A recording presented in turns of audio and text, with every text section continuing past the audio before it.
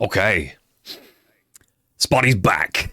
Today, we're going to be discussing the Ultimate Marvel vs. Capcom 3 tier list, but in a more traditional way. Every other fighting game in the world that has one character versus one character has a tier list that is pretty straightforward to construct.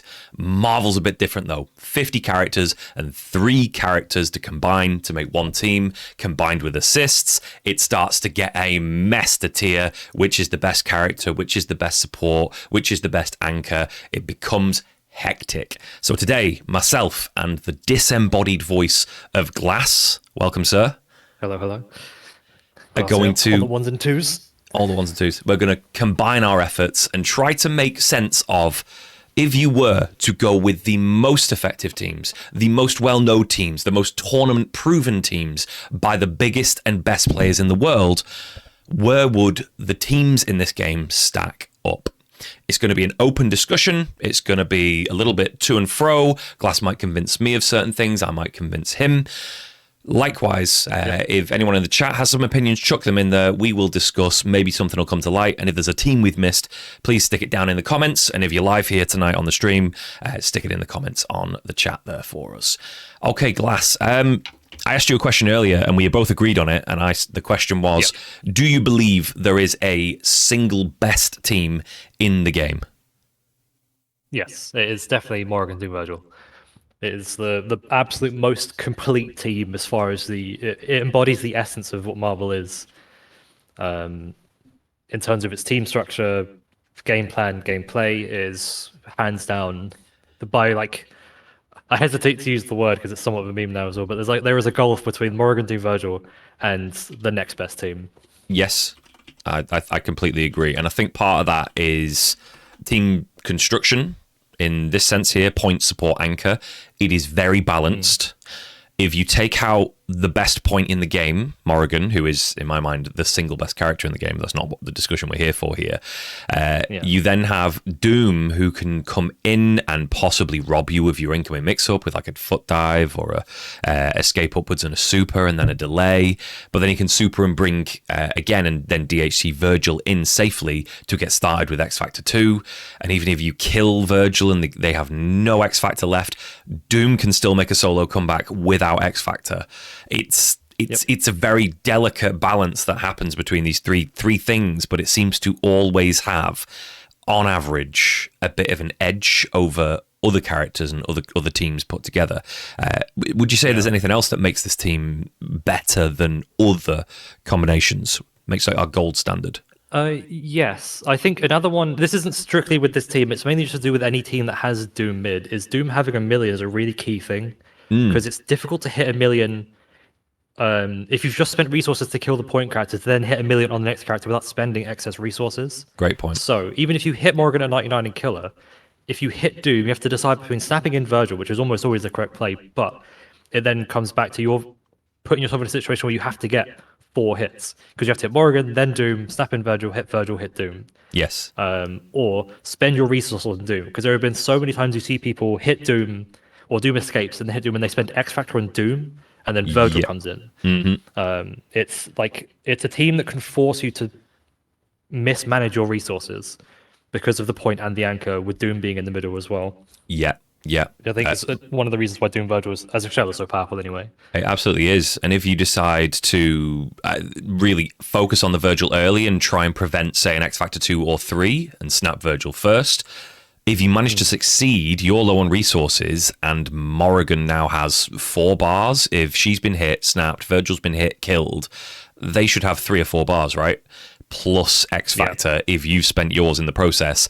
The game is very attrition based on any Morrigan team where missiles is there to support, and that team just forces you to spend a lot of your resources chasing down the hardest point character to catch, and then killing the most difficult, scariest sort of like combination of support and anchor. It makes it very difficult. And Dwayne raises a good point that it's functional in any order. So even if you snap in Virgil and then miss your mix-up, they block it out. They now have missiles, which is Virgil's best assist, I think we've discussed that recently, haven't we? Or you said it out loud. Yeah, I still think missiles is Virgil's best assist. On like there's things that it does that are slower and not as like responsive for other things, but he can protect it so well. He can use it like That's just it. stupidly, and then he also has Morrigan behind him to build the meter. It becomes really frustrating because then you've got to get through Virgil and then Doom's in, and it's the same exact thing. He can DHC out of Doom into Morrigan, and you are back to square one playing that game of attrition. So we can I think another define. interesting thing. Go on. It was just the last little thing as well, is that usually if you hit Morrigan and snap Virgil, this usually happens fairly early in the game. So you mentioned it a bit earlier with like this team, or Morrigan Doom as a shell being a shell of attrition. So you can afford to lose Virgil earlier and then play the long game if Doom survives the incoming, should Virgil then die, as opposed to like some other shells where you might get snapped later on or something happens later on and then suddenly you've got like 30 marble seconds to win as opposed to 75 marble seconds to win. I think that's accurate. So I thought, why not do that little thing? We have a little definition there. Like by attrition, we're talking about a battle that goes on a long time, and the longer it goes on, the better Morrigan does because you have less health. You've spent a lot of meter to try to like get your characters in and out safely, or you've hard tagged and lost a lot of health on the bouncing that happens on the big juggles. Any time the game goes on longer and longer, Morrigan's winning. She's in favor there. Time is one of her win conditions as soon as the timer hits 99. Yes, absolutely. And also, she's got one of the best round starts in the game. Yeah, the DPOS nonsense. Like you don't often see people do it as well, but it's so horse ass that she does her 3-frame DP that puts her airborne, can still tech throws. She converts off into TAC or snap or whatever to knock down. Convert into knockdown, into an astral, or, you know, if you are one of those disgusting players, you do a round start 3-frame DP, you catch them, you combo into soul drain loops straight away and take away the only like 1.8 meters that they have. Like, yeah, people are so efficient at getting into that now. So darn good. I think a really key thing with the game is like after you get hit the first time, whether you die or not, is having 2 bars. So having access to like a DHC, crossover counter super, like whatever, and then Morrigan, especially with missiles, even rapid sash because it's such easy rapid soul drain combos as well. Like Morrigan being able to hit you, even if she does like 500k, and leaving you with less than 2 bars makes it so much harder for you to escape the subsequent pressure. Absolutely. As well, because then you're forced to block like it awkward. Or again, it comes back to what we talked about earlier with like that resource mismanagement.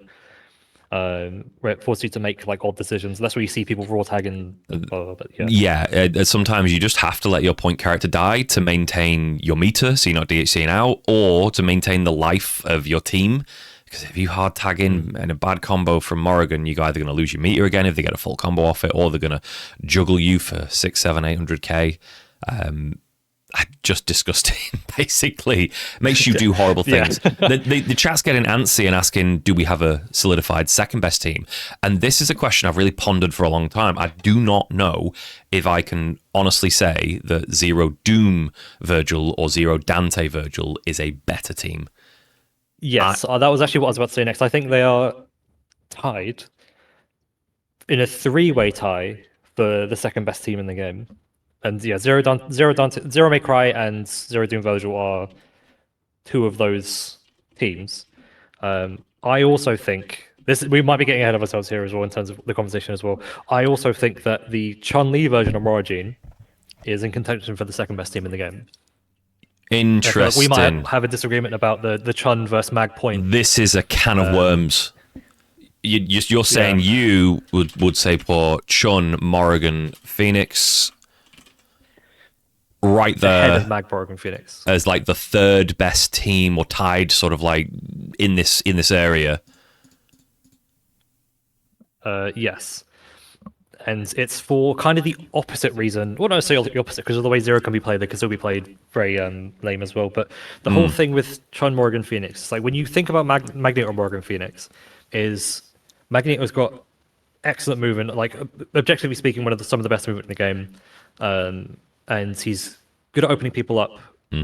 But I think as far as playing a game of Zero interaction, I think Chun-Li is the best character at doing that. I think the fact she has the triple jump at round start, the fact she can land safely because she's got a million moves that keep her floating in the air. She's got Yeah. a spinning bird kick that can, even when she's falling, move her across the screen. So she effectively Yeah. has an alternate air dash. Which is so fast and so And she safe. gets, In a lot of yes, and cases, that's it's it. extremely hard and situational to punish it. And I think she's similar to Magneto in the way that she opens you up, is that she catches you with like a quick overheads when you don't expect it. Like she doesn't necessarily need to go in. Yeah. If you see the way Ryan plays as well, the way he calls TK shot with Phoenix to just like move with, Yeah. as with Phoenix, sorry, to move with, and then just like do a little poke. If he hits you here, confirms it, TC infinite, game over. Yeah. Or if nothing happens, he'll disengage, Mm-hmm. and then you basically get like one guess, or you have to make one correct decision every 15 seconds. And if you guess wrong twice, the Chun-Li has 5 bars. And then they get to do whatever they want. Where like even if you choose to snap out Phoenix and so on, I think the benefit to Magneto Morrigan is that Magneto is just a better character than Chun-Li by quite far. So in the Yeah. situations where Phoenix is dead, there is a higher win condition, higher win percentage for Magneto Morrigan or Morrigan Magneto as opposed to Morrigan Chun-Li. Which is what I was going to come in with. Chun, I 100% agree. If the game plan at 99 is the game plan, I think Chun is a better point for the team there because she's so defensive. You having to chase Chun-Li makes Chun-Li much, much stronger than she is overall. Her not having to, build enough meter to overcome her like poor scaling means that she can play to her strengths, which are defensive movement, keeping in the air, being able to call assists, and then being able to reversal out of a tight situation with sort of like a EX spinning bird kick. She has a lot of good movement, which option selects with throws as well, which catches you while she's trying to press her and get in on her because you are a bit desperate, potentially. Not me, though, because I'm sick. Whereas, on the other hand, Magneto does that not as well, but covers himself solo. I think he covers himself solo well enough that a good player, as good as the opponent, has the edge in neutral, but then also has the opportunity to mix up, also has the opportunity to make solo comebacks in a much bigger capacity than Chun-Li has. And the final thing, Morrigan Chun isn't as good as Morrigan Disruptor. Like the strings that you might see like an Escalante do without Doom, and the strings that I used to see Aliun do with like neutral played with the Disruptor, because it's so quick, it's actually surprisingly trapping and keeps you low on the ground and stops you from escaping for another moment and allows that extra mix up, allows that extra chunk of chip. For me personally, I think Chun is amazing. I think Ryan LV was just that much better, combined a little bit with people continuing to mistakenly play the wrong type of game against Ryan LV. I feel like there is a bit of that going on. There was an interesting thing with what you're talking about, with like Morrigan Magneto being better than Morrigan Chun-Li, and I think yes, there's like no question Morrigan Magneto is a better duo than Morrigan Chun. However, I think when you consider the scope of the two characters solo, so assuming Phoenix has died early, I think while Disruptor is like infinitely better than Legs Assist is, I think it's still great though. Legs Assist, yes, I think having Legs to set up Soul Drain combos, because Morrigan can still approach on her own. It's obviously not as easy when she doesn't have missiles or whatever to cover it. But because you can then spend your meter for free at that point. I don't even think it's the spend. I think it's the stealing, because if Phoenix is dead, I was going to say you've probably got 4 bars. Like you've had a few so calls. That's what I meant, by the way. There's been a couple of combos. You can use your meter to go into Astral Vision and then use that to approach with Morrigan and then block people down with Chun-Li and then open people up with Chun-Li, because you are not blocking her high lows with Chun-Li when you're blocking Legs. Yeah. They're just effectively unblockable as well. I've said it before. Without Legs, Morrigan's mix-up game is like the second best mix-ups outside of like unblockable characters. It's like Firebrand for high lows, and Morrigan, like her high lows are absolutely disgusting. But yeah, I think Morrigan Magneto has objectively better neutral. I think Morrigan Chun-Li has, assuming Morrigan's still on point, I think Morrigan Chun-Li has a bigger option to kind of regain momentum because of the access to Soul Drain and not having to TAC. Hmm. Because both teams are still, they're going to have to TAC between the two characters to kill anyway.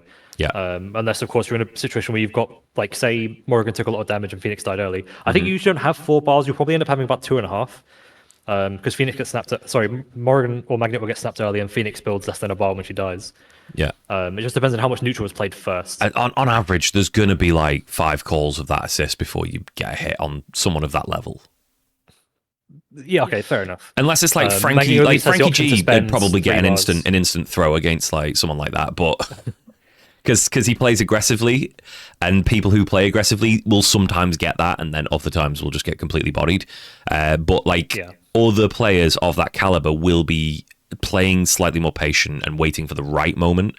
I see the whole reasoning that we have for why Morrigan, Doom, Virgil, Chris G's team is the best is its complete roundedness, and I sort of lean into and favor the roundedness of Morrigan and Phoenix Morrigan with Magneto rather than the Chun personally.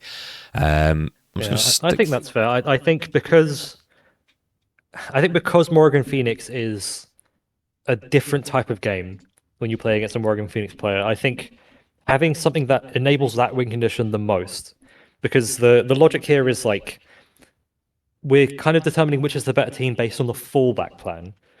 Whereas I think Chun, I know you should put Modok down as well. Modok is definitely a contender. Whereas I think Chun's ability to enable the win condition, it's not like it's a bit better than Magneto's. It is objectively cleanly better than Magneto's as well. She does not have to interact at all. The Magneto when you play it with the Magneto, you still have to make. It's not like free or not like I don't know, impossible as well. But Magneto still has to make several correct decisions. I'm probably biased. I've mentioned it on stream before, but like my entire schooling came from Zach Bennett kicking my ass and Aliun kicking my ass, and Magneto run away without ever having to touch you, like played the right way, just doesn't have to engage unless you out durability him at the moment he touches the ground and that mag blast is right there. Doesn't have to engage. The runaway is so fast and so good with clean plinks. I honestly think it's better than Chun in the first place. There isn't much counterplay, but I think there is more counterplay to Magneto than there is to Chun-Li's. I think the fallback, you can, just because of the nature of the characters, you could argue Magneto Morrigan is still, or Morrigan Magneto specifically is better. But I think they end up having the same sort of game plan. Yeah. And it's whether you valuable, like post Phoenix death, more valuable whether you consider Morrigan with Disruptor Sniper Assist is better, or Morrigan with legs to open people up and enable the comeback is better. Bit of flexibility there, certainly. As well. I think it's... Now, that leaves us... Like we're starting to get a few things here. We've sort of like opened up hot and we've gone S tier. We have to decide on how are we. I know you're a little bit averse to going for like S plus, S plus plus plus plus, S minus. What should we do? Do you think is there a way that this can be a little less bitty and still form a constructive like list?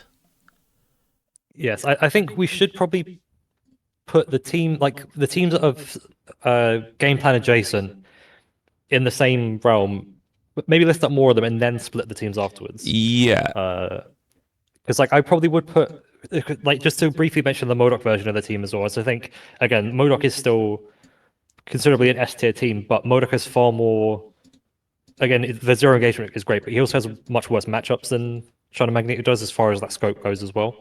So we could potentially... MODOK is... Modok I would probably be the first character I would put in like S minus. Yeah. So some consideration for moving around. I would still say Modok Morrigan Phoenix is probably going to be better than any of the 18s we end up putting down. Yeah. Are we in agreement that both Zero... quite at the same level as Chun Magneto. Zero Dante Virgil and Zero Doom Virgil are amongst the same, like they are in the same picture. Yeah. Like they're adjacent to each other. They do different things, but they both do extraordinary. Really different things, and it's really player specific. You've got like the Jabril-esque play style versus the sort of Joey D, Remora, like type of thing with the Doom Virgil there. Good. Okay. There's loads of variations on these teams. Should we stick to some? I'm trying to think. What's the best way to approach this? Let's stick to the known stuff first. And then once we've maybe got loads of them down, if not all of them down, that we want to talk about, then we can talk about like the theoretical stuff perhaps at the end. Yeah. Oh, thank you, by the way, to Pepino Zombie for the follow. And so to Sacco Potatoes as well. Appreciate you guys. Thanks for coming through. If you are watching on YouTube, make sure you hit that like button. Comment below. What do you think about the tier list so far? And make sure you've subscribed for future content on Marvel versus Capcom 3. Potentially, like I'd like to maybe go ahead and just give myself a Coach Steve. I was going to talk about So this is probably going to be one of the biggest deviations from the forbidden list. We both think it's good. Yes. So I think, because you mentioned it in the beginning in the intro as well, we're talking about not necessarily just as different from when we did the tier list, where like this is objectively how this character does at the highest level. We're talking about like in tournament performance as well. And Nova Spencer Doom is probably the second best tournament team. Interesting. Because of the nature of its game plan. I think because of how safe of a character Nova is, as opposed to like Nova Beam anyway, and the snowball you get from this team, it's again in the opposite of Morgan Phoenix, where you want to engage with this team. You can't fully play lane with it. Yeah. You actively have to try and hit your opponent as well. But I think it's the best or the second best team at doing that. Because of the incomings, the effectively inescapable setups, the fact that every character dies off of every single hit, no matter what, as well. Yeah. Yes, they do. It's killing everything. It has a ridiculous amount of set play that's been developed for it, and it's very neutral, friendly, because a lot of situations that happen in Marvel, because Marvel is Marvel, and crazy stuff happens. A lot of these characters, in fact, all three of these characters have stuff that just helps you in those situations. Just like Virgil has a Helmbreaker, Doom has his foot dives, Spencer has some bionic arms, and Nova has a big ass dolphin kick and some fantastic grab range, and just good buttons for pressing. Yeah, I could understand. I think I get what Jibril's logic was with this team was that if Nova dies, Spencer Doom isn't that good. Mm-hmm. Like Spencer is an okay character. He's definitely like up there on as far as the healer goes as well, but he has pretty clear weaknesses. But a lot of the Spencer players we see nowadays are just so unbelievably good with the character that it doesn't look like he has any weaknesses. There's a lot he can do solo off any skanky hit that they might get. They can convert to kill. Those air conversions? The damage is nuts. Mandatory. Yes. Oh, goddamn, like the Aeonian stuff. Holy hell. Like the stuff Lib does. Like, but then they lead to like a double bionic arm or like a double super or whatever, even if they use the wall bounce already. They get kills when you just don't think it will, which is not considered in the tier list here, but then they have such stupid setups, like the jump light into anti-air command grab, if you push block or ground, like that alone is just scummy, and they can option select that into super and then DHC for safety and so on and so forth. Like there's stuff there that it's tricky to get out of, and if you have a good read on your opponent, you've just scabbed them and then broken them at that point.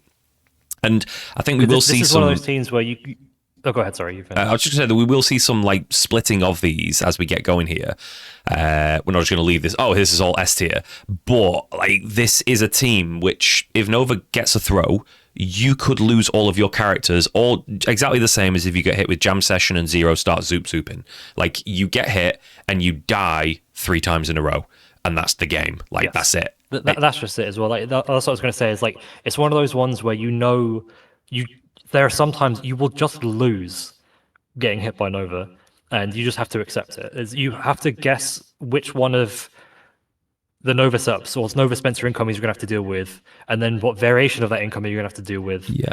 And then the fact that this team never has to, like you can see someone play this team for 5 years and never TAC once, which is another really important thing with this, is you don't have to rely on any guessing. It's just entirely it's play neutral, you get that first hit, and you steamroll off that. It's 3 guaranteed kills, and beyond that, if it's not 3 guaranteed kills, the reason is probably because you've done the wall bounce and then snapped with Nova, and you Spencer slant shot to 50-50 mid-screen, and you will do that against Virgil, who is on most of the prominent teams on Anchor, or Phoenix, who is also on most of the prominent teams on Anchor.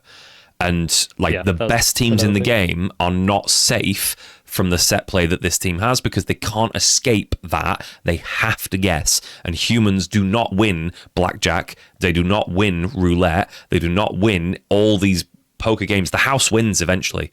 Like, the more times you put people in that position, you aren't always going to get black right. It's going to be red sometimes. You can't win every time.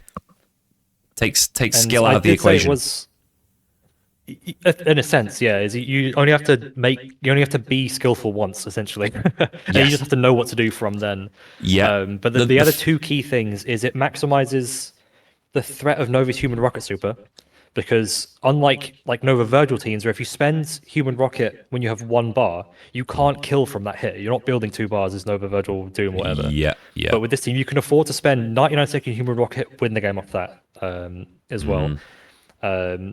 What was the other thing? I forgot what I was going to say now when I elaborate on that last point. Well, just, Oh, right. go on. No, I've forgotten again. Well, lingering on the Nova point, like the human rocket point, that one single super on top of everything else he has means that Morrigan's stuff doesn't matter as much. If the opportunity presents itself for a good human rocket, you can get in and force something or just get a hit outright. And there are scummy human rocket setups. Same exact thing for Zero, because we are playing Morrigan with 2 projectile assists and we are playing Zero with 2 projectile assists. He does not have to care because there's nothing physical on the screen apart from their own normals. That's all they can put out there to stop that human rocket. Most of the time, that is not the percentage play. And that's the thing too, is when you play against, especially like someone who you know is good with this team, is you have to play around the human rocket from the beginning. So, because the only time Nova's ever really going to be able to do human rocket against Morgan is if she throws a grounded fireball. But then that also means that, like, oh, Morgan just doesn't have to throw a grounded fireball. But then you have to think about, is Morgan can't throw a grounded fireball. She has to throw air fireballs. And then if Morgan's in the air, then Nova can move in on the ground or move in over the top. And then that's when, like, the Morgan players get air thrown. It makes people take to the sky. And the only reason why I don't think, like, while this is probably the second best tournament team, what isn't the best team in S tier is Nova does lose to, like, the other top tier point characters, generally speaking. Or is very even. He doesn't have like a great matchup or like a good matchup into like Zero or Morgan and so on. But they only have to make that decision, like one correct decision as opposed to several correct decisions. Yeah. Sometimes they also have to make multiple correct decisions, but the fact they can snowball off that one correct decision is the key thing. With this team as well. That's a good point. And I suppose we didn't mention it before for Morrigan, Doom, Virgil, just nipping back to that quickly. Part of the reason that, in my opinion, Phoenix teams aren't truly the best in the game, despite them being so damn effective with Morrigan. You've got the best like point character who becomes one of your best supports in the game. So people would argue like top 3 support for Morrigan with Phoenix. Morrigan herself counters Phoenix so darn hard that it's actually ridiculous. And then on that same team, you also have Virgil, who can just hold Phoenix down if he's got meter, which often Virgil players do when it comes to this. If they've game planned it even slightly correctly. Like, Phoenix sort of struggles there, but then also, like, Nova has the human rocket, Spencer has just canned, like, you get a kill with Spencer with his maneuvers super, and Phoenix is just dead. Yep. That was the point, was it? That's the setup. You don't even need X Factor. You just get a kill with it, and then it's the setup straight up way, isn't it? If you kill with maneuvers or with up grapple or any of the grapples, you can do like a full dash, chicken block the pop, and then instantly grab. Is it anti-air command grab? Anyway. But you could also just X Factor guard cancel it. Yeah, and that too, which is just scum. Basically, it's just absolutely disgusting. And Mundank doing it to Ryan LV to get into top. Yeah, that was poetic. 5 at Evo was fucking lovely. That was absolutely beautiful for it. So without trying to get again like iterative on this, like, what other teams do you think we should rank right now? A Magneto team, perhaps, even though we've already mentioned like Magmar Phoenix there. Yeah, I think Magneto, Morgan, Doom, Escalante. I think, yeah. Do you think that also goes in S tier? Because I think that goes in S tier. I do not think it's exactly the same tier as Morgan, Doom, Virgil. No, personally. If there was an S-, it would probably go in S-. as well. I think the main drawback is the lack of an anchor. But it's like a more free form point, or sorry, a free form style of Morgan Phoenix, where you're still effectively doing the same sort of game plan, where you don't necessarily need to open people up with Magneto, because you'll typically play this team with missiles as opposed to beam. So you sort of play it like a Dormammu team, where you're using Magneto to set up Morgan and get Morgan at such a massive advantage with Shockwave into Astral Vision, which is like the best DHC in the game. Yeah. And then it makes it, you give your opponent no room for counterplay, Yeah. because while Morgan's 99 is disgusting, that's also one of the points where she's most vulnerable at the same time, where if you somehow guess Morgan 99, you lose from there. So when Morgan Yeah. comes in onto the screen, wins Astral Vision, there's just nothing you can do about it. It's disgusting because you spend, just like you do with Morigine Phoenix, Magneto Morigine, you are trying to not let Magneto get enough bars to DHC Morrigan in and have enough to just like murk your team outright. And in the process, Magneto's doing his runaway thing and can switch it up on you and mix you up or get a grab out of nowhere, whilst then building tons of meter, doing loads of damage and getting Morrigan in with tons of meter and just forcing you into these horrible positions with her best assist behind, a really easy TAC infinite if she wants to reposition and get out again. Yep. There's just so much going for this team. The only thing I can really say that it doesn't have going for it is that it does not have a complete anchor. There isn't a designated threat. Like Morrigan on her own with X Factor 3 against a team who doesn't have it is nasty. Magneto's better again, I think, and then Doom is Doom. Like Doom does Doom things. These are characters, Magneto and Doom in particular, characters that can win when they're left alone, but they're not anchor characters. Yeah. Whereas the Virgil is a character that when you come in, you feel like if Virgil comes in and lands, you feel like you might lose. Yeah. Whereas Doom is like, there's a lot more counterplay to him, even though once he gets that first hit, he's way scarier because his incoming is up there as like, his X Factor incoming is among the best in the game. Yeah. If you get a hit on Morrigan, Doom, Virgil, you are 50-50, depending on what team you're playing, either spending all your resources to kill Morrigan or spending all your resources to kill Virgil. Like, you are, right, do I do it now on Morrigan? Do I have to? Do I have a choice even? She has to die. Right, I'm going to do it.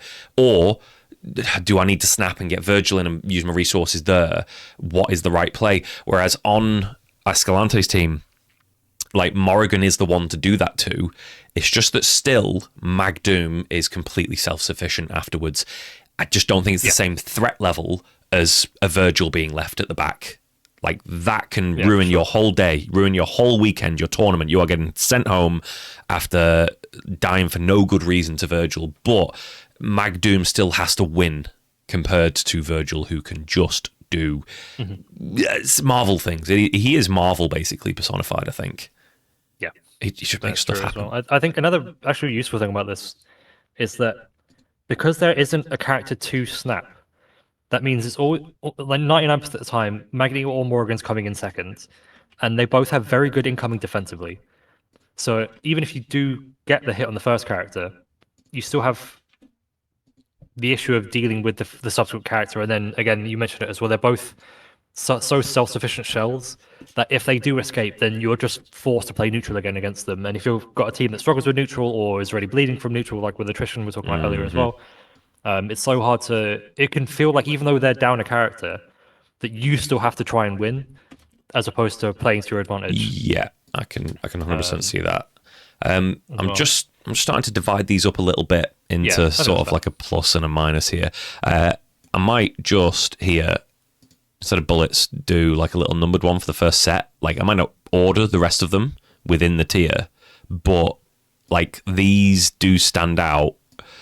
And to some extent, these two as ones that are, you know, in this order kind of want to do that. Does that make sense? Yeah, that's fair. Mora Doom Virgil, top one. Zero Dante or Zero Doom Virgil is the second best team setup in the game. And then Mag Mora Phoenix, Chun Mora Phoenix. I personally would not put Chun in this category. I put it below. But I respect your argument that she does form the complete game plan from 99 and it is just really stupid. I'm willing to give it. I mean, Ryan LV's history, he at a point there looked, in my mind, better than anybody.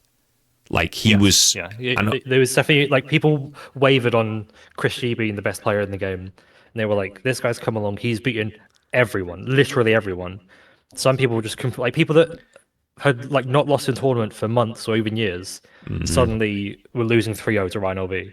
He made That's top players. It's never happened before then or afterwards. Look embarrassingly weak at the game, and I think the part of that was like people weren't really sure how to approach this game plan of Moragine for a good while there. Sure.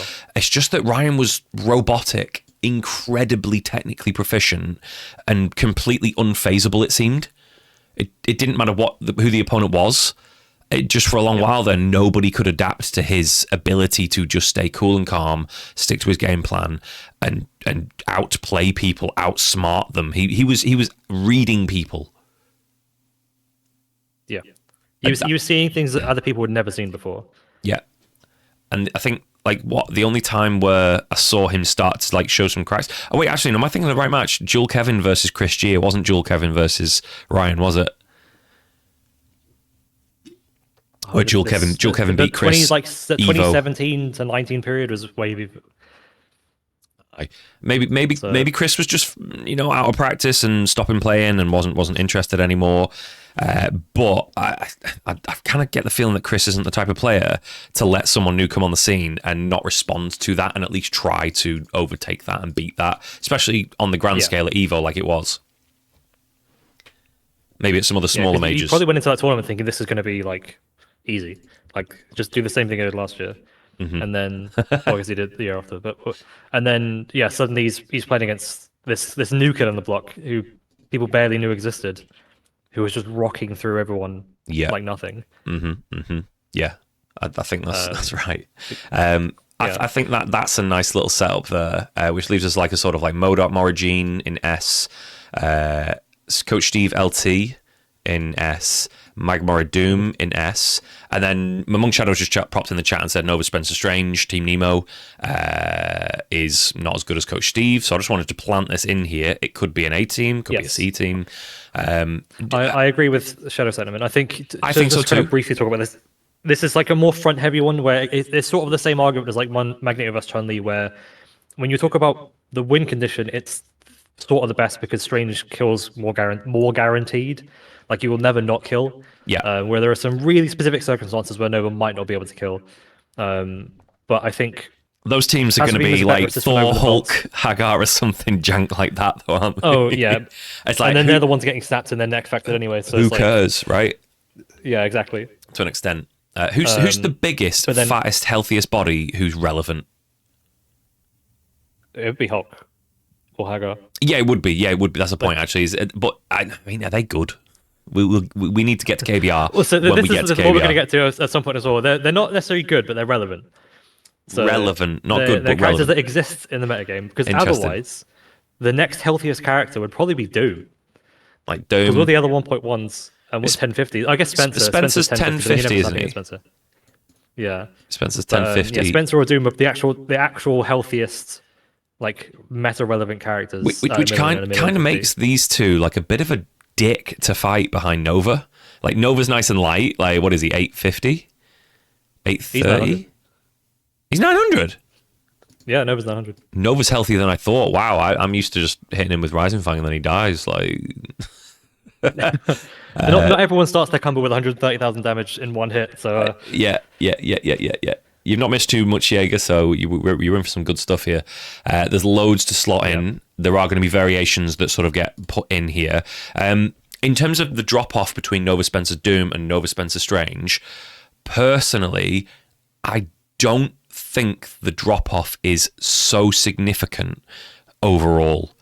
It's one sort of like section of a tier or maybe like two sort of like, so it would move them down to like A+ or something. Yeah, it wouldn't like drop down to B or anything. I think the thing that really defines it to me, and this is something we've both had to play with experience as well, is that Strange's when Nova dies, the Strange Spencer duo is more of a gamble sort of comeback. like Spencer with bolts is good, but like missing the lockdown from plasma beam, I think is a big thing as well. But the assist sniping is Yeah. huge, and the fact that there is a raw tag combo between the two that T showed off that we had never seen anyone else do before. Yeah, that was But I think the nice. fact that it requires more, I don't want to say effort, but you just have to guess more in some. It's very rare that Strange is in a situation where you can very cleanly make the correct decision and then win from it. Yeah. When that decision isn't just stupid someone when they call an assist.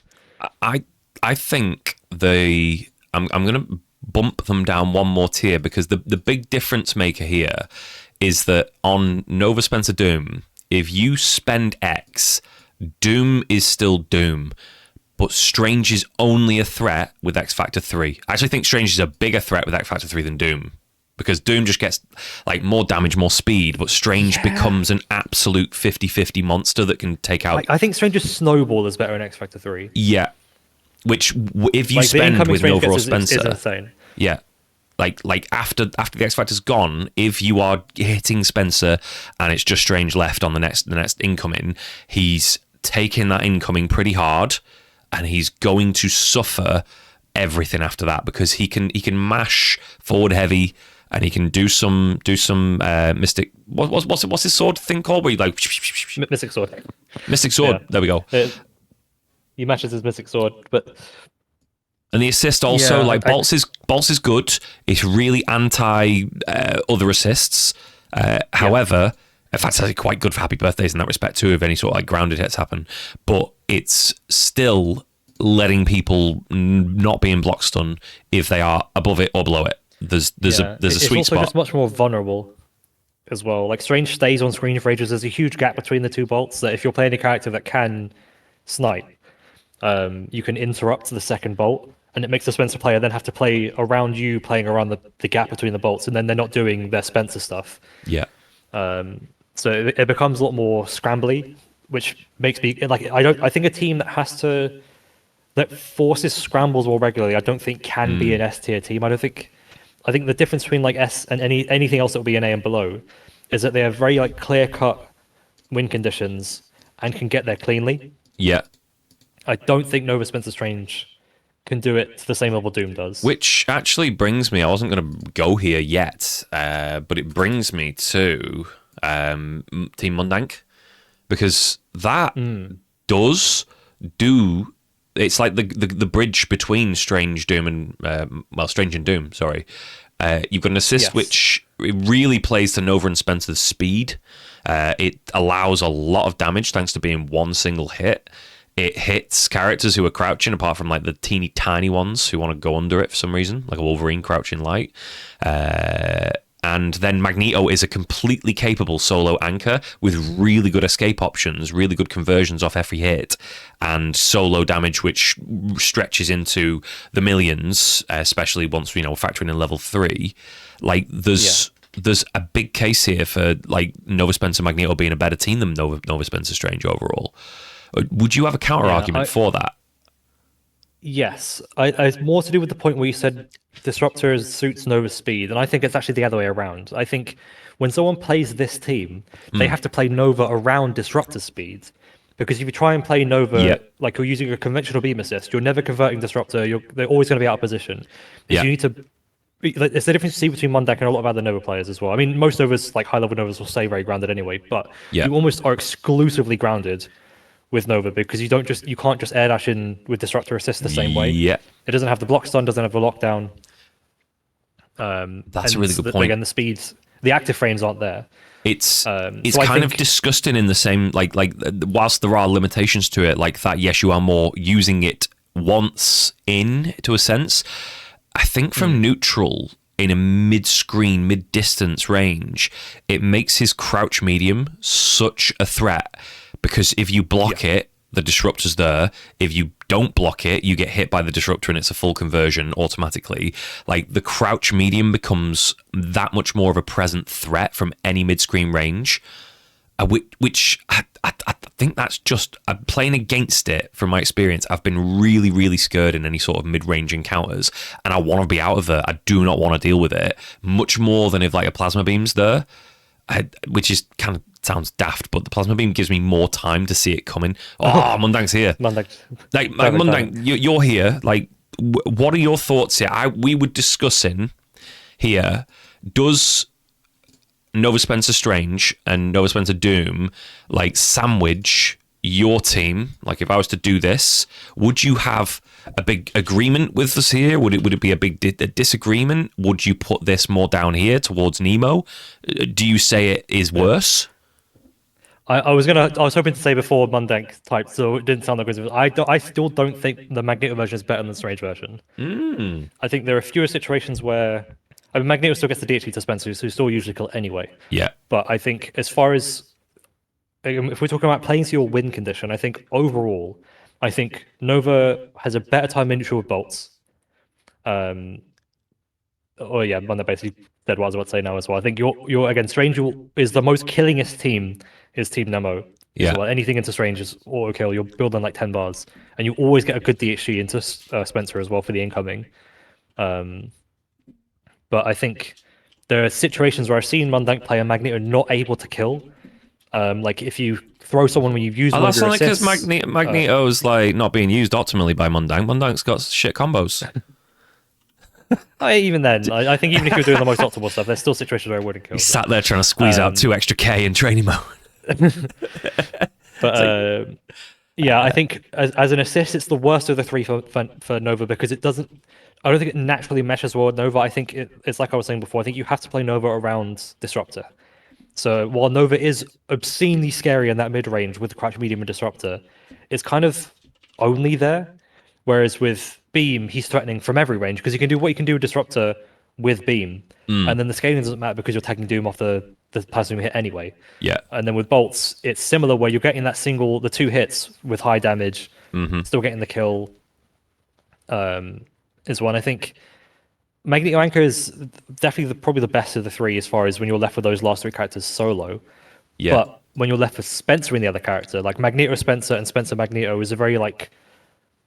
They're a good duo when there's a 3rd assist, but this team doesn't have a 3rd assist. It barely has 1 assist. No. And I think that's where the player skill shows more than the actual how effective the team is. Yeah. Like, Mundang is saying, like, no one plays Nova for speed. People play Nova for safe structure.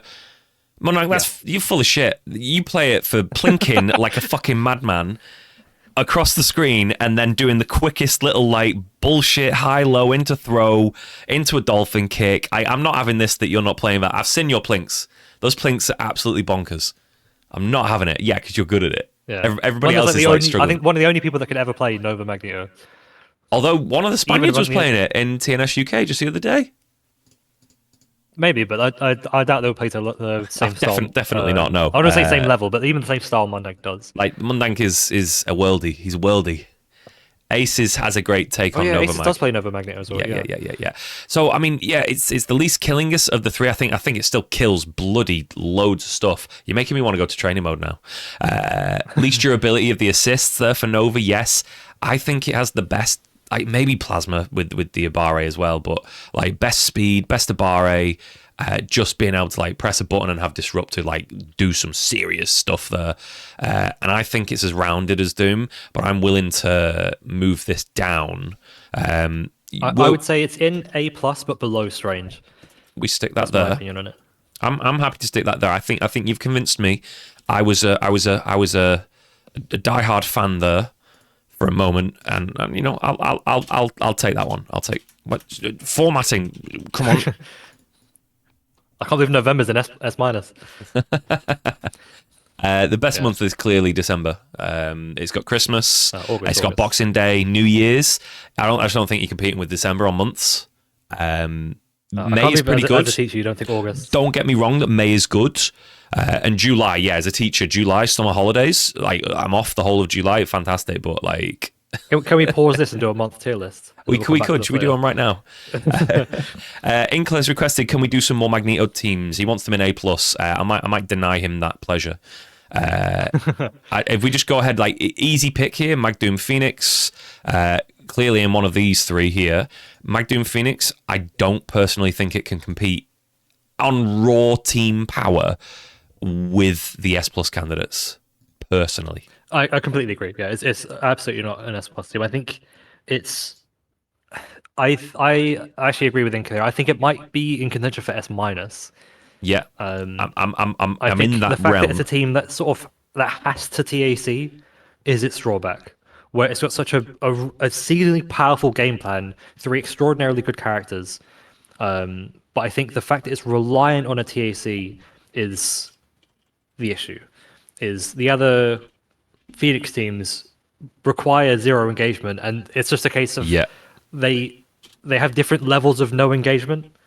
Whereas you can't play. Well, you can play Magneto full screen for ages, but at that point you're playing for time. But Yes. then, yeah, you're having to make more decisions that can lead to you losing the game plan, as opposed to the other ones as well. I think it's still Yes. better than pretty much every other team. That is the one thing that stops it being at the same level as the other ones. Yeah. The one thing that I'm getting out of this now, though, is my eyeballs are pointing straight at that one I've highlighted there. Are we confirming? Are we saying? Is it out loud happening right now that Modok Morigine is stronger than Magdoom Phoenix? Yes, I think so. Team F Champ, F Champ that made this team what it was. Like Neo and him had the game plan, had the ideas, the execution. F Champ's instinct was so insanely good. I think in every other player's hands, it wouldn't be as good from now until the end of time as the way F Champ played it. I agree completely. Many other people have I tried. think, yeah, Most recently, including some Prodigy, that- and, yeah. and Prodigy's moved from this team. Whoops, I'm Gnetto, into this team here. Like he's moved. Yeah, he went from Doom Phoenix to Morgan Phoenix. Yeah, which in my but he mind saw more is success the afterwards. play for him. I can't remember what he was playing before that. Was he? He was playing. He was playing Doom Phoenix. Yeah, he wasn't playing anything else, was he? For some reason, I thought for a second, did he play? I don't know if he Zero? played anything before Doom Phoenix. Someone else might know. Yeah. So Magdoom Phoenix, stick right there. And do But we? I think within the context of Modok Morgan Phoenix, it's just the immediate drawback with Modok Morgan Phoenix is Modok is not a great anchor. He's a fine anchor. He's acceptable, but he's the weakest anchor of like the best points getting left on anchor. But the floating at 99 is floating away at 99 is the biggest thing is the fact that you don't like it's not a case of where like Chun-Li and Modok are both put themselves in a situation where you can't engage them. It's not a case of like there's less risk in someone. You literally cannot challenge them at 99 because of the position they can put themselves as soon as the screen hits fight. Yeah. Which is their favor. But Modok eventually does have to land. His landing is not going to be nearly as good as Chun-Li's, but he still has threatening options like his jump S and his body attack. And the fact he can stay airborne for longer is bigger. But it always comes down to the ease of building meter. The non-interaction meter building, I think, is key. But I think Magneto Doom, Doom Phoenix, and Magneto Phoenix, maybe less so Magneto Phoenix, but the shells that you could be left with are such solid and powerful shells, i.e. Magdoom, that it's still, again, better than pretty much everything else. Yeah, it's strange how I'm sort of looking at this and it seems like, oh wow, there's such a huge difference between like up here and like putting this here. But really, we're talking about teams that are so good, and sometimes you fight someone who is just as good or better than you with a team like this, and it feels like it's impossible. The teams are so good. That's just it. Yeah, there's just so much going for them there. It's really, that's the really thing with the S teams is it's you kind of what you alluded to as well. When you're playing someone better than you, it feels like realistically with these teams you should never win. Like you'll get hits every now and again, and because of the way Marvel is, you can still win from those hits too. But these teams have such like obscenely high, like consistent. Consistent not a good word to use as well, but their percentage play of like getting their game plan successfully and then winning from that is so much higher. It is percentages over a long span of time. If you and an equal opponent are playing, percentages really matter. Just to address a couple of questions in chat, Reverie asked, "Are you going to be ranking teams that nobody really plays?" And the answer is yes. If a team is theoretically sound, like for example Zero Morrigan Doom, Absolutely, yeah. Teams like that would be really good. If you have any teams like that, oh, you've literally mentioned it in your very next question, like Zero Mori, Yeah. Zero Mori Gene, Zero Mori Doom. There's a reason to tier them because it is top tier point, top tier support, top tier anchor, top tier like third character, whatever it might be. And then was there a second question? The Milky's team. Milky's team. Basically, Inkler also about all the mag teams. Interesting. Inkler just wants all of them. Yeah. Well, I've started like checking these off the list. Yeah. So interestingly, I'd like to rank Mag Doom Virgil. We've got Zero Doom Virgil on here, but that's the only Doom Virgil apart from we got Morrigan as well. So we've got the two best point characters with Doom Virgil. Doom Virgil's going to appear a lot in most lists like this, but I'm kind of hesitant to stick Magneto Doom Virgil, Wolverine Doom Virgil, Nova Doom Virgil. I actually think Nova Doom Virgil's kind of whack. Spencer Doom Virgil. Yeah. I think, I'm a sheeted agreement. I think Morrigan Doom Virgil, Zero Doom Virgil, and Magneto Doom Virgil are probably the only good, like, truly good Doom Virgil teams. Doom Virgil is a very splashable shell because of how, like, self-fulfilling it is. Yeah. But I think as far as enabling the team as a whole, I think those 3-point characters, it's the reason they're probably the three best point characters. They just mesh with that team so excellently. Yeah. As far as Mag Doom Virgil goes, I would also probably put it in S minus, if not S, as well. Yeah, I think I'm there. Mag Doom Phoenix adjacent. It is. I think it edges it, but I don't know if it edges it enough to be. Is it as good? I think it probably is as good as Nova Dispenser Doom, Magneto Mora Doom.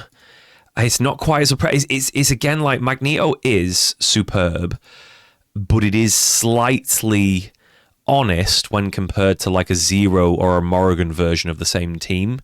Like there's that little element of Magneto's kind of fur at times. And I hate the fact that I'm sounding like Remy Martin right now. I can't. Yeah, I'm actually feeling queasy. When you really think about it, when you filter out a lot of the excess that Remy likes to Spiral talk about, he does make a lot of sense with a lot of the points he makes, as well. I don't think Magneto is a fair character. I think he's the fairest of the best characters. But I think he's some obscene nonsense too. But the freedom Doom Virgil has, as opposed to Doom Phoenix, the ability to kill, the immediate freedom, I should say anyway, is a big thing. Having the like kind of unconditional anchor, in a sense, where like Phoenix is still an obscenely good character. Like regular Phoenix in X Factor is still a fucking top 5 anchor. As well, her mobility is insane. She's got teleport, firewalls, so her movement's the best.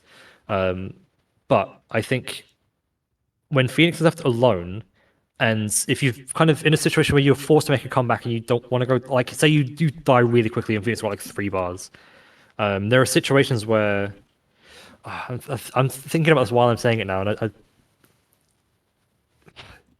as a solo character, it's really hard to say who actually is better, because Virgil loses to a lot of characters when he's solo, no X Factor, and has low bar. That applies to a lot of characters. Oh, I mean, in the context of like just these two. Yeah. But I think that's a very situational thing, whereas you can more reliably use Dark Virgil as opposed to Dark Phoenix, because Magneto Doom Virgil, in all essences, you can play it as an X Factor 2 team as well. Yeah, X Factor 2 freedom. If both your point characters get wiped immediately, Virgil can make an X Factor 3 comeback immediately. There's no need to play for a 5th bar, or a 4th or a 3rd, potentially, you might need with Phoenix if your first 2 characters got bopped.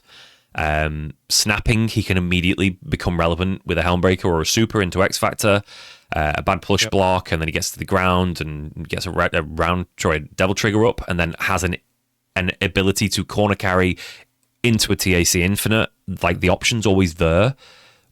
I feel like that's much more of a threat than Phoenix. I'm kind of like unsure about this position in S minus. I kind of want to stick it in S, but I feel like we should hold out for a bit on it. I come back to this one. I'm just going to I highlight think the last thing I do want to talk about with Mag Doom Phoenix as well, and I wanted to mention that, but I forgot it, is I think I really like the way Quack plays Magneto Doom Phoenix. in that Dark Phoenix isn't plan A. Dark Phoenix is a factor, but it's not what he plays for. He will spend bar when he knows he's in a really strong position. He plays it like he's playing as if he won't lose Yeah. with Magneto, and I think that's a really important thing. Where again he will just freely spend bar, and like should he be in a situation where he ends up with 5 bars, so be it. He plays Phoenix as if she's a real character, and I think that makes that team much scarier. Yeah. I guess in like the modern meta, as it were, because when you're so cautious about getting to 5 bars and then you're playing against Morrigan and then Morrigan's stealing all your bar and it's annoying. But if you're playing Mag Doom and you also have Phoenix, I think you're playing as if the team doesn't have any weaknesses.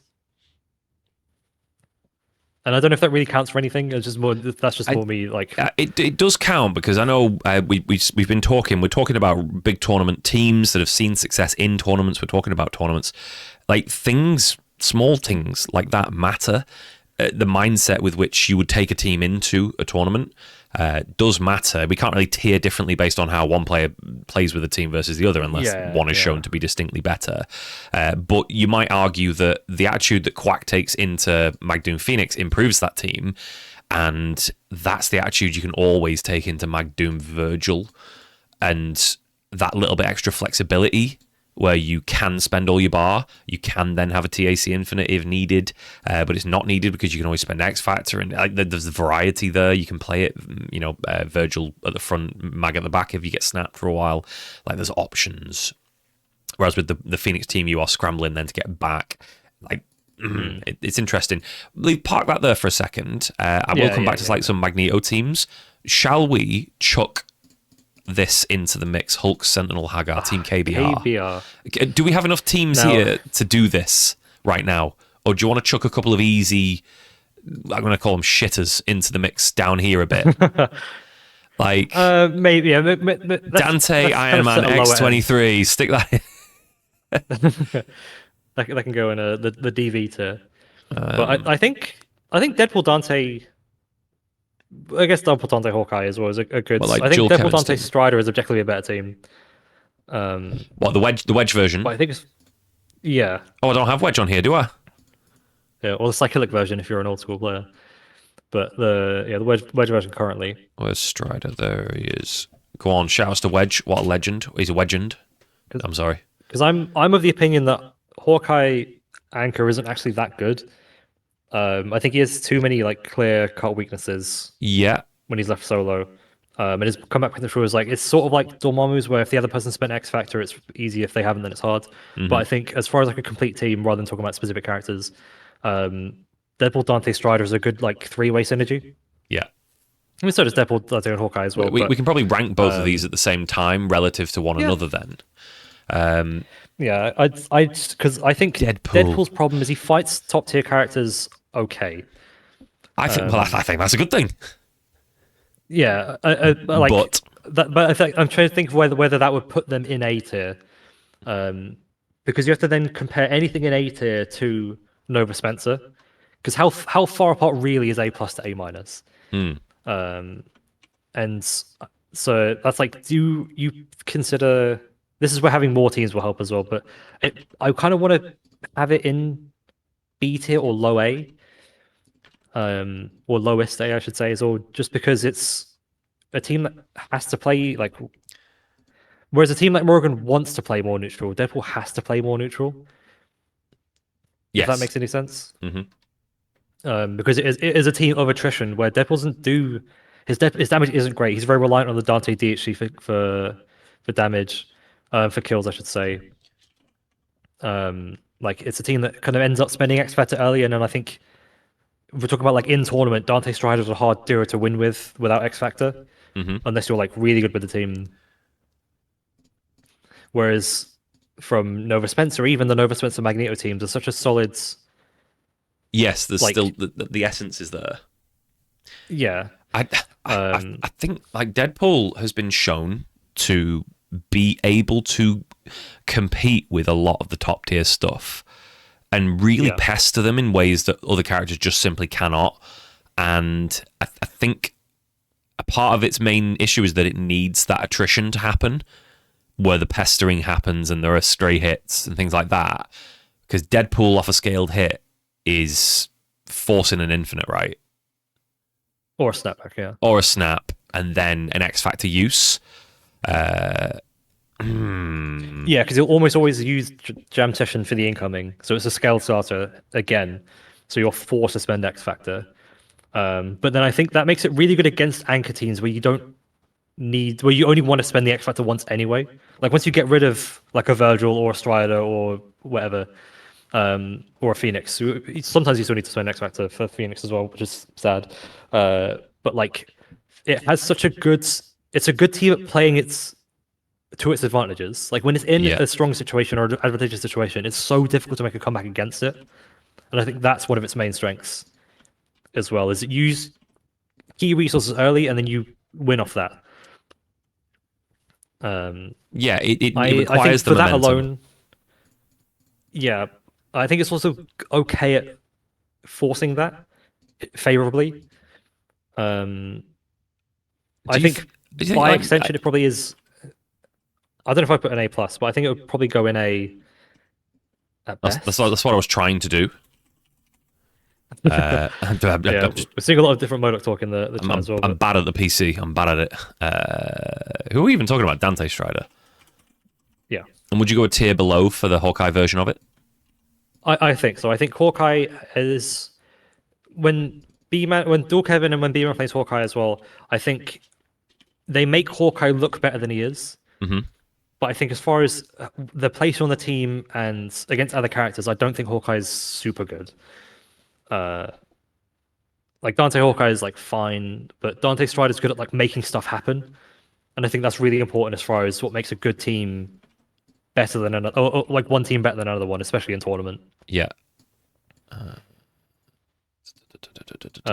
think there's something to be said for the Hawkeye's relevance in if you end up Hawkeye versus Doom at the end of like games.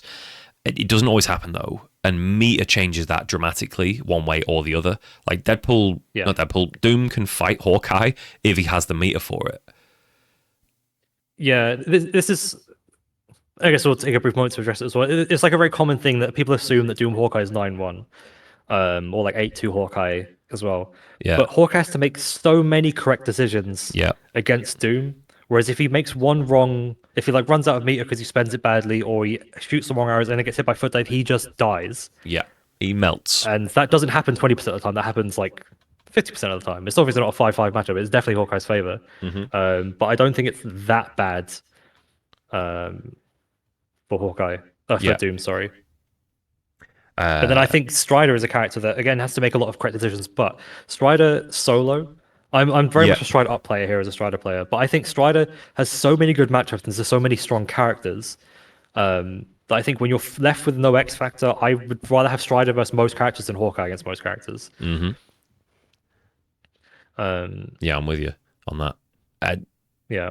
I think we can flesh out. I'm just looking at we can flesh out a little bit with the look of like Abigail and maybe Living Legend together. I'm just gonna go take a quick whiz. What do you make of Living Legend's team? Talk to the people. So I don't think either of these are even D tier teams. As well, I think they are teams that are. I think there should be a category of teams that are made that look better than they are because of the skill level of the player. Is like Abigail has. It makes the team look like it has a very good like three-way synergy when it doesn't. It has the double DHC where you do command grab super with Thor, and if they jump, you DHC to She-Hulk. It's got really high damage because of the DHCs, but the only neutral assist is Spark, which isn't that good. It's like worse Disruptor. And even with even if Tron had the best neutral assists, Tron still sucks. Like she loses so hard to a lot of like even decent characters as well, that the only thing the team has going for it is getting that first hit. It's like a really, really risky Nova Spencer Doom, and that you get the first hit and you try and steamroll from there as well, and try and force some checkmate situations also. But I think as soon as any one of the characters die, the team just utterly falls apart. So I don't think it's a good team at all. Sorry, YouTube comments. As someone who's watched a lot of Abigail, I've played against Abigail myself as well. It's not. He makes the team look way better than it actually is, and it might be inspiring for some to play like kind of wacky teams, but it should inspire you to like make teams that have a good synergy, but it's not like you don't just slap 3 random characters together. As far as Living Legend goes, like the guy played him for a long time, way back in 360 as well. His team sucks. Like it's so sad for Chris, whereas Chris is such a like yeah, like Chris is such a selfish character. Like he needs so much support to be relevant, and I think I really don't want to like sound like I'm disrespecting Living Legend here as well. But if you watch Living Legend matches from like 2 years ago versus now, you'll see just how much impact Chris has on the game. Whereas when you watch him play in the past, where people are just really horrible at playing against Chris. And one of Chris's like big advantages, I like the naming system, like Devil May Cry style. But like people just do bad stuff against Chris. But then as he's played more and more and more, and played more regular people, or people more regularly rather, and then it's just you see Chris doing less and less in matches. And then it's kind of Wesker Akuma doing stuff. Wesker Akuma's only okay. Like the team looks really good because Living Legend has like incredible resource management. His reads are great. Yeah. His reactions are good to a lot of stuff as well. And he's good at putting people in bad situations. But I think if Living Legend had put the same amount of time in with this team as like a strong team, Yeah. it's like he's or just like any sort of team that enables Akuma, he would have been even better than he is now.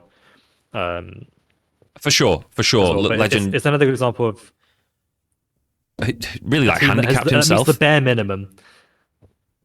But I think the fact he has an anchor is the thing, or kind of a double anchor because of Wesker as well. Yeah. But yeah, playing a Chris team where Chris can't kill is really, really sad. It makes me so. It's why, like, again, love the guy. I feel really bad watching Benko play his team because he plays. You can't extend Chris combos with Tatsu, so you don't really have like double assist combos. And if you start with one of the assists, you're not killing. And the Chris's only one of his only good things to add to a team is his ability to kill. So this is someone who plays Chris for the love of the character. Absolutely. But probably would switch if he wasn't so committed to it. Rounding off for a team like Chris Wesker Akuma, which it's his team, Like, but I it's not genuinely optimal for Chris. Wouldn't put this in either. I genuinely don't think it's worth ranking. Well, you wouldn't even put it in. Well, I mean, what about Abigail's getting in there, elevated by player? So, but that's the thing is this team has like a level of synergy where I said it while you're away as well, but it's like a very, very poor man's Nova Spencer Doom, where you get that first hit and you try and snowball from that hit as well, because you have incoming setups and guard breaks and stuff with Tron and like inescapable command grab setups. And he plays the team as if it has an anchor. Shulk is not a good anchor. Again, sorry to break some people's hearts. Yeah, no. But I think all this for Living Legends team, he has his Wesker that he's really good with because he's got amazing fundamentals and kind of has a neutral assist with Gunfire and Tatsu, and he has an anchor. Yeah, and that's it. There's vaguely some, like, if I compared those two teams together, like you don't pick these for any sort of actual serious competitive play if you were learning the game, unless you were the biggest Legend fan. I going. would actually put Thor, Tron, Shulk above Chris Wesker Akuma because I think it's a harder team. I'll explain my reasoning here. I think because Tron, Thor, She-Hulk, I think is a harder team to win against if you don't know what you're doing. Because it's 3 really healthy characters. It's got 2 characters that tend to fall out of combos as well. So like Tron gets a lot of extra lives. So it's a team that by accident forces more interactions, which gives that team more chance to win. Yeah. Whereas with Living Legends team, because he plays a very weak point character who's very vulnerable to being snapped out while also playing an anchor, 99% of the time someone's playing against Living Legend, Akuma's getting snapped in and Chris is going to be left on anchor. Yeah. And then the team is in a horrible order as well, with compared to Abigail that starts in a horrible order, and no matter what order you put in, is still horrible. Yes. However, so this is what I'm saying is like even when the team's in the wrong order, they have stuff as far as like how they can combo into each other. It's got more synergy in terms of how they spend X Factor.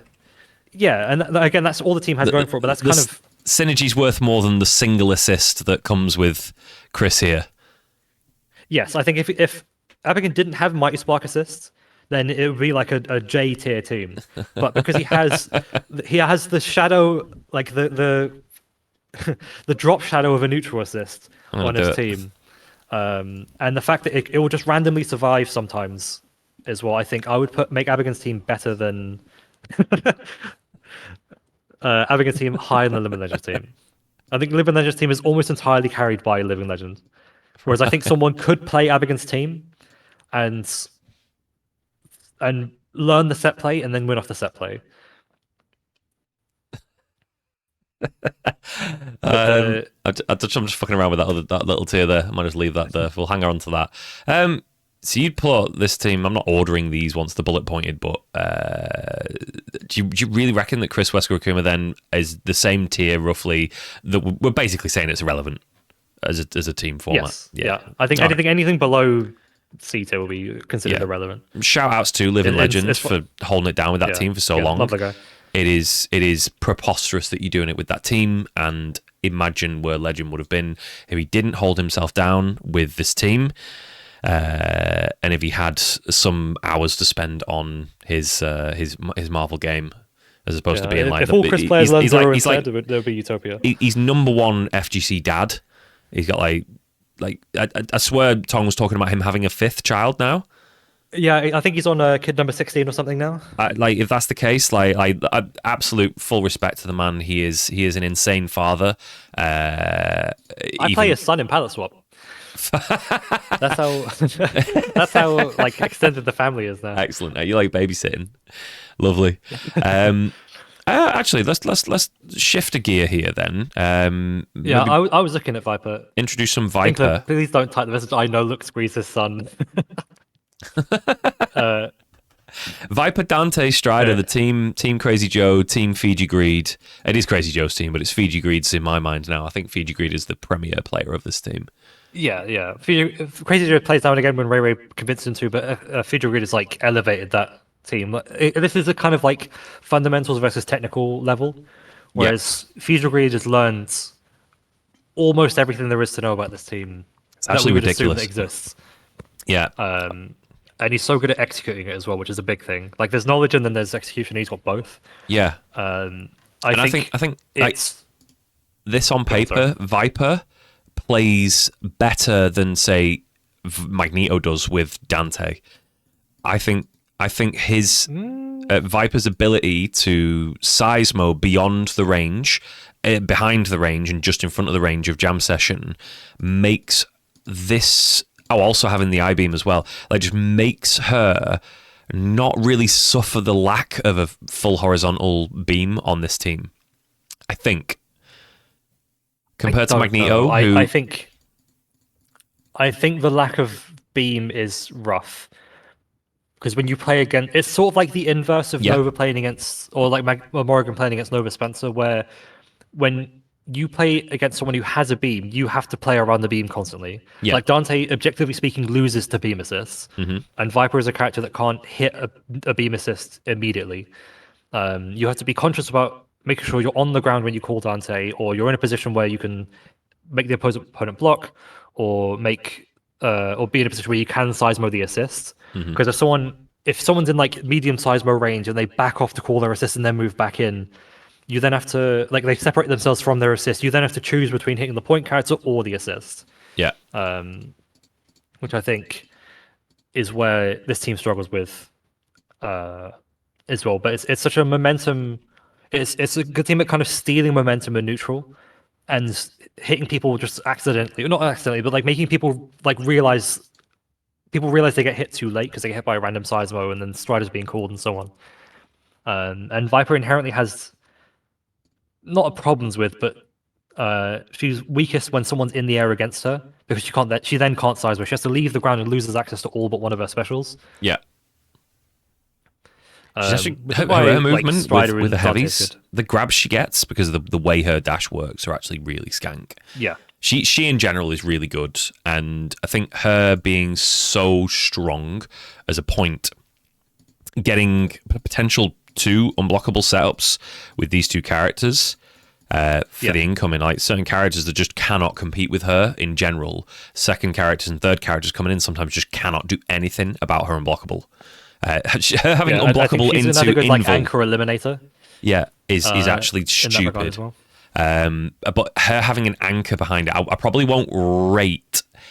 Unless there's a Strider or an Ami behind Viper, I would think we got Viper Doom Ami up here. Yeah, without the anchor, Viper, I don't think is quite the point that she can be.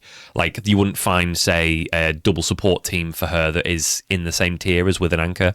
In my mind, Yeah, I agree that because the only real double support team you'd ever see with her probably would be Dante Doom. Mm-hmm. But I agree. I don't like that as much as Dante Strider, Doom Strider, or Doom Ami. Mm.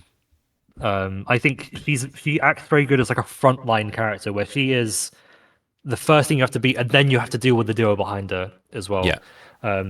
She's in the same vein as actually a team we haven't covered. I thought we would have covered earlier as well. She's in the same vein as like Virgil Doom Strider, where she's sort of okay at being snapped out, and then dealing with that as well. But she's such a resource hog Yeah. as well that sometimes she's forced to TAC. Because her damage off a clean hit is really high. Mm-hmm. Off scaled hits, not so good because she's got very good scaling, but her base damage is fairly low. So her meat gain isn't actually that good. Like she struggles to build 2 bars in a combo. Yeah, she'd probably want her anchor to be in the wrong spot in that scenario. She'd want like a Virgil Doom, where she would get the scaled hit, build the meter, and get the DHC with both bounces left for Virgil. But outside of that, Yeah.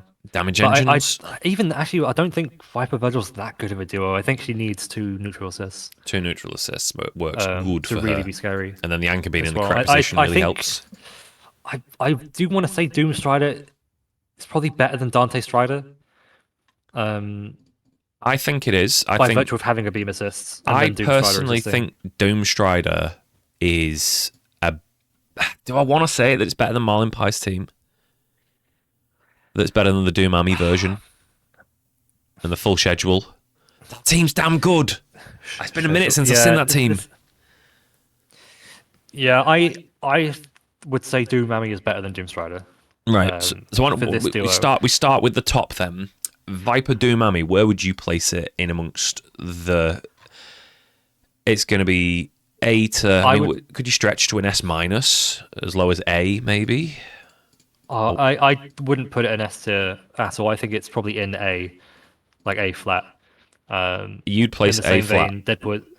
Yes, I think the reason being is that because it's got such like Chat, what do you Viper's think, by the so way? powerful with beam. Sorry. I'm just asking chat. What do you think about this team in particular? Go on, Glass. You Yeah, I think because it's a team that's very like, I think Doom Ami suits Viper on point in that it's a team of like it just makes stuff happen. Yeah, the robbery potential is a big thing. Like Viper is very much a robbery character because EX Seismo is like one of the most fucked up moves in the whole game. Mm-hmm. And if I see another Viper player do EX Thunder Knuckle into EX Seismo, I'm going to ban you for any server you're in. EX Seismo is the move to go to. And however, I think there's conflicting interests because Viper wants to use all of her bar to end with supers and DHCs and spend bars on EX Seismo, Yeah. which then detracts meter from Doom Ami. Marlin Pie's entire strategy was to TAC, and do stupid combos. And in part, that might be specifically because the team lacks that you've just discussed. It is very heavily wanting Viper to spend bar and leaving her needing the TAC with Doom. Which, Doom Ami needs the bar when Doom falls in. It needs to. Whereas Doom Strider can spend the bar or save it, whatever it wants, but it doesn't need it the moment Doom falls in. It can bide its time. Yeah. It can. I think if we consider tournament play as well, from a tournament perspective, I think Strider's a much better tournament character than Ami is. I think Ami is definitely the more consistent character behind Doom as far as making wins happen. But when you have to play Ami, I feel like from a numbers game, you will see Strider solo win more than Ami solo, or Strider with Beam win more than Ami with Beam. Yeah, It may also just be because there are fewer Ami players. I do think Ami is there is a bit of that. arguably a better character, or just as good as Strider is. Like if I could get But it's like you said, like the full schedule or on. Fiji Greed Viper with either of their Doom, like naturally with the like full schedule Doom. No, actually full schedule, yeah, Ami, but then maybe like Shogun's Ami or something like that. Shogun's Ami's nasty. Like watching them 50-50s he runs like disgusts me. Like that level of just Ami level 3 comebackness. I'm a bit torn here. I kind of just want to. I'm not sure I can really separate them. And I know you saying you think the Ami's better before. You kind of sounded like you were flip flopping on that, just a little bit. I am. I think they both have pros and cons. I think they're probably the exact same point. They both have things that they're better at doing. I think Doom Ami has the more immediate robbery because of the team super. Both want to spend X Factor 2 and 3. But then I think both will struggle when Viper dies without meter. Yeah. What are you doing? Oh, you're trying to put Mini Plus. Would you? Because I'm sort of thinking alongside like Nemo and Nova Spencer Magneto, like the Mundank. I sort of feel like they slot in there more than they would do on the same level as like a Wedge team. I think it's more competitively complete than say a Deadpool Dante Strider.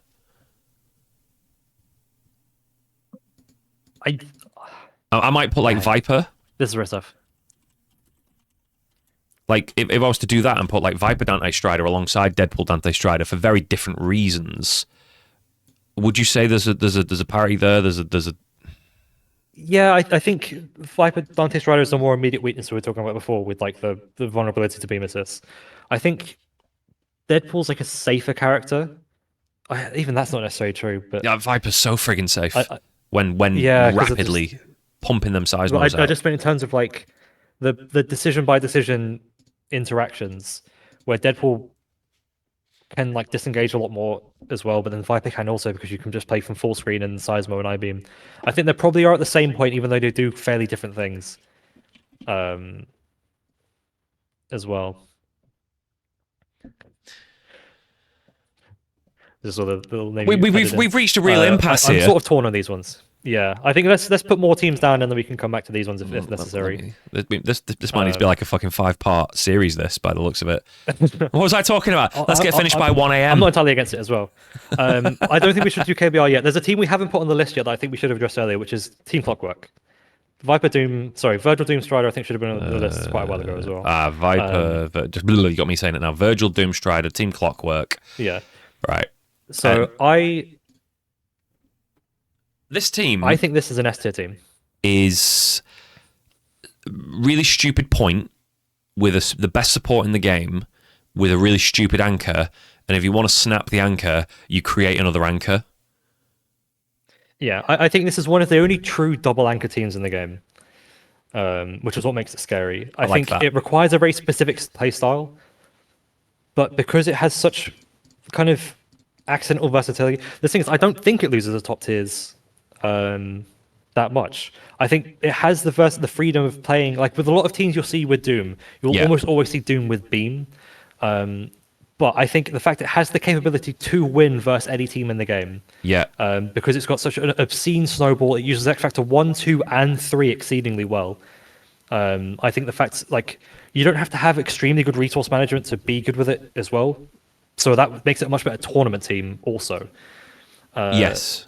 Because you can kind of accidentally use your first bar and then not kill with it, but then again you got X Factor 1 or you tag the Doom into an X Factor and blah blah blah. Yeah. But if you've blown your load and you've spent your X Factor, you've got infinites to fall back on. Yes. And again, I think Virgil Doom with no X Factor, I think is like I talked about how solo Virgil earlier has kind of very distinct weaknesses. Virgil with Beam with no X Factor is still beating pretty much every other shell in the game. I think Virgil was the best user of Strider, probably by far. Is there anybody better than Virgil Strider, at doing that? And I think, like, Doom's again, up there, but I'm it's very different. much a Strider up player as well. I think Strider has, like, Strider's potential or capability as a point character with the TACs to Doom or the DHCs to Virgil, I think is fantastic as well. But this is all talking about like if the worst case scenario happens. But this is a team that's very good at kind of forcing. It's I kind of talked about this earlier where I said I don't think a team that forces scrambles is deserving of S tier, but I think this is the only one that does. I think this is a team that can enable scramble situations and then massively capitalize off them more so than any other team. Yeah. Would you land this in S minus? I Is it on this I think level? at worst. Because I these think teams, the double anchor is a huge factor because that is big, isn't it? You have to. It sacrifices some of its ability to just run through a character like three characters without having to have some really specific meter management and types of hits. It sacrifices that because it gets a bit bitty there. You might need the TAC, but at the same time, the double anchor is what it gains, Yeah, which is I think significant. making someone second guess their game plan is a big thing because against like when you're playing against Morgan Phoenix, it's like okay, I'm going to hit the point character, I'm going to snap Phoenix, kill the team in order. If I'm playing against like Zero Dante Virgil, I'm going to kill Zero, I'm going to snap Virgil, kill Virgil, and then win. But with this team, it's like, do you kill the team in order? Is someone Strider better than their Virgil? Do you snap them in? Do you kill Virgil then snap Doom, and then you have to hit this team 5 times? It's like it becomes very like it sort of changes the way the game is played, not nearly as drastic as way as Morgan Phoenix, but Yeah.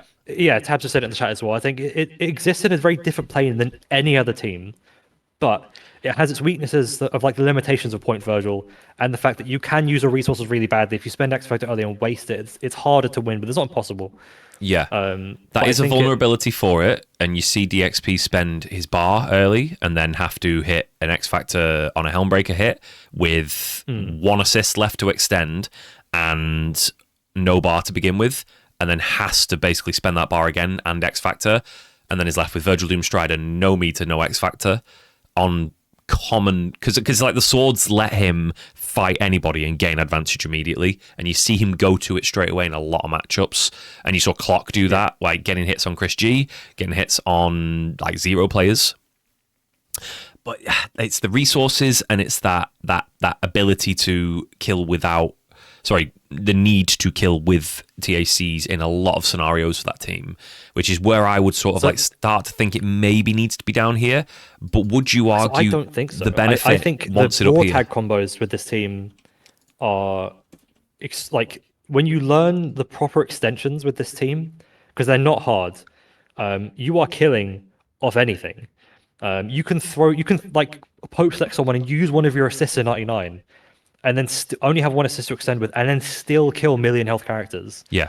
You'll be meter negative, which is fine with this team because then you hit the second character, you X Factor them, and then you've got 3 characters and you win a resource advantage as well. This team is also very good against other anchors, which is another strong thing because it has the double lockdown of swords and Ouroboros. It's got just good, Doombeam as well. good synergy each way, as Dwayne's pointing out. And I Doom, think the last thing I think is able to play- important though with this team. Go on. Oh, go on, sorry. You're about to say the same point as I I was am. going to say, probably not. But I think this is as far as like a point Virgil team goes, because Virgil is least vulnerable on point. Because when he's second or third, he has to land before we can play the game. Yeah. But at 99, he's got such a obscenely good 99 with the Pope Select. He can just jump back at 99 and be fine as well. Mm-hmm. And it lets Virgil play the game to the best of his ability with this shell behind him. Yeah. Or this or like missiles and something else. But I think it's the best Virgil enabler and the double anchor and the not needing to have like good resource management, not need to have extremely good resource management, and then its ability to play in tournament is a huge thing. Yes, as well. It's such a volatile team. That but in a more ability consistent to way. strike fear in your opponent's heart is it's an unquantifiable factor for a team. But it is why KBR can succeed, and it's why Wolverine Iron Fist can succeed. It's why certain teams do it, and that is that the best team that does that? The best team that just hits you with a Helmbreaker out of nowhere and happy birthdays you, and then makes you afraid, like Morgan Phoenix. Yeah, I think so. There's other Spencer teams Doom. that will let you do that. Oh, as in like just hit you with something and then win off it. Not like the sequence. I mean, just hitting you with something out of nowhere that's just bullshit. Yeah, that's what I thought you meant as well. Like, and then just the Ibarra sort of Nova will argument. accidentally hit you with like jump, air dash up, cool beam, and S, and then just win off that. As well, I think Nova Spencer Doom is a more like coherent construction. Yeah.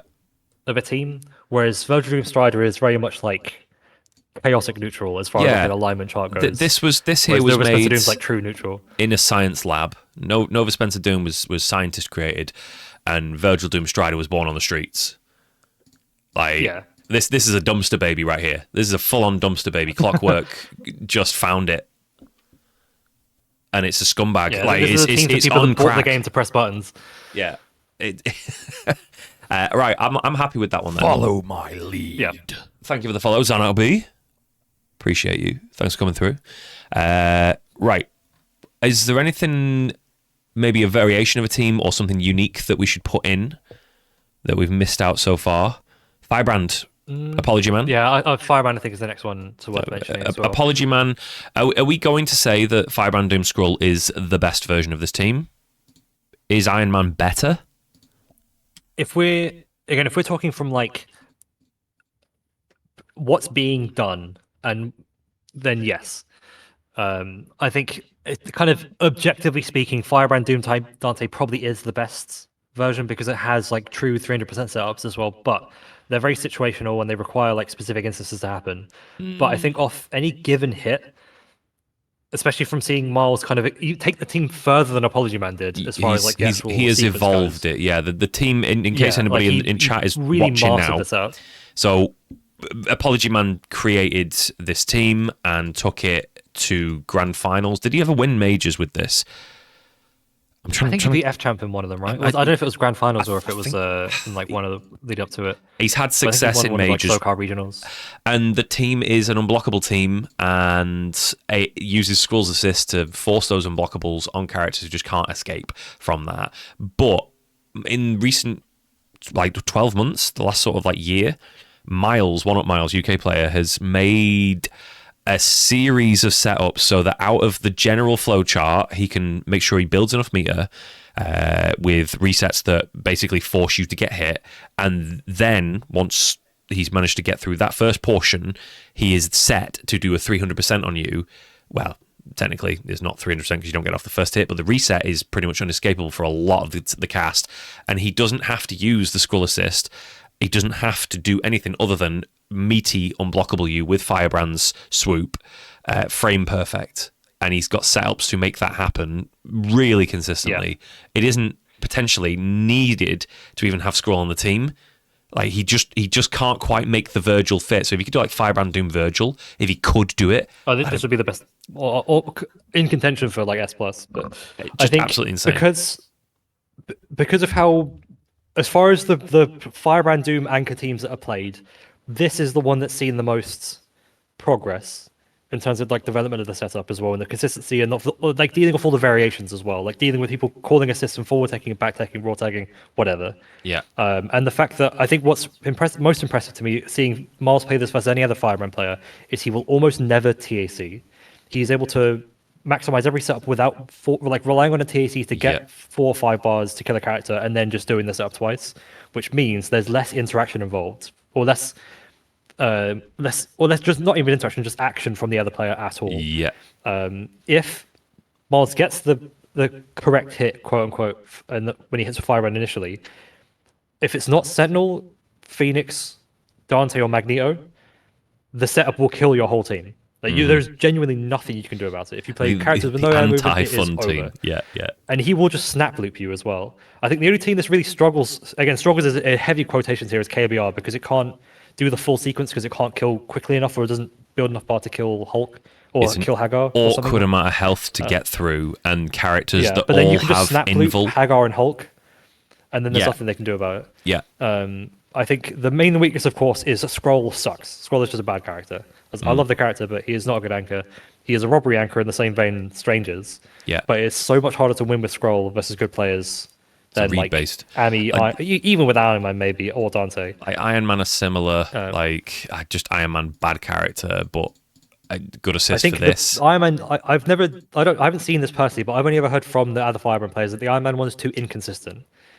I think that's me who said it. But it's Now, I saw I've heard that in Mark like say this as well. somebody was talking about it in 2012 on the SRK forums, and I took it, and I swear I can't find anybody who like actually knows the full details of it. And I've also seen people say that it's more consistent. So I'm Yeah. lost on that one. But the Dante Sky version, High Claw was Firebrand Doom Ami. Um, like, but yeah, there was a Firebrand Doom Iron Man player, but like the Iron Man one is technically the best because the repulsor will hit off screen, like as you're coming in and hit you like frame one where you're interactable. yeah, But then like if you get hit, then it's hard to adjust, and there's a lot of variation to it and a lot of like reaction involved. Whereas the Firebrand Doom Scroll is more free flow in the sense that like it's easier to react to everything else. I think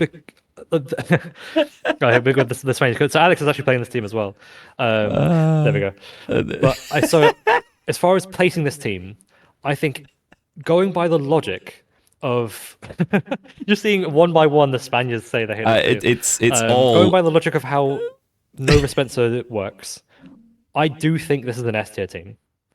I think its main weakness is that Firebrand's while I think Firebrand is an extremely strong character, he doesn't do great against Magneto, doesn't do great against Morgan, doesn't do great against Zero. that is that's that is the limitation of biggest team. thorn in his side. He does so great against so much of the cast. Like he is the most important characters. yeah, which is annoying for him, but that makes it such a strong pick for tournaments to get through. Yes. And you are one swoop away from starting your stuff. Like one swoop. Like I didn't have a swoop, sorry, kidnap. I mean Yeah. like I think it's so hard to 4 teams here, and I'm kind of torn because they all have very different approaches. Like you've got the 2 in the middle there that have the straight like unblockable. You got Ami where you have to bring them down into it, and then you got Dante where you have to use Luminous to get it.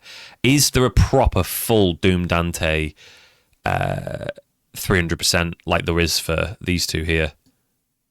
No, it requires Luminous. So Baba Ganoush made like a 10-minute video on the whole thing as well. It's a really informative video too. But it talks about how like versus some characters they can't get out of it with Luminous. For it to be a true, completely inescapable 300% setup, it requires Luminous. And I think at some point that means you have to have built meter before you hit them at 99. Yeah, which makes me think these two here are in a tier on their own compared to say the Doom Ami or the Doom Dante version. Yeah. And so I do think that Skrull and Iron Man are both in different tiers from each other because if we take into consideration tournament play, you are more, despite Skrull being bad, because he's a robbery character, you are more likely to win just a first to 3, like even if Fire and Doom die early with Skrull Anchor than you are with Iron Man. Yeah. Just objectively speaking. I'm an Iron Man I believer, agree. but as far as making comebacks go, Skrull is above and beyond better than Iron Man at that. Yeah. And to the Spanish guys in the chat right now who are all sort of like very passionately pleading the case that this team's fucking horseshit, and I agree, it is a horseshit team. I feel you. I hear you. I feel you. Miles picking this up and making these setups completely inescapable apart from if he missed times, and I am mashing my way out of those as best as I can. Like, it is such filth. And he's so good that I can't play Wolverine Dorm Iron Fist against him. I have to move off my main team to fight him. I have to play a Mag Dorm Iron Fist. I have to play a Mag Dorm Doom or a Mag Doom Virgil. That's probably bad. So Mag Dorm Doom it is probably in tournament. Like he made it disgusting. I have to move off the team. So I understand your pain. I've felt it right from the very beginning. I learnt the game against Firebrand Doom Ami. I know how disgusting this is. Firebrand Doom Scroll then is that our primo? So I don't think Scroll can be less than S minus. I think S minus is the lowest it can be. Yeah, I think because it has a very it's been shown. It's not like potential. It has been shown that this team invalidates teams. That alone puts it in S tier as well. I think it's just a case of whether you put Scroll in S and Iron Man in S minus, or Scroll in S minus, Iron Man in A plus. But we've got to sort of like rationalize what we're actually talking about here. This little arsehole, Firebrand, will happy birthday, well, actually go past your assist, hit them, and then kidnap your point character. And then your second character doesn't get to have a chance. Submit It becomes a 2-character game for you, unless it's a full 300%, in which case you get one chance. And I kind of think, how can that possibly be anything less than S when it's like that? And Gaetas made a really good point as well, is that he nullifies Virgil as an anchor. Like, Virgil can't deal with the incoming setup. He is one of those characters with no air movement. Yeah. which makes him exceedingly good. Like, despite why he will struggle against Morrigan and Zero Magneto, when he's playing against those Doom Virgil teams, Virgil gets snapped in. He is not a factor,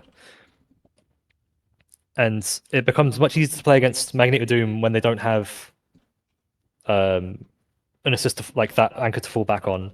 Yeah. Can But yeah, I place the other two as well Go at on. the same time, do you think? Can I place Doom Ami and Doom Dante in the tier below the Iron Man team? Do you think? Like A plus? The thing is, I know I didn't see Zach Bennett enough when he was active, so I don't know where to put Doom Ami relatively speaking. I don't think we've seen Doom Dante enough as far as like its consistency as a tournament team, despite it kind of technically being the best version. Yeah. So I'm personally torn on where it should go. Where I think, like, should we objectively plant speaking, it probably those should also go in S minus. a little bit later? The Doom Dante one. Yeah, I mean, I don't think anything will change if we did it later or now. Realistically speaking, Yeah. I think it's just a case of from. This team is, as I they're guess- putting it, Putero. Also, Calbo shoutouts for the sub. Much appreciated. Submit. Oh, to Sharon for the Sparta. sub, Yeah, my man. Thank you so much. Oh, big Sharon. Yeah, I'm with you that I don't think the Firebrand incoming consistently. I don't think can be less than S tier, but I don't know if Firebrand Ami is consistent enough.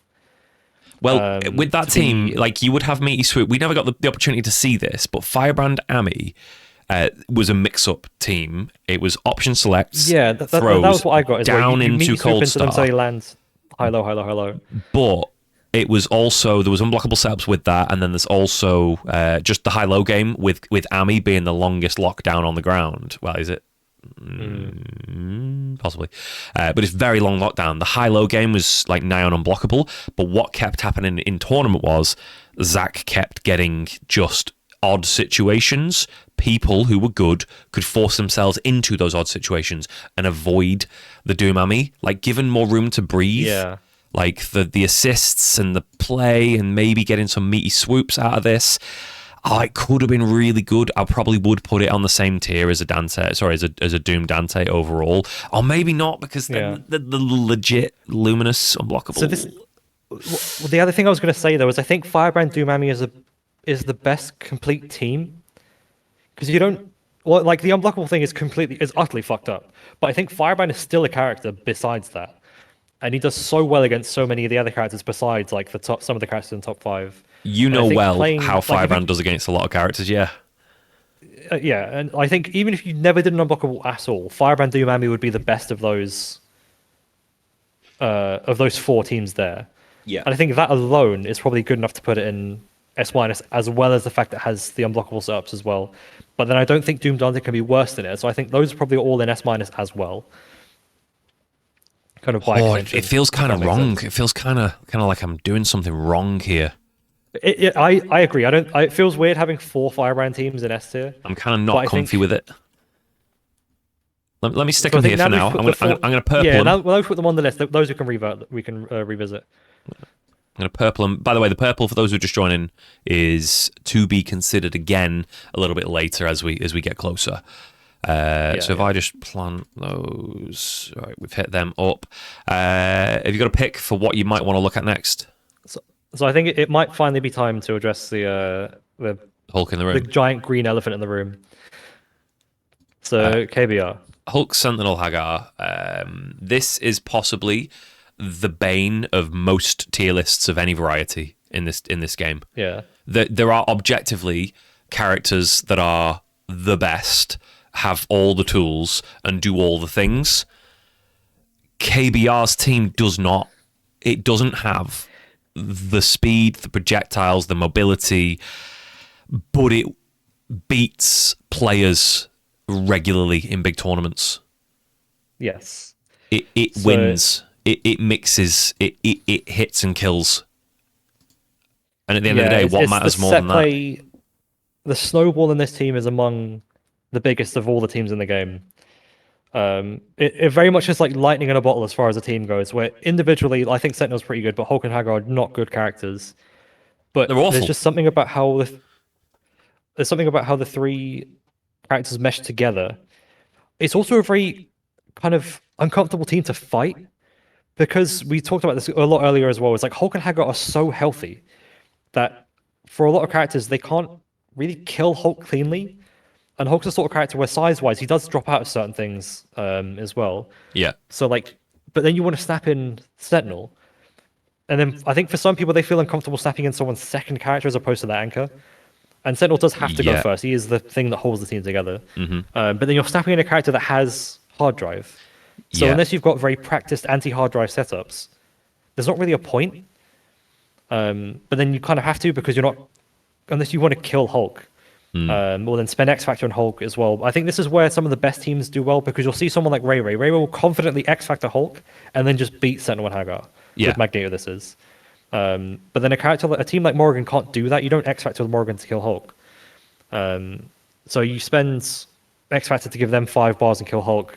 At the same time, you've got 5 bars too. But it's like Sentinel can kind of just win sometimes by doing Hyper Sentinel Force or Hard Drive Happy Birthday. That's the thing. So- like even on like the TJ or the Tong version of the team where it's Rocket Punch and you're not actually trying to get rid of drones, Sentinel's the big threat because he can wipe out your assist with an X Factor into another super again instantly. Yeah. Or get the Happy Birthday with that, or like it is a threat that means that you have to be super careful once that team has bar. Hagar is always a present thing where if you make a slip, you are suddenly getting hit, possibly for a birthday. Like you got to play on point. A lot of characters struggle to work their way around Hagar, so it does actually have a big matchup advantage against a lot of other characters who can't low profile the lariat to get pressure. You have to play around that massively. Like there's no getting that advantage back once the assist's ready again. You have to be really worried about it. It's tricky to sort of like look at that way. Probably its biggest thing as well, its absolute biggest, besides like the snowball as well, is 99. Like KBR's 99, unless you've got a character that just kind of objectively beats Hulk at 99, like Wolverine or Morrigan or something. You have to deal with that interaction and the following interactions afterwards as well. And the amount of times we've seen people that are like in a really strong position against the KBR team, like they'll be 2 up and then they'll just lose 99 3 times and lose the set, I think is extraordinarily valuable as well. Absolutely devastating feeling. I don't think there's anything worse. Yeah, and Hagar is in the same. This sounds weird to say. It's in the same sort of category as Doom, as where like he's not gonna. It's much harder for him to get the hit when he's solo and has X Factor, but his incoming is disgusting, and he sometimes just makes you guess left to right. And there's very little skill behind guessing left to right, which is why it's so strong. Is you pick a side. You can kind of infer what someone wants to do based on player matchup knowledge and so on. But at the end of the day, you have to pick a side. It's not the same as like reacting to a high low or whatever. And sometimes he just does stand heavy over the top of your pipe and you just get hit. Yeah, and like sometimes you get the read that right, this is now like it's KBR I'm fighting, and the pipe is gonna catch me out of an anti-air. He's gonna possibly jump and pipe out of this. So I'm gonna do this. And this is going to be the play. This is going to be the clever play that's going to get me out of this. And then you just get wiped out for trying the other thing and trying the idea that maybe was the anti. And you suddenly just are in this realm where your mind is being read. And even if it's not read, you're then thinking about, oh, I survived it. And then there's a command grab waiting for you, or a pipe, or it's just that little bit of like tick into the stupid, what's the name of his grab where he just like does the big charge up? And he goes, bro. Hagar, you mean hoodlum launcher? Hoodlum launcher. Like, is it medium and heavy version? He launches some hoodlums. Like, that just looks so funny to me. And it's just, it's there, and that hits you, and your brain is just melting. Your mental stack is getting higher and higher. Like, it's hilarious both watching and playing against it. Because when you watch someone play against it and they get hit by it, you're just like, what are you doing? It's obviously just jump it. And then you play against it. And then when you're in that position, you're just like, this person's doing the command grab, I need to do something. And then you just freeze. And he just grabs you. And that's the funny thing about... Sorry, go on. Oh, no, I was probably going to say what you were about to say. With the team, like the command grabs in this game, Hagar and Hulk specifically here, Wesker too, and like Morrigan for some reason, they recover so quick.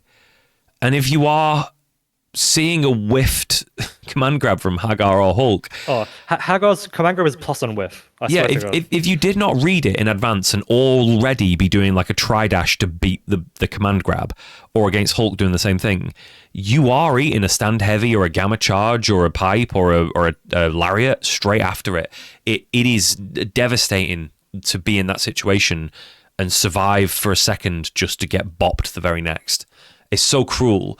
And I wasn't meaning to go into this list with like it being like an in-tournament team list thing here, but this team does so much better in tournament than it does in casuals. Yeah, because that's what the next thing I was going to say is like, so we've just talked about all these things that are good about the team, but objectively speaking, the team is bad. The team loses to about 30,000 other teams above it as well. And this is a team that kind of by definition, well, by definition is probably not the right way of saying it as well, is a team that's carried by the player. I think despite this being 3 easy characters, I think this is a very difficult team to win with unless you're good at the game. I think if you see like a mid-level player playing against KBR versus someone who's even remotely good at the game, they will lose every single game. Sometimes they'll get set play and whatever, but they will just lose neutral every single time. And that's why this team categorically cannot be S tier. I think it is barely A tier because Interesting. I think at the end of the day, how well this team does is probably more dependent on the other player and how good they are at playing against Hulk. Yeah. Because this is something we've kind of spoken about in the server as well. It's like TJ winning a lot of stuff is like he's got these like transcendent reads that he's sort of maybe not the same level as Ryan LV, but like he sees stuff other people don't see. Like he down those people in 0.5 seconds. Yeah. And then but people don't play around his adaptation. They don't play like he plays a version with no neutral assist and he's winning stuff. Yeah. But like objectively it shouldn't win. So he is the player who's winning with the team. And then when he plays against people that are good against the team, so we saw, I mean, we'll use the UK tournament as an example recently. But of course, they're all playing on high MS. But when you saw Ulysses play against TJ, well, he's not able to react the same way because he's playing on high MS as well. Yeah. Like, It requires that reaction. kind of dismantled the team. Like, he just never had to deal with anything. Nope. And that's just kind of what actually happens. Yeah. So, yeah, I think A- is probably, for me speaking, is probably generous. Really interesting. Now, yeah. The thing is here that is like, again, it's like it comes down to like the on paper, the theory, the practicality of like weekly tournaments. Like you might see TJ versus Yuli going back and forth, and TJ getting some and Yuli getting some. But like if we think about the history of the game, KBR competed with F-Champ and KBR competed with like KBR is the best of in show when it comes to this team, created it, made it. But at the same time, like F-Champ was the best in show with Magdoom Phoenix. Chris G was the best in show with the best team in the game. Yet KBR was consistently able to put himself in front of those players. Not just do okay in a tournament here and there. Every tournament he was going to, he was putting himself in top 8 positions where he was fighting those players, and it was close, or he'd win. He won an Evo with this team. And I don't think, given how simple, and I know we say it is difficult, you have to be mind-blowingly good with this team to do good, I don't think I can place it any lower than like A, and I kind of want to put it A+, because it is so able to, in a tournament setting, fight all this nonsense and junk. And yes, it will get bodied 2 games out of 5, but it will body 3 games out of 5 and get that player so upset, so mentally disturbed just for that set that they come out of there feeling like they've been absolutely spanked. Like the mental damage is definitely strong there. Like this is where I think it's what do you prioritize more is, or what do you value more in terms of where you rank the team is, do you consistency versus volatility maybe is the. That's one thing, but I think the sheer amount of effort someone has to put in with the team, because if we use KBR as an example, like he wasn't just someone who was good at the game and he played a lot and got good at the game. This is a person who labbed out setups constantly, like every single interaction you could with this team, maximizing every single interaction and so on, and like capitalizing off random hits, or like if you block this in this situation, how can you counter play this as well? He is a person who put in thousands of hours to make sure that he could win with that team rather than necessarily that the team is the reason he's winning. Yeah. if that makes any sense. Sure. So this is where I think to actually put into words what I was trying to say earlier is, do you rank, again, how well someone can carry the team versus how good the team is in tournament Yeah. versus like a high level player playing the team versus the highest level player playing the team? Yeah. I sort of, I personally, I want to go for like an A tier. However, there is this element always there, and I tried to sort of correct it a little bit with my How to Fight Hulk video, how to fight like KBR basically for that video. TJ is the premier US Hulk. The other US Hulks all sort of went and just like disappeared after a while. Like your Flublats. Sounds like a Pokemon. Like Fublats and Paradigms Hagar. Did he play a Hulk team as well? I Can't don't remember. think he did. Who's the other one? Like KBR Fublat back then. Who were the other Hulk players? There were a bunch of like other Jan. ones. Yeah, Jan was one he played Jan. Shuma second. There was Airtola who played Hulk Nemesis. Don't remember. J-Dog as well. But like TJ is making waves. Won a major with it. Is winning TNSs with it. Like when we saw Jason Kiddo winning loads of TNSs. When we saw LT winning loads of TNSs. We saw Mundang winning loads of TNSs. TJ's winning them TNSs. TJ is coming top 8 the previous major and then winning that one, whichever one it was. I can't remember which one. And I think the adaptation needs to come from the player base. And I think maybe like I want to put it A+, but that adaptation I think still needs to be made more. People still do dumb stuff against Hulk. Yes, that's exactly it, and that's why I think if we're talking as things stand now, how the player base as a whole is playing against Hulk sent Hagar, I think it could arguably be an A+ team. I think objectively, as far as like the median of all skill levels of players, I think it's probably pushing high B personally. But I think it beat everybody. It beat LT, Evo. It won that major more recently. Like in the last 2 years, it is still relevant 13, 14 years after the game came out. And it's still able to win a major tournament, come fourth at Evo. No, actually, KBR came third, didn't he? Yeah, he came third at Evo out of 1,350 players. Like it is ever present. Ever since KBR first blew it up, it has been here and it's not disappeared. Yeah. Despite, like, if you look at that top 8, LT's team, like, LT's team there, we're putting it in S. We had 2 Zero Dante Virgils in there. It outplaced every top tier team that came 32nd and whatever the positions there were. It's kind of nuts. I'm going to stick it in A and sort of wanted sort of like lower. As things stands now, I think that's a fine median for how things are currently. Yeah, I'm going to go with that then. That was a tough one, really. A bit of discussion. Yeah, it definitely was the most like, again, contentious might not be the right word, but the most like the one that probably required the most discussion. It's not the most immediate obvious where it should be. Yeah, because depending on your skill level in the game will make you think differently about where it should be. Yeah, we might be able to. I think we've done a lot of groundwork now. Really, we've done Doom Virgils. We've done a few of those actually. We've got a Dante Virgil. We've done Doom Ami a couple times. We've got KBR out of the way. We've done Morigines. We've done Spencer Dooms and assists and Nova in a couple of varieties. We might be able to get through a chunk of these a bit quicker now that we've got some. I think some of them can be probably slapped in. I think the other one I think is worth mentioning in either high or low S is actually Priest team. That's people talking about earlier. Priest, so Magneto, Modok, Doom. Yeah, there we go. Priest. So it's Magneto. It by all accounts cannot be in flat S tier because it is not as good as Magneto, Morgan Doom. They do two very different things. It's essentially Magneto with a damage engine. Yeah. But it's another team that's very flexible because you can put Modok on point and then play the zero engagement 99. Yeah. Also, but it's a team that sometimes needs the TAC if you've got Modok start. But I think it has such good set play.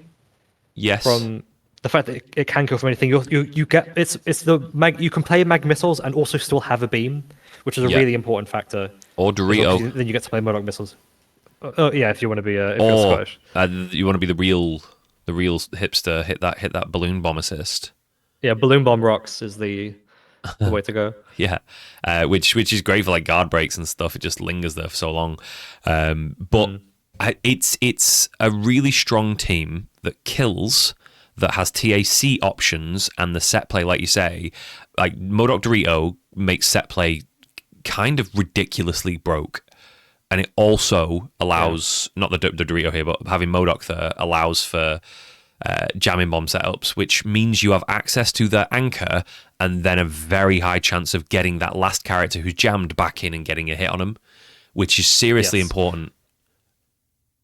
So a really valuable thing with Modok missiles too is his ability to set up unblockables. Yes. Because you can spend a bar to make people land into missiles and then goop over them and then try dash or air dash into jump light. So you can, yeah, it's like you're saying, you can invalidate a point character, especially a scary point character, like Nova, for example, and then get them out, get in the anchor, eliminate the anchor or whoever else is a threat on the team, and then you're basically playing against 1.2 characters. Follow my lead. So some people are weirdly good at playing against jamming bomb as well. But if you talk about like in tournament, so few people are prepared to play against being jammed, as well. And I think Yes. that is so valuable.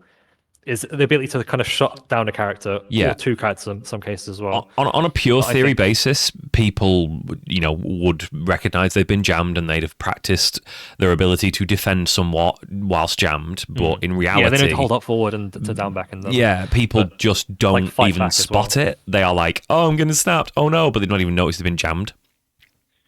Is there a Japanese voice for Modok?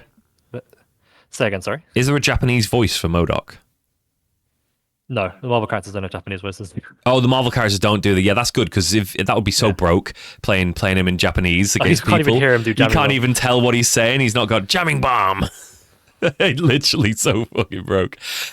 This team then, I'm hesitant here because we've got Magdoom Virgil sort of like hovering an S minus, and this team is really good. Mag Modok Doom, but again, it's like Magneto is point support, which is sort of where Magmora Doom falls, but I don't feel like it's as good as Magmora Doom, and I don't feel like it's as good as like Nova Spencer Doom. Are we saying S minus for this team? So this is the thing. It feels weird to have a Magneto team, like a good Magneto team, not an S tier, but I don't know if it's as good as Doom Virgil or Phoenix. I think I guess it's. I kind of want to pump this one up here still. Yeah. Like in terms of like Zero Doom Virgil being like the premier version of Doom Virgil, and Mora Doom Virgil being that, but the absolute best version of it. Like Mag Doom Virgil, that's the third best point character with the best single shell in the game. We were talking about this at the time as well. It's like I think these three are like the three true goods, or best points rather for Doom Virgil. Yeah, which makes sense because they're the best point characters. But like the Doom Virgil team it feels different for any other point character except maybe Modok. Modok Doom Virgil, that's a good one. We can stick in. But yeah, I think bumping up Doom Virgil was fine. But then do you bump up Doom Phoenix? Is Doom Phoenix really as good as Spencer Doom? Which I don't think so. I think the lack of it's what we were going into before. The lack of kills. The set play is very sort of read-based and manual, whereas this team is maybe not got the anchor factor, so it's not point support anchor, it's point support, but the additional set play that comes out of the Modok addition to the team and the ability that you can spend the bar, I think it makes it as good as this. Yeah, the extra assist I think as well. The fact that it has the option to kill or snap rather than kind of feeling compelled to snap is extraordinarily powerful as well. And then the Magneto and Modok's incoming defensively are both really good.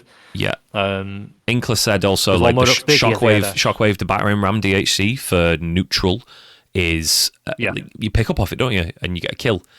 Because that's fat damage to begin the combo with. I know it's scaled a little bit, but it's good. And then in that combo, any scaled combo, actually Modok has really high damage at low scaling because he's got really good scaling. And you'll have your missiles there because you've DHC'd. Yeah. I like it. Even when you've got little box, I think it. I'm I happy think though. it belongs there. Yeah. All right, let me But mark then the that fact it one. turns all those like weird hits into jamming bombs and so on is really valuable too. But yeah, Are there any like notable teams here? Like you start getting into like Nova Doom Strider, Marvello. I think Marvello had a long time sort of like love-hate relationship with his own team. Obviously started playing yeah, I Storm think he now. switched to Storm full time. It, Yeah. it's this problem again, which is the same problem that Nova Doom Strider and Nova Doom Virgil have, that it requires the TAC. There's Or so many snap. hits But that yeah, Nova. it requires you to get extra hits. Yeah, We were talking about this like way at the beginning of the stream as well. Is I really do value like killing or as few interactions as possible, yeah. essentially, or that any interaction you do have, they capitalize. I don't think Nova Doom Strider is that good. It's definitely a good team, but I don't know if Slot it it's here. like There's an empty space. I think A plus is really high for it. I would I, not say I, it's better than I, Deadpool Dante Strider. I was just slotting it in there for the beginning. Like Oh, right, right. it doesn't. Yeah, it's just an empty space there. Um, Yeah. is it mid A that team? Because it is point support anchor, and it is three I really high powered characters who synergize. At the end of the day, it just requires that extra hit. I think my logic is that I don't think a character that has poor meter builds with Doomstrider behind it is like, because like Viper, her meter build isn't great, but her meter build is fine. Nova has bad meter build, um, and it because yeah, Nova Beam is so good and Nova Vajra is okay as well. Like I don't know if I could put it in A minus. My heart's telling me it's like A minus, maybe B plus. um, as far as the Nova team goes, because it just feels so like non-threatening because you know you get a chance to play even if Nova hits you sometimes. Yeah, Like it's probably worse to get thrown by Nova than to get hit by Nova plus beam because Nova can still raw tag off the throw. yeah. Uh, There is the argument again that this is like your pseudo double anchor team because Nova's such a scumbag in X Factor 3. oh, I hate Nova. We both have had to deal with it for a long time as well. But I think Nova is a much better anchor than it's given credit for. But I think he's also he really isn't a true anchor in that regards. He's a good X Factor user, but he's Yeah. not good solo. Is there a tier's worth of difference, like minus or plus, whatever, between Nova Doom Virgil and Nova Doom Strider? So I think potentially, but the thing we have to consider now is this is another age-old discussion: is Doom Virgil or Virgil Doom better for Nova? Because here you go. So this is like if you play Nova Doom, you're kind of forced to play an X Factor 1 sort of team where you're snapping, hitting the character that comes in and spending usually spending X Factor to kill them because the Nova Doom DHC is not that good. Or you're TACing. So you're either taking a risk to force another neutral interaction with the TAC break or spending your resources early and trying to win with that advantage, which isn't a bad thing necessarily. Yeah. But Nova Virgil has you kill off any hit as long as you haven't spent a bar. Because we talked about this way earlier with Nova Spencer. You can't start your combo with Human Rocket unless you have a bar, 2 bars stocked at Yeah. least. Yeah. You kill with Nova Virgil. Virgil was in, and then you unblockable the next character. And then that's 2 characters down.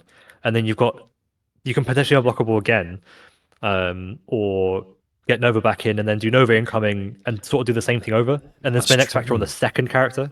And then because you'll have such a big resource advantage after you kill the second character, even though you use X Factor, then you can just play around Human Rocket or you can play around Virgil 1 point with a blockable as well. It has the obvious weakness of that if Nova dies, Virgil then comes in second. Mm-hmm.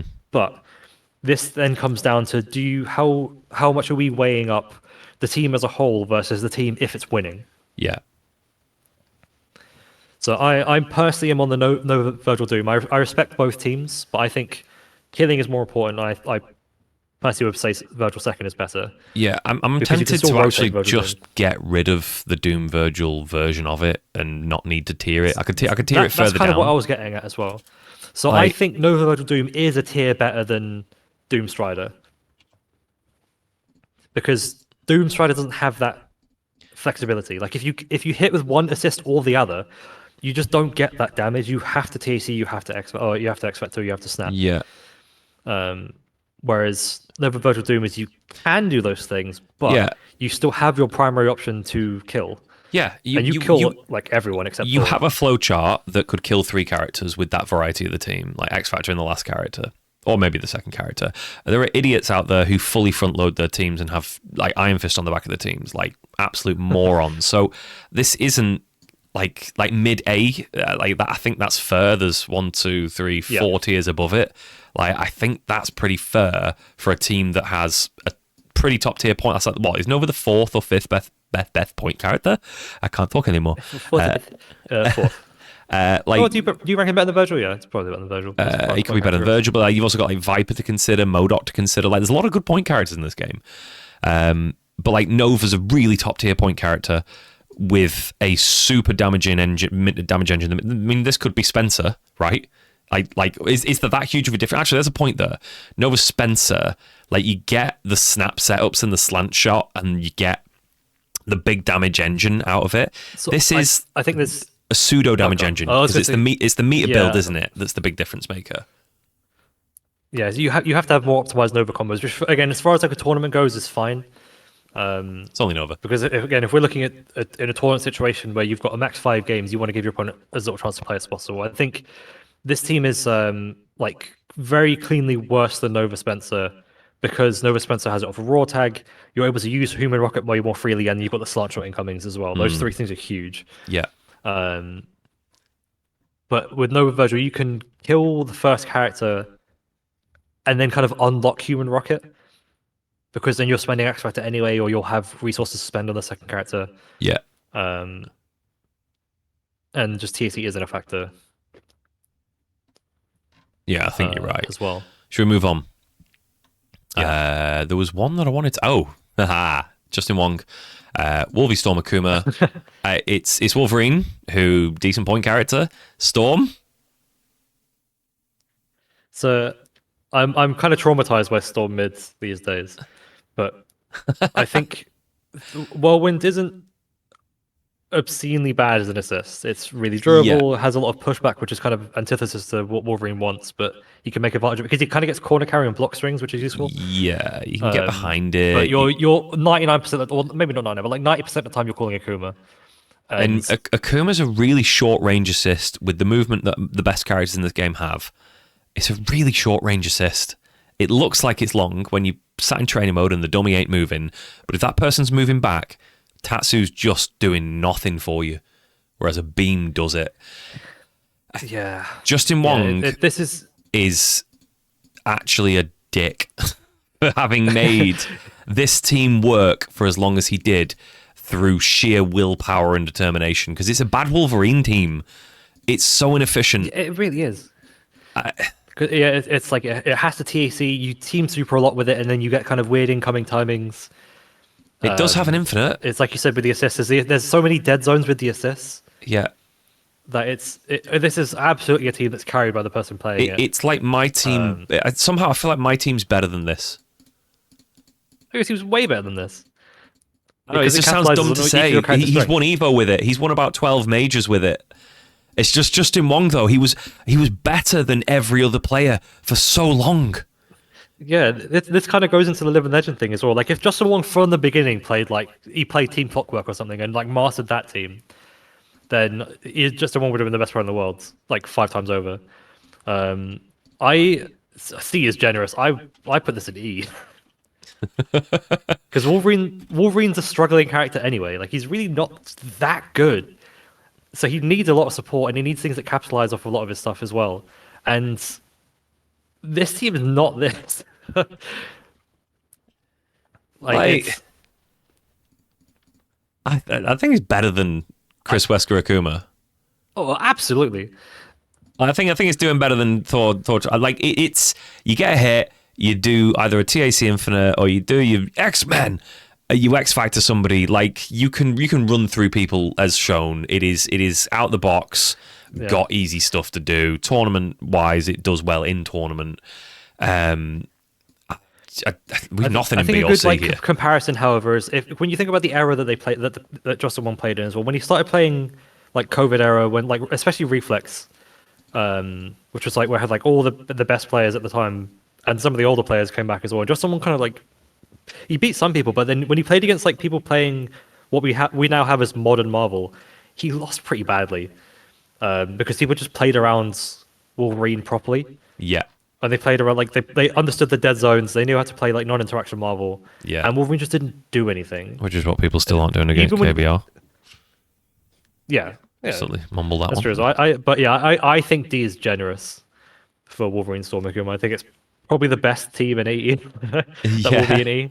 We- Um, I'd but kind that of one want is to it's jump from that one into another really unique team in the form of DatVip. Dante. I mean, yeah, this What was the other variation on it's this, actually? Wasn't there another person who was playing Merkel played Mag Dante X-23. Magdante X23? So this team, the DatVip team in particular, is probably also an. It's such a weird thing though because like Dante Point is again I'm a Dante believer. Dante Point is fine. I think his 99 is bad. It's like well not maybe not too bad, but it's okay. But like He got a double jump. He can do a bit. yeah, he's a double jump, and he's got this normals are slow, but they're very long range, and his walk speed is pretty good. Um, but at the end of the day, it's a 300% team. Like if you get the hit with Dante and you get the full TAC, you win. If it goes That's just the right, thing with X-23 teams. that is So it. like Like sometimes you get a hit and it's all going really well, and then they block the next mix up, and you have to fight neutral for 20, 30 Marvel seconds, and then you get happy birthdayed, or you just get your first character killed, and then they snowball, and it's game over. Whereas if you do get the first hit with this team, one guess makes it the rest of the game done, right? Yeah, On the right but hit. it's yeah. The difficulty is that if any one character dies, the team falls apart. Yeah. Like, well, no, actually, I don't even think that's true. I think Dante Iron Man is like the best duo on this team.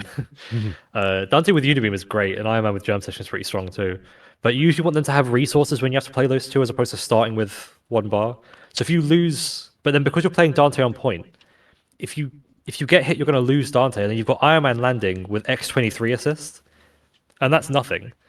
And it's difficult Yeah. to get X23 back in without just raw tagging her in. So I think by extension of it being, I think C is okay. I think by extension of it being a 300% team, it's good.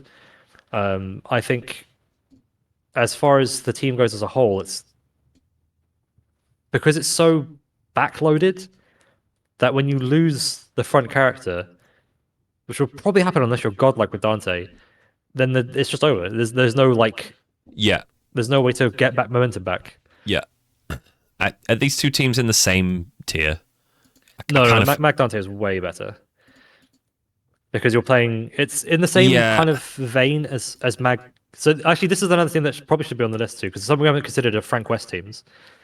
Have I not put any is- Frank players on here? Because Mag Dante Frank is another 1 second. interesting. Control F. Frank, 0 out of 0. Fuck Frank. I think point Dante feels fine if you're again really good with Dante. Like if I as a Dante player, if I ended up with Dante on point, I feel comfortable with that. But I think if you're playing Jam Session, then it feels horrible to have to play Dante on point, and that will happen a lot. And I think as far as this is another interesting kind of thing is like in a tournament situation is that good? But for Magneto, I think yes. With Dante, no. You'll have the what's the right words? The element of surprise would point Dante.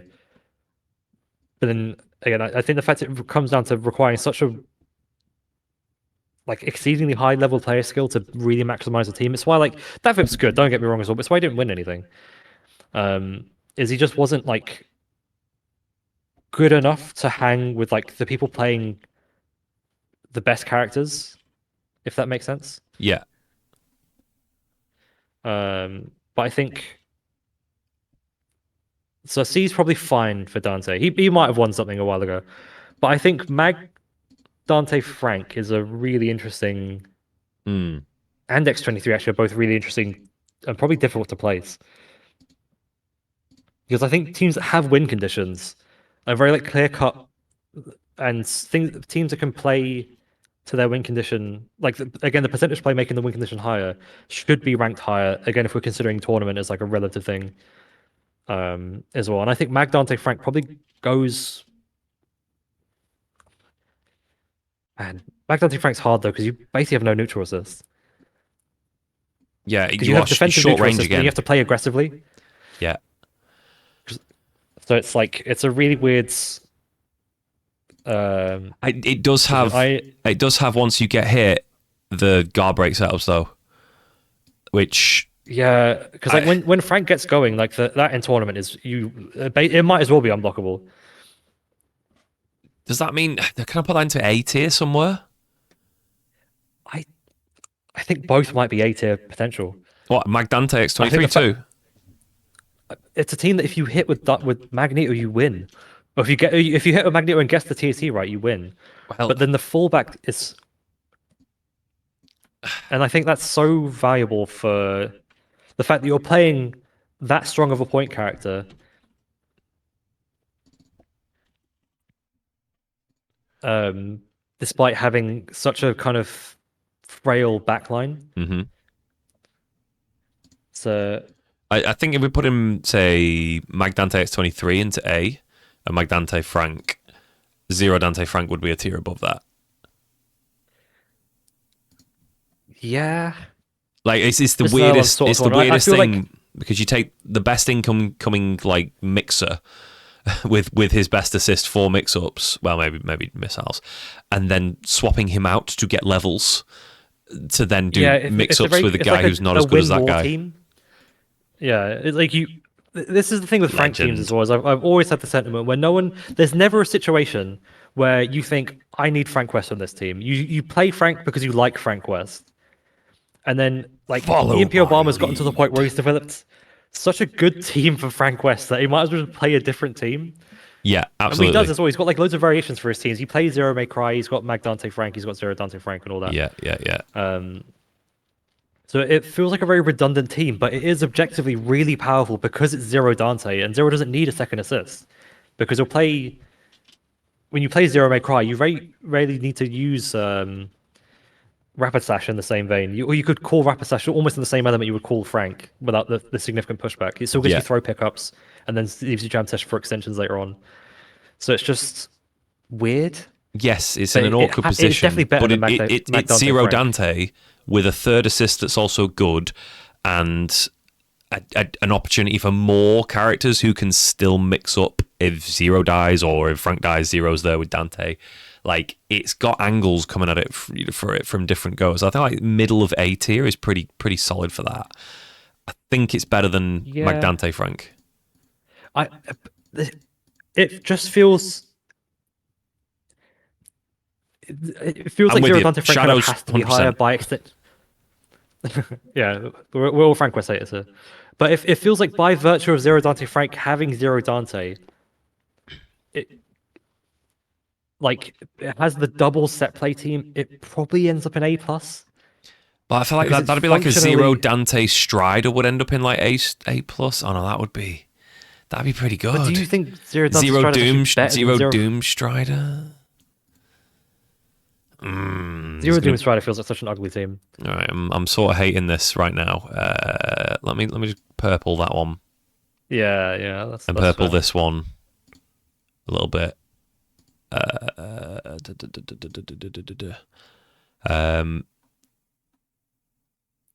Yeah, no Virgil Frank I think is fine in beta. No, yeah, because it can function. Oh, we didn't even talk about it, did we? Sorry. It can function. Yeah. It can get Frank levels. It works in... You can kill with it. Like, you can do Nova, Virgil, DHCs through. It works. It's all right. Nothing I think crazy. Frank teams that are reliant on DHCs are objectively worse than the tag versions. Yeah. What about... I really want to get onto a MODOK team in a second, and I think you know which MODOK team I'm talking about. But this one here, the Wesker Sentinel Viper, the famous inside team. Yeah, this is another team that's almost good. Because we're both fully aware of like Wesker Sentinel and how effective it is. One side? I don't know how to spell that. I think it's... Is it two eyes? I think it's two eyes instead of ones. No, as in it's one NSIID. Who the fuck makes a name like that? Jesus Christ! Like, do you not want people to be able to type it? Anyway, But yeah, So West not. I think this is. I feel like this is a could do better team. Yeah, I was thinking D, but because it has Wesker on it, I don't know, man. Trying to rank a Wesker team in the current meta with on the same level as a team that has a 300% and just wins off a hit with Dante Yeah, feels really weird. yeah, I I genuinely would probably put this team in D tier. Like I think no, like Wesker Sentinel's good, but I think Wesker Sentinel needs a second assist. Viper is not an assist. It has like unblockable stuff. It gives you yeah, combo yeah, extensions because you get the fix it stun. And then Viper Anchor is like okay. We talked about it earlier. Where like because she's actively being played Anchor. Uh, she will usually have meter to come in, and he plays it, and inside plays it like Doom Strider, where you use Sentinel to get Viper in, and then you play Viper with drones. But then Viper with drones is like okay. Yeah, I'm with Tabs on this. I don't. It's D below Justin, potentially E. I do think Wesker. Wesker Magneto Sentinel probably belongs in C. I think it's his best team. Well, I'm also a Sentinel second believer, Wesker so I Mag think Wesker Sentinel. Sentinel Magneto. But Uh, then we Shuffles played Mag Sentinel, so I think what were you saying? Where did you say you think it belongs? no, C. C. So you don't Actually, think? no, I don't. No, actually, you know what? I think, I think it has a man, place. Like I think it can fight a lot of teams. It's got what it needs for Wesker, and it also has then a really strong shell behind it that synergizes with Wesker really well and with each other really well. Like I think that team busses you up if you make an incorrect decision or it shoots you in the face and gets you on a teleport. Like, but it isn't A minus. Like, but yeah, definitely. By no means should Wesker ever touch A tier. But I think this is the second best Wesker team because I oh, think Virgil Strange is better than Wesker Mag Sentinel by probably quite a sorry, hang on, margin. hang on, hang on, hang on, I hang on. think Wesker, so. Wesker Virgil Strange. Wesker, Virgil Strange. So You've done a lot of labbing with that, haven't you? I have, yeah. I'm a Wesker enjoyer, so I think this is Wesker's best team because it gives him most of what he needs. It gives him neutral assist it gives him assist to allow him to play neutral, which is strange. So it holds other assists. It's a great combo extension assist. It gives you the damage engine with Virgil. Yeah. I'm Because Virgil Wesker doesn't use the ground bounce, but uses wall bounce, and Virgil has wall bounce as extensions. Yeah, I'm So seeing that it's this is a pseudo triple anchor team. yeah, that's a factor as well. Like you Like it snap has the Wesker to weakness get of the, Virgil the second. best character, or you kill Wesker to get the best character if you got the health, if you got the melee combos. But then you snap Wesker to get a strain. You might get 5 hits on this team just to go through it in the safest order. It's a team. It's a very bootleg clockwork in that regards. But you're playing Virgil second instead of Anchor, and you've got a beam elsewhere. Does that stretch it to A There's no way it can minus? be A. No, absolutely not. I think Wesker loses too many important matchups. Do you think it's his best anywhere near team, tier. but it's in the same team as Wesker Mag Sentinel, regardless? Like it doesn't. No, I think Wesker Max Sentinel's probably the one below. I think if it would be B minus or C tier. I don't know if you want to do plus or minuses in the B and C's. Well, I kind of didn't want to Um, go as far as like B minus and B plus and C's yeah, and all I think that. that's excessive. But Like I think with this, like we've already got 6 tiers between S and A, yeah, which I think is needed. like we talked about anything below A, like maybe yeah, I think anything below A is like not. It's some stuff in B. Saying stuff in B can win tournaments when like Justin Wong's team is in D tier is funny. But then Yeah, I if think Justin anything Wong C played and these, below yeah. is entirely because it's being piloted by the player, realistically. Whereas I think probably what will end up being in B and above is uh, stuff that can hang like you there's more player expression with it where Hmm. like you can see two different players, there's like diverging skills people can have with the team, like they could be good at one part of a team and someone could be good at a different part of the team. Yeah, Whereas I think with anything C and below you have to be like a master of every aspect of the team for it to be good. um I think those are like the realistically two viable Wesker teams at like the highest level. yeah, I think you can play random stuff and still win with it, but as far as like maximizing Wesker specifically, I used to believe a lot in I actually Wesker Doom Strider is up there as well. It's probably the next best Wesker team. Wesker Doom But I Strider. think My kind of opinion is that I think you need to maximize Wesker's ground game as opposed to giving up for Strider, but then Doom Strider is really powerful. Yeah. So but then he also has bad meter build and all that, and then the Wesker Doom is kind of force tier. It's kind of in the same vein as Nova in that regards. But yeah, I think they're all beat at best. I've got like another brownie color I can use for Rocket. Go like that. There we go. That's the one. Yeah, B Thor works Rocket for Strange that. is a good one. Like Team Iron God. Ooh. So I consider this to be quite like an anti-meta team, as it were, where like Thor does weirdly good against a lot of good characters. Both from like a player to player level and also just from character to character in terms of what he has to deal with and how he can engage and play defensively. He's really not that terrible of a character, but I think there's such a variance in the skill level of the people piloting him. So when you see people like Doppelghost or like Iron Gods playing Thor, you think, wow, this character's fucking godlike. And then you pick him and he feels like the worst character in the game. Yeah, he does. Is that variance? But I think Rocket Strange is such a really powerful shell behind Thor. It's a really good Yeah, Tabs is pairing. entirely right. Like the fact that Thor does like he doesn't beat Morrigan, but he does well into Morrigan, and most other characters just feel hopeless into her.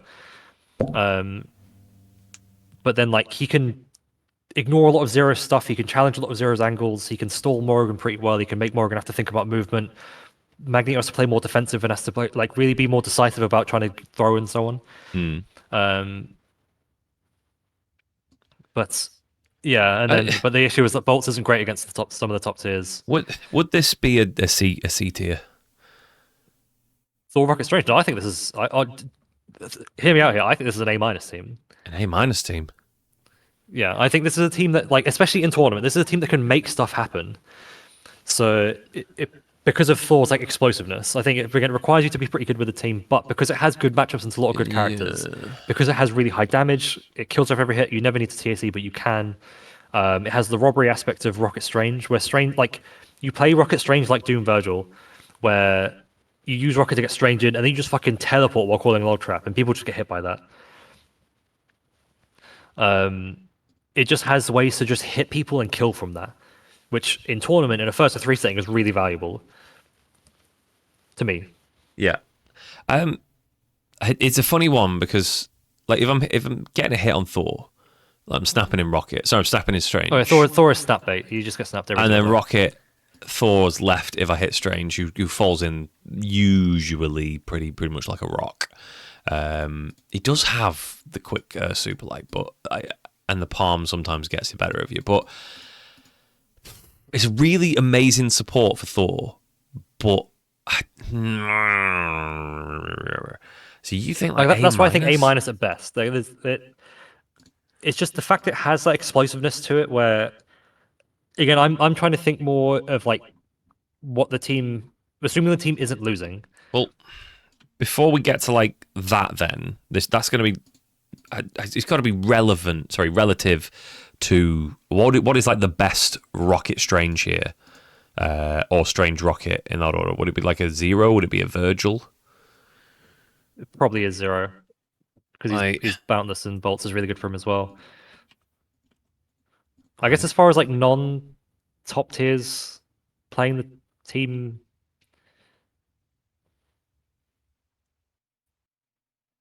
It's pretty tricky, actually.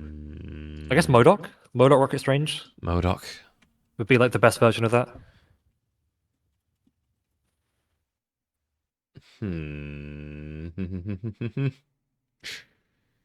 Because like MODOK Rocket Strange is definitely up there in A. Like it's a fucking ball egg of a team to fight. I'm gonna.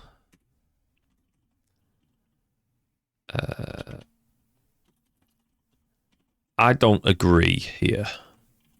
I'm gonna stick it there. I'm gonna leave it purple. Bit of moving about. Maybe a clearer picture once we stick a few more in. But would you at least agree with MODOK Rocket Strange being at worst A? Yeah, MODOK Rocket Strange, because then you've got a fighting top tier with two super duper supports. That's going to be for me like an A+ type situation. Yeah, this is also like jamming bomb the team and kill the jamming team. bomb the team. like it. Like, do you want to just stick that one in there? Like A+, do you think? Yeah, I'm happy with it being an A+. I think MODOK should be fairly close to S tier. Better than that? Better than Deadpool Dante Strider? It's just this support duo is so good. The double support on the back of a top tier character. Like, but I wouldn't put Zero above that. I'm sort of tempted to go like down here with this a bit and do like the Zero version. Oh, Mag. Well, it's awkward because I don't want there to be like Zero Rocket Strange, Mag Rocket Strange, Viper Rocket Strange everywhere in the tier list. It's all over the place. Yeah, this is. I think if we think about this, is where it comes down to like, oh, this is where the trouble of like teams that probably are extremely good, but then no one plays them. Like there probably is someone who plays MODOK, Rocket Strange somewhere as well. But I think like Zero Rocket Strange is probably an S tier team, like at least S minus, because by virtue of Zero with a beam assist and log trap. But I think it probably isn't worth ranking Zero Rocket Strange. I think you can, if someone was looking at this, they could infer that because it's good with MODOK, it's probably good with Zero as well. I think that's about that's about as good as we need to do it. Don't need to stick it actually in the list with it. The Thor one, I do think would be a tier.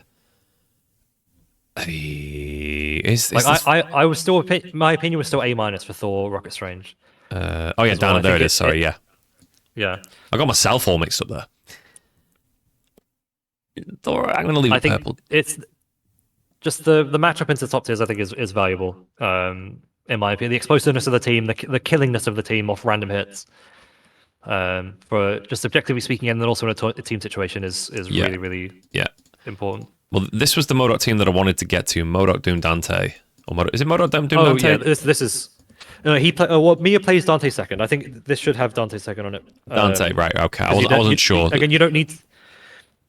He also plays it weird because he plays Jam Session missiles, but when Mothman played this team, and when I dabbled with this team as well, it was who played it? Mothman used Jam Session Beam. Oh, Mothman used Jam Session Beam as well.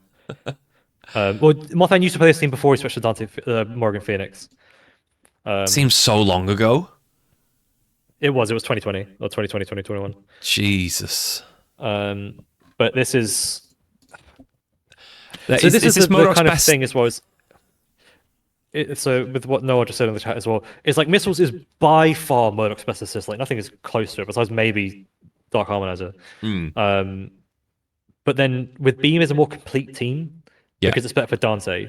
But then if you're playing to your win condition, which is the MODOK never dying, then Missiles is objectively better. Because you never really need to call Jam Session in neutral. You can kind of exclusively call. You can kind of exclusively call missiles and then use Jam Session for pressure and incomings and so on. Yeah. So I think either way, regardless of your team setup, I think this is an S minus team. I think this is the best conventional point MODOK team. Sorry, I'm just typing ahead of you here, but that shoves it a tier up, right? Having Morrigan there instead of Dante, as good as like having the Jam and missiles combo I think so. It's for this. It's the same reason we still. You're going to be calling missiles most of the time, but you also have the option if you can call missiles to cover you getting into the air, and then when you're floating in the air, you call Morrigan 3 times, and then you can sort of do the same thing with Magneto, where you do. Oh, I don't know if you can put it in the same one as Mag Morrigan Doom though. Because like Shockwave Astral is so much better than any MODOK Super into Astral, but then MODOK enables Morgan assist calls more. It's like I know they're not ordered in a sense, but like they kind of are. But like Mag Morrigan Doom, is that the same as? I mean, if we're saying that like a MODOK Morrigan is really strong, like for the same reason, it's building that bar and getting her in. A lot of MODOKs are capable of making them block something to get Morrigan in, right? Surely. Yeah, absolutely. You can just do beam into super into Astral. Beam. Yeah, you can confirm the block string into the super and then just trap him there, cage him somehow. There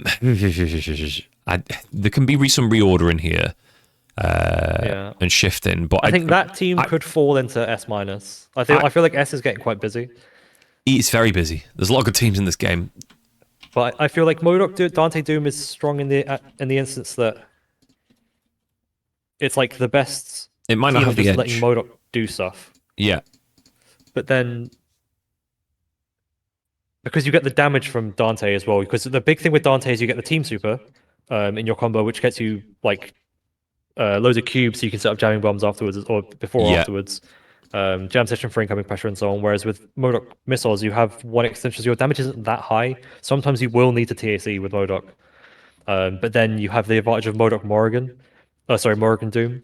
mm, So I think because there's things those teams have to give up, so they're exceedingly powerful teams, but there's things they have to give up, which makes me think they're not S, SS. yeah, Whereas with Morrigan, like you're playing your game plan anyway. You're playing a different game, so I think that should be a separate yeah, ranking for Morrigan versus Morrigan Doom Dante do. Whereas Magneto Morrigan Doom is so like overwhelmingly powerful. yeah. Looking at this now, we're a little bit more fleshed out. It's making me reconsider, like the Doom Ami for Firebrand. I kind of like here, or do I think both of these need to be A plus? Firebrand. I'm coming back to it now. Is I don't think a normal Firebrand team can be an S tier. I think what makes Firebrand S worthy is his ability to invalidate teams and characters. Invalidate players. That as well. You don't I get to think, play, mate. like, despite Scroll and Iron Man not being good thirds, because they allow Firebrand to win without the opponent playing the game, I think that is the only reason that team is an S tier, because otherwise Doom Scroll is just bad. Yeah, I mean, Scroll Doom's like whatever, but um, so yeah, I don't think a regular Firebrand team can be in there. Firebrand Doom Dante probably could be, but because it's a team that requires so much, there's a lot of variance to it, yeah, and things that kind of can go wrong because it requires like a specific setup to make it guaranteed. Um, it is, it feels like in a sense it is a normal Firebrand team that has the capability to set up the most unblockable list yeah. version of the setup. I wonder, can you just get the reset with that version of the team there? Like hit them unblockable again on I the don't reset. know if yeah, are you talking about a thing where he'll like Mars or Firebrand player will ground back to you and then do stand heavy plus assist into unblockable.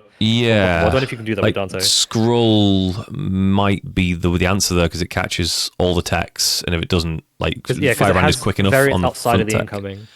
I wonder. I guess the thing with this team is you don't need to do that if it works, but then there's the if it comes into play. Yeah, Whereas Doom Scroll has so many like fallback unblockable options, got a few like purples forcing here. the tech roll into the knockdown tech roll and then the air tech against characters that don't have air Yeah, options. yeah. Yeah.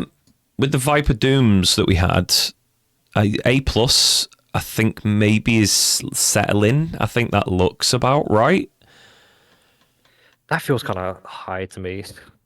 Viper Looking at the Doom, other Mummy, characters that are an A plus at the moment, Viper Doom, Strider, very layered, I just think Viper has a lot of synergetic. variance as well. But then I don't know if I would put Firebrand above Viper.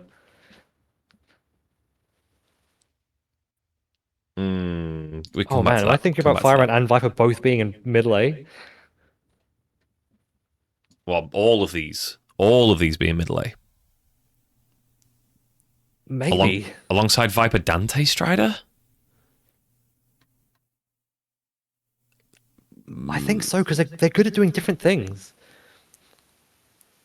Oh, They're all like, oh man. Let me see how that looks.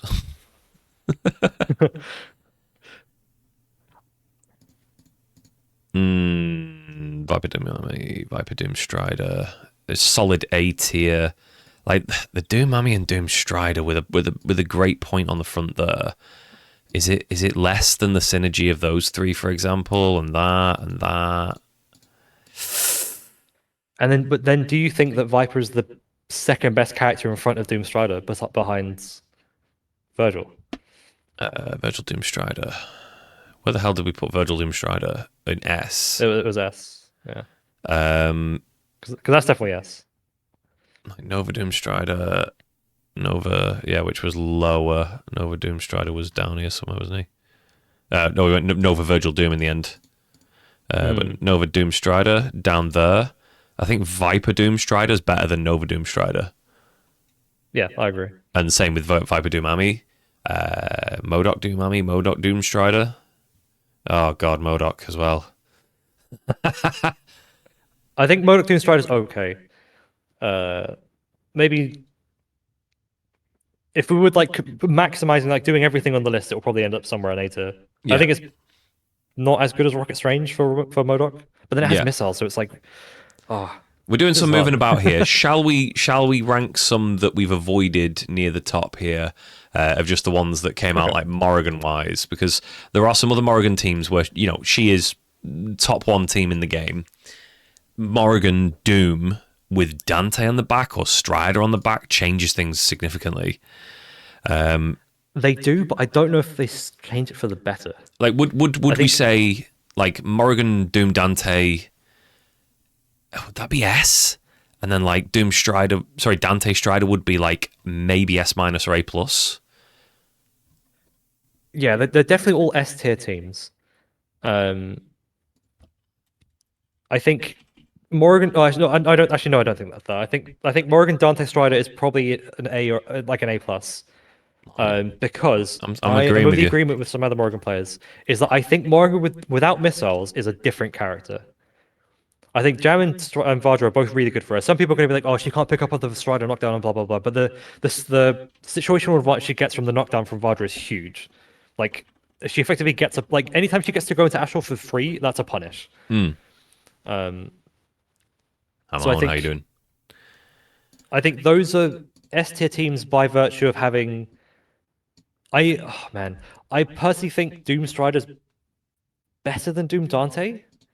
I'm thinking the lockdown and mix-ups that can come out of Morrigan pressure there. You get being able to launch Soul with Drain stuff from missiles. Dante as well. I'm kind of valuing like just Morrigan Doom Anchor, but then you still get to use Yeah, Jam Session for pressure when you're up close as well.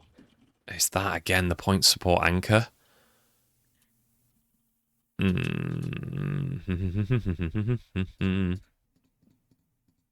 And the more I see these teams forming, the more I kind of like this here being sort of like I say the bottom. They're not strictly ordered, but in terms of Yeah, just like the one that rounds it out almost. wait, did we just hit all three in like 2 minutes right there? Yeah, The I mean, we J-Rose already said discussed most of the reasons why each one is good as well. It's just kind of how it is in scope of Yeah. Morrigan as well. Where did you put Dante? Did you put Dante Strider in A? Or did you Dante even put it in Strider A+. Yeah, Because- I think A because plus is fine. I think Without missiles, Morrigan's effectiveness goes dramatically down. And I think so as well. Dante Strider as a shell is one of those that's hotly debated, but overall is less of a power couple than, say, a Doom Strider or a Dante Virgil, perhaps. So I view Morrigan Dante Strider in the same way.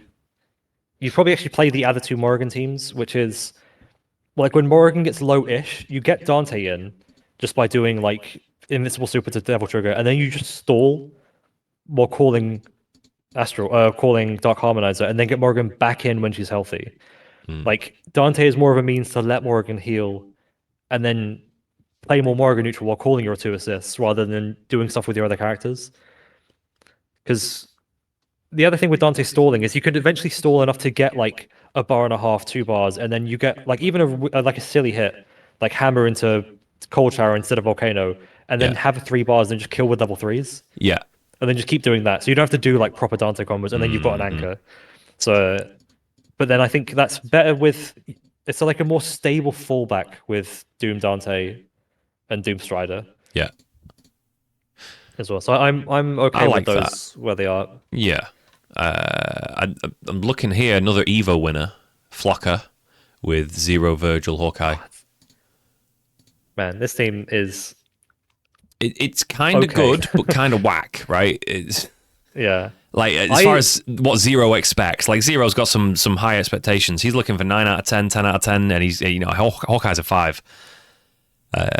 Yeah, it's just kind of you could probably replace Hawkeye with like any projectile assist, and it would be similarly Rocket or effective. something and go with Spitfire. Yeah, or Um, Strange. Yeah, Zero Virgil but yeah, Hawkeye. I think this is as like a Is this like an preface. I A? think this is probably like middle of A. I think Let me it's just like type it's it. hard to rank the team lowly because it has Zero and Virgil on it. Yeah, and a neutral assist that is quick. I don't know if it contributes, and I suppose it contributes enough because yeah, it's a very snappy assist. It's probably about as good as like Magneto or something, um, in terms of how they would use it. Hmm. But then I think it's so there's so much kind of like Virgil Hawkeye is a very meta wanting duo, and then Zero uses it all for himself, but then he builds a lot of meter as well. Virgil doesn't really have any combo extensions, so Virgil damage is going to be quite low. He gets like a lot of random into like short combos into super or something. Yeah. So I think it's ineffective as far as the Virgil Hawkeye goes Yeah. because you never need the Virgil DHC as well. It's kind of Virgil with a backline. Yeah. Oh, sorry, Zero with a it is backline. kind of unsynergetic. It's just two really good characters that aren't using each other, apart from like Zero having a meter reserve for Virgil. But then Flocker goes into Segenmu. In fact, actually, is it Flocker who goes into Segenmu all the time? Does he love a bit? He plays Fireball Assist, I think. It's I don't know if tricky. he plays DP and then does Virgil pickups, or if he just does Yeah. Sugenmu Fireball. I'm It's tempted to been a while since I've seen him play in slip TM. this into your instinctual placing of in the middle of A in that S tier. I honestly, now that I'm really thinking about it, because it's just like it's sort of like the best King of Fighters team, where it's just three guys on the team. Yeah. I'm tempted to put because you were hovering over earlier while I was talking about something as well. I think it's probably about like it probably is like an A minus team. It's like the one of the weakest good Zero teams. Yeah. But is I'd rather is, have Zero with two proper neutral assists. is it if I'm gonna play a Zero on team. par with these guys here, like a Nova Doom Strider who can't kill off a lot of hits, and a Deadpool Dante Hawkeye who's also got the Hawkeye in there with the other brother and not as good of a point character. I feel like it's a better point character with a twin who, maybe this would be better if it was Zero Dante Hawkeye. It genuinely would be. That's Like, why I think it's probably into A minus as well. you reckon it is But I think- alongside this, despite the sort of bump up of point and then the second anchor? Yes, because I think Deadpool Dante Hawkeye is a more complete team. So like the only reason this probably isn't lower is because it has Zero on it. The only other Virgil Hawkeye team I've ever seen played was when the Yipes played Spencer Virgil Hawkeye, and that team was okay. Yeah. And that would be like ranked way lower on this list. Right. But my logic here is that like Zero is a much better point character. He beats everyone. Yeah. So that's fine. Like it's more front heavy. You've got Okay. a neutral assist, and you can pick up with Virgil.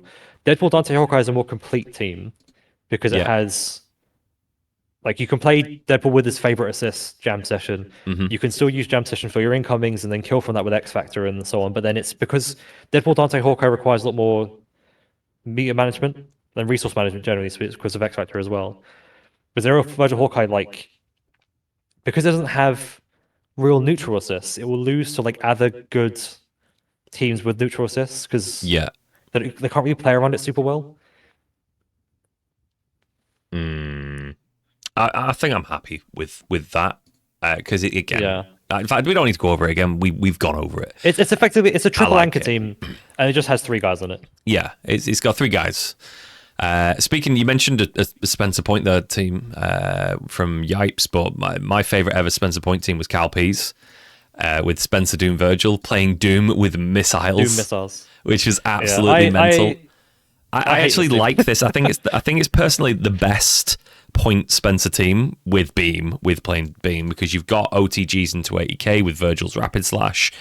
You've got your neutral assist and you've got a character who kills on the front with a shell on the back that does business. But I think it's like a B or an A minus. A minus maybe, I think, because if I'm looking at I think it's doing this. Doom Virgil's hard to rate lowly, but then like it comes with the issue like Spencer's meter gain is really bad, but then he can tag to Doom, and he doesn't really have a neutral assist. He can't probably cover missiles, but then he puts himself in such like shitty positions for the other person to deal with that they can't like hit him and deal with missiles at the same time. Well, it doesn't have to be missiles. Like it can be the beam. If yeah, I mean, if I was playing, I'd play Beam because I'm not insane. But in my mind, I think Wolverine Doom Virgil is better than Spencer Doom Virgil by a chunk. Yes, I think it leverages the whole idea of a point support anchor way better. It gets corner carry and then sets up the TAC Infinite, which yes, it wants that off a bad hit, but off a good hit it can still kill.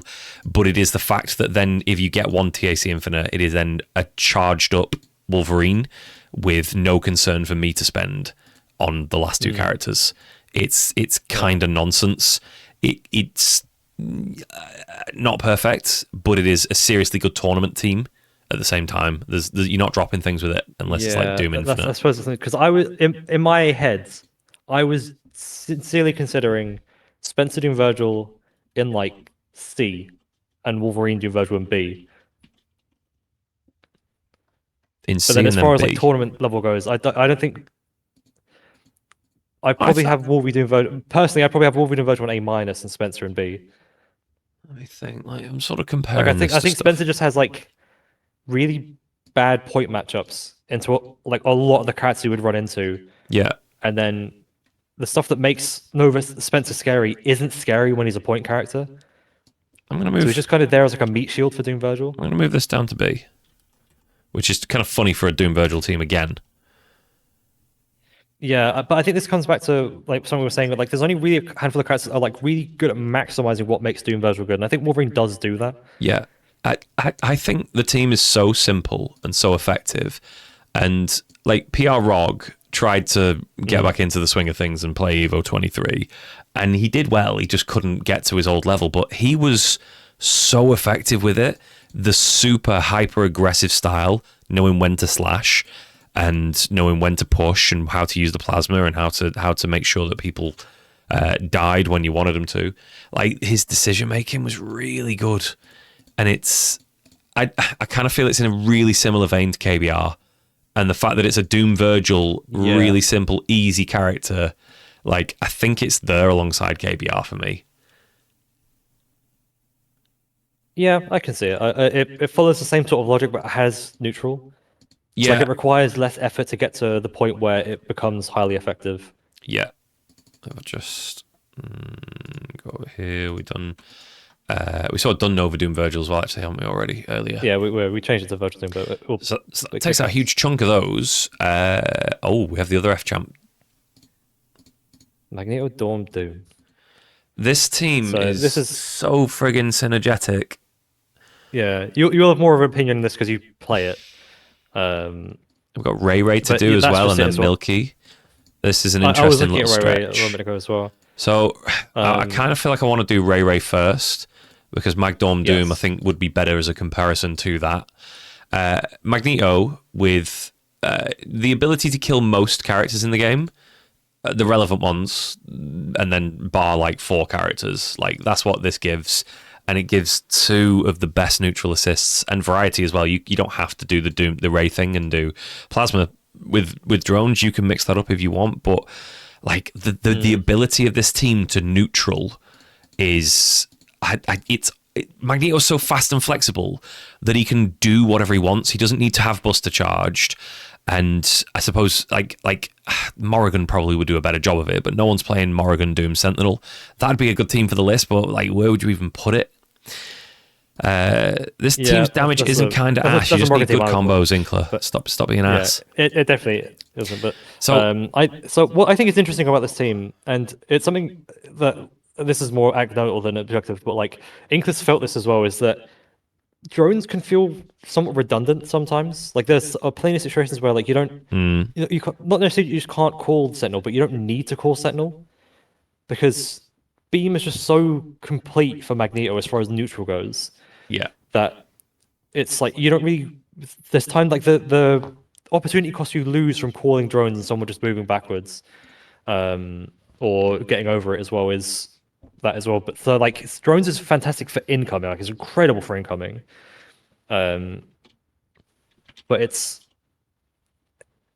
it feels not redundant in a sense, but just like it's there. Let me just list these out. Sorry, I'm not ranking them straight away. Yeah. No, that's fair enough. I think as far as the Magneto teams go, it probably is the worst of the good Magneto Got teams. Doom Phoenix there. Doom Sentinel. I'm trying to sort of like look at Magdorm Doom is on there as well. what we've got. Yeah, Magdorm Doom I'm going to put down in a sec too. I feel like these two are on par with each other.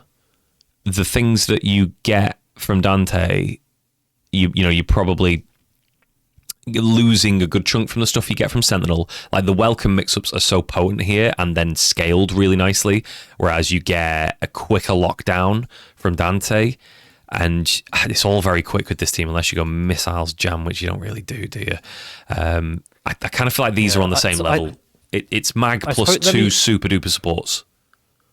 I I don't know because I guess what I was thinking about while you were talking about that as well was like, how highly do you rate Doom Sentinel as their shell? Like, assuming Magneto is dead, like, is Doom Sentinel an S tier shell as opposed to Doom Dante or Dante Doom as well? Because neither team is a true think anchor. it's as good as that, honestly. There are reasons for this. That, like if I'm talking again, we're talking tournament. Sentinel as a character in tournament is happy birthday granting quite often, either through a TK hard drive or his Hyper Sentinel Force. His armor, it comes into play so often. Like people get frying panned, people get hit by all sorts of junk from him in tournament. Dante, a little bit more complicated, a little bit more prone to drops, a little bit. The thing is that they both offer very unique things for Magneto and can both be played second or third. Yeah. The Doom Sentinel one, the thing that gets that for me is that Doom can spend a bar whilst calling drones and force you to block and then get a mix-up out of it, which is just really like it's similar to that's their thing as the duo. Yeah, people lean in to the THC with Doom and Dante, but from neutral, like $1 million doesn't do the trick because they only have to be above normal or at or above normal jump height for that to become irrelevant. I've always thought as well. I don't think this Doom Dante THC is a neutral THC. It is a punished THC or for damage. Yeah, it's or like you've put them in a block stun, you do it. Yeah, exactly. But whenever I see people do it full screen, I just think, oh, thank you for wasting 2 bars. I'm going to super jump and dodge all of this. But for yeah, one Doom bar has the advantage of that. That's the one bar factor is a big thing too. Yeah, it's 1 bar when you usually have 3 or 4, as you know. You don't use it as well as Ray uses it. Ray uses it and makes people block because he recognizes the situation where you do it and get the mix-up off it. Whereas you spend your bar very freely is a big difference. Yes, you don't use anything as well as Ray uses it. Wow, so I'm not even going to go there. But the big like deal there is that you only need to get that precursor thing. So if it's a butter gun in a certain situation and you know they don't have air movement, like you can hit them with it or whatever the situation is to get it. It is like then guaranteed unless they burn the resources to get out somehow. It's scary. There are benefits to both. I kind of feel like both of those teams, for me, fall in line in here, though. Yeah, so that was what I wanted to say. I think they're both at the top of A+. But the point I was going to make is I don't know, because they don't have the immediate power that MODOK Doom has or Doom Phoenix has. Like that kind of constant threat is like, if you get hit by Magneto, you're going to die with the other two anyway, but like you're definitely dying to MODOK and you have to deal with a MODOK incoming. Or MODOK freely gets Magneto back in, or you have to play around Dark Phoenix or like Doom Virgil. I think the lack of anchor is a big factor. I personally think the Doom Dante variation is better than Doom Sentinel. I also think the Dante second version is better. I guess it depends. I was talking about this with Inca a little while ago as well. I think if you value TACs more than Doom second is objectively better. But having Dante second gives you more situations where you can do the raw tag team super. More situations, yeah. You need your assist. to do it the other way Yeah, around. because if Don't you you? use Plasma Beam to open up, you can't do the Raw Tag Team Super anymore. Or you have to do the THC skip to stop getting. Can I just indicate like how? Well, what's a good symbol for me to indicate that they could like? Should I put the squiggle? That they could go either way. I do like that. I guess like equals / equals. Maybe that looks good. Does that look good? That looks fucked. No, it does. I think it also means not the same as in like coding. I feel like the Oh, squiggle I guess does just it. Doom equals Sentinel. No, I don't know. I kind of like that. I think that does it. Little mustache. Yeah, maybe like a thing at the top that says Now- like this means either order. This All right, is I'll where leave Magdawn Doom to you for a little bit because I'm gonna go get a drink. So I'll be back. okay. This is where my trouble comes in here because Magneto Dorm Doom is just as synergistic or synergetic as these other teams are, but it sacrifices a second neutral assist in order to have, maybe you consider that a welcome mix-up assist or neutral sponge, but the point is that you get the Stalking Flare kill, and that sets up Magneto for a mix-up in a way that these don't. But then Sentinel and Dante, like those assists, do it really well. So there is a big benefit to having the setup that Dorm gives, but you're giving up that second neutral assist, and that is huge. And I think it really comes down to preference with all three of those. The being able to kill with the Stalking Flare, because the damage is stupid on Magdorm, is really big. And then the chip that comes out of the next sequence, because you get Stalking Flare, the point character has to block that. Depending on how you killed, you can either get your 3 spells and a carpet, or just 3 spells and release, hard tag back, and then a mix up with Dark Hole or Plasma Beam or whatever it is. And it is really stupid. Magneto Dorm Doom, like MODOK Dante Doom, is that better than why that's that being there for Maya's team? That throws a bit of a spanner in the works, because is that better than the mag version? I suppose it's the scaling to an effect and being able to jam in bomb and get unblockables, which makes a difference. Magneto is very fair. Like Remy Martin comes out with some real clangers sometimes, but in a sense, like MODOK is cheaper than Magneto with certain setups. So I am back now, and I caught the end of what you said there as well. Yeah, I like- think I'm feeling the same way now as well, and I feel like if anything, you'd probably drop MODOK Dante Doom rather than increase Mag Doom Dante. Go this way. I think Mag Doom Dante is a better tournament team. Because MODOK has worse matchups into like key tournament characters as well.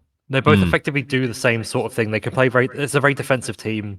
They're both teams who bring to kill TSC when they need to. But then Magneto has, I guess, as far as it's like MODOK has a riskless neutral when you're not doing anything, but Magneto can play defensive and attack at the same time, which is really valuable as well. I think it's very close between the two. Yeah. Magneto is just the better character. Inkler, But I think what do you think about then? Like, is that set play? Because you've used Mag Drones more than I have, and I think Mag Drones is really good for the set play. Do you think the Dorm Stalking Flare set play is a bigger benefit than losing the neutral assist as a drawback? Is the benefit worth it? And would it be worth a slight push of a tier for Mag Dorm Doom compared to those two?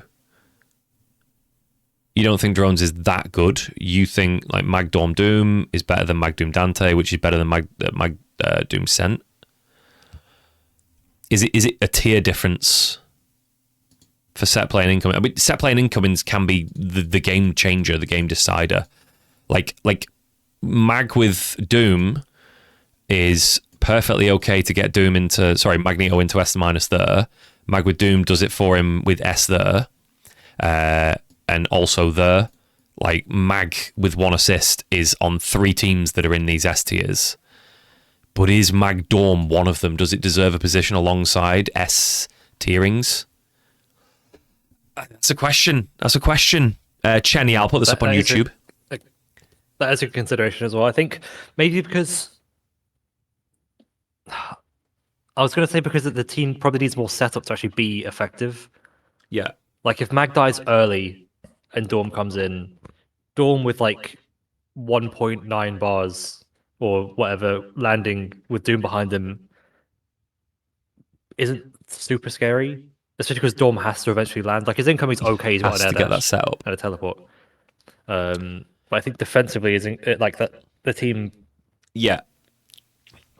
On the other hand, Mag's bleeding and spends 2 bars. With these teams, like Shockwave into Sphere Flame or Photon Array is just like, haha, yeah, you spent 2 meters, woohoo! I don't mind that you're out now. That's just a neutral reset. Yeah, but with Magdorm, you keep the momentum. It actually just it gets you your life back with Magneto and starts Dorm in a favorable position, which is kind of what we're looking at with Magmori Doom. Up there, it's just not the same level. Like, could we stick this? Yeah, Mora Doom's impact on the game is just greater than Dormammu Doom's. And I think if there's one argument that sprung to mind here, Mag Doom Phoenix was F Champ's thing, right? He had a vanilla Dormammu, but he learned Ultimate Dormammu and started playing it later, like 2013, big time. He brought it out at Evo again for the year he won, didn't he? He was using this for part of it. He wouldn't, like, this is F Champ we're talking about here. He was steadfast against Virgil. Didn't want anything to do with Virgil. Started trying to use Morrigan, but couldn't quite get there with it. Would he have picked something that's really worse than what he already had? Because it's not that different. It's Mag Doom with a third character. It's just that he wanted it for a different reason. I think yes, because the gameplay is very different between the two. I think one enables a different style, just a style of gameplay that probably felt more engaging to him. Yeah. And I mean, maybe as far as a tournament team goes, like purely from a tournament perspective, Mag Dorm is probably better because Dorm's a fairly easy character. Dorm missiles is very strong as well, and then the Mag Dorm set play as well. But if we're talking at like playing at the level that people can play now, and like high level in the days of yore, Mag Doom Phoenix is terrifying because of what comes from you losing neutral once, or potentially comes from you losing neutral once as well. Yeah. Whereas if you block if you manage to block the Stalking Flare setup, which isn't easy, then it goes back to neutral, and it's neutral in Dormammu's favor, but it's you survived. Whereas if you lose the Magneto Doom Phoenix interaction, you've lost the character anyway, and then the presence of Dark Phoenix is there. Yeah. So I think it is Mag Doom Phoenix is objectively a better team, but I think for the level F Champ was playing at versus the level he was playing against, I think for him, Mag Dorm Doom ended up being better. Because people just weren't playing around his Dormammu the way they needed to, and he was playing Dormammu like ascended past other people. It might have been a pick, for the scene as well, like that idea of them not playing around it as well. Still, people don't know how to fight against Dormammu. I'm going to be completely frank there and say people need to actually go into trainer mode and fight Dormammu properly. Not talking about the shit I troll you with. Just in general, there's people just letting Dormammu do whatever the hell he wants, wherever he wants on the screen, when you can prevent that. Depending on your character, but yeah, I think this is a funny thing. I mean, like in our scene, it makes sense because we've got a very prevalent Dormammu, but I think because Dormammu is not actually that common of a character, people don't think about it. Maybe, or like a Dormammu is like on the level you play at. So it's kind of like there's two angles here. I mean, if there's ever a scary character, you should always land against them. But that's just a different thing. There's two angles here I want to consider very briefly. Magneto Dorm Doom, in my heart of hearts, I want to say it's on the same tier as Mag Doom Dante, Mag Doom Sentinel, but my brain tells me the set play is really valuable. Like the set play is the big deal here. One assist for Magneto is sufficient, and the set play is the difference maker that will let you steamroll more consistently than with other teams. But the second half of that, even though that was already a two-parter, the second half is it really comes down to whether you agree with these positions right here. I think comes down to, are you a player who values safety in neutral and clean play, like a Ray type person, or are you more deeply, like mindset wise, are you in a deep, I want the offense, I want the snowball, I want the, a KBR type player wants to get the hit and then follow through and just win off that, which is more my type of idea, which is why I'm sort of happy brain wise saying that's the way I want to go. Yeah, I think it very much is like if there was an S minus minus, it'd probably go in there. Yeah, and to be fair, I think I was just gonna say, my immediate comparison with Magdoom Dante is Magdoom Dante kind of essentially does the same thing. I mean, yeah, we talked about it earlier as well, if you agreed as well. That just the neutral from shockwave to ball is like momentum keeping rather than neutral reset. Because Magdoom Dante has the same sort of effect where you're killing because of the team super anyway, and then you're doing your incoming with Mag Jam or whatever you want. Which, like, how different is that really from a Stalking Flare incoming? Not that much. Like, I bet Milky could use it just as Yeah. good. I suppose the final thing there is that Magneto has a DHC into a Happy Birthday, whereas Shockwave into Doom DHCs isn't. Like, into Dante second it is, and into Sentinel second it kind of is. It's pretty good, isn't it? Another reason Actually, why I think Mag Dante's kind of better for that. You have to end your combo a little bit differently because you can't really end at super jump height. yeah, yeah. But So- then you just you play around that basically Yeah, as well. yeah. So it's Wait, I suppose the thing realistically is, do you feel like with the momentum the Dormammu Doom backline is stronger than Doom Dante, and how much do we value Shockwave into Stalking Flare versus Shockwave into $1 Million? Because yeah, I agree with Morgan Doom. I don't. We don't need to discuss it, do we? It's in amongst those other ones. It's pretty safe right there. Yeah. Soul Drain setups and Doom Enemies, and then you'll $1 million for Doom Enemy and so on. Yeah. Virgil Doom Dante. But, sorry, yeah. Sorry, do you want to make a final point about the earlier discussion? Sorry, Magneto. Not really. I was just going to revisit the same thing I made, but we can always come back to it later. But, Yeah. Virgil Doom Dante is an interesting one. This is another team that I've played, and I think Virgil Dante Doom is the much better order.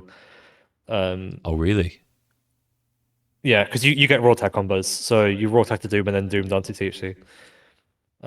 Oh, right. It's one of those things I never think about, like raw tagging like out of Virgil and not DHCing back to him. Yeah. Interesting. So we could do. Sorry, am I just like sort of? It's the team that probably should be in It S. should be as good as that, but maybe is it?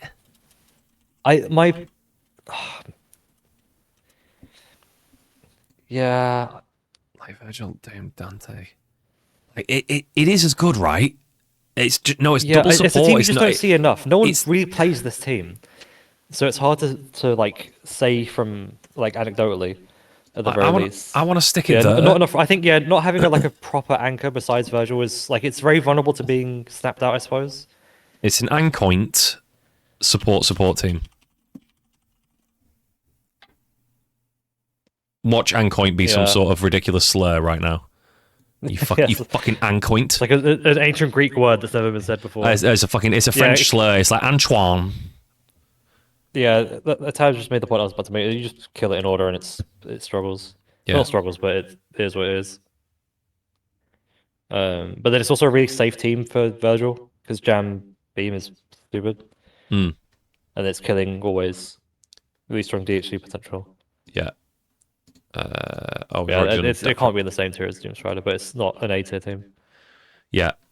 I went purple for that one. Off done. There we go. Team Moons, Nova Modoc Army. Now that's unique. Nova Modoc. Yeah. Did he use Beam? So he did use a blaster. This is a team I think he carried. It's similar to Doom in that you have to do kind of very specific stuff with Nova to make sure you can actually kill. because if you spend Human Rocket early, you don't get the DHC, so then you have to end up TACing. But then Modox doesn't have like a TAC, like the area played in right now, he doesn't have like a proper consistent TAC infinite, so you're doing a TAC combo and then spending a bar anyway. Yeah. To end with Yeah. ideally with his rocket his hyper battering ram super, so you don't use up all your cubes. But then I really don't like Blaster that much for Nova. I think the fact it doesn't hit small crouches is important, and it doesn't have the same kind of impact on assists that Bolts does, where Bolts like locks off an area of the screen for a long time, whereas Blaster's fairly quick. Like Blaster's very durable, does good damage, and it knocks people away really fast. So if you call it a mid range, like say you call it the same place you would call Disruptor, Yeah. there's a good chance that your crouching medium will whiff because they move so far away. So you have to do a lot of things very deliberate around Modok. How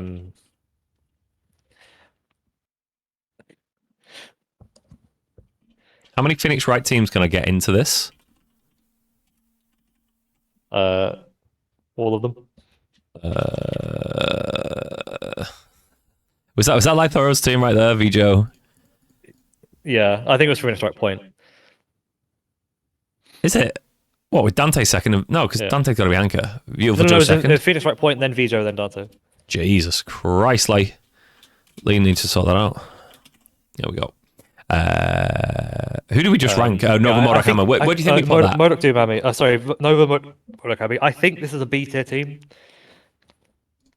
I think it requires such specific resource management. You have to play around your own assists very carefully.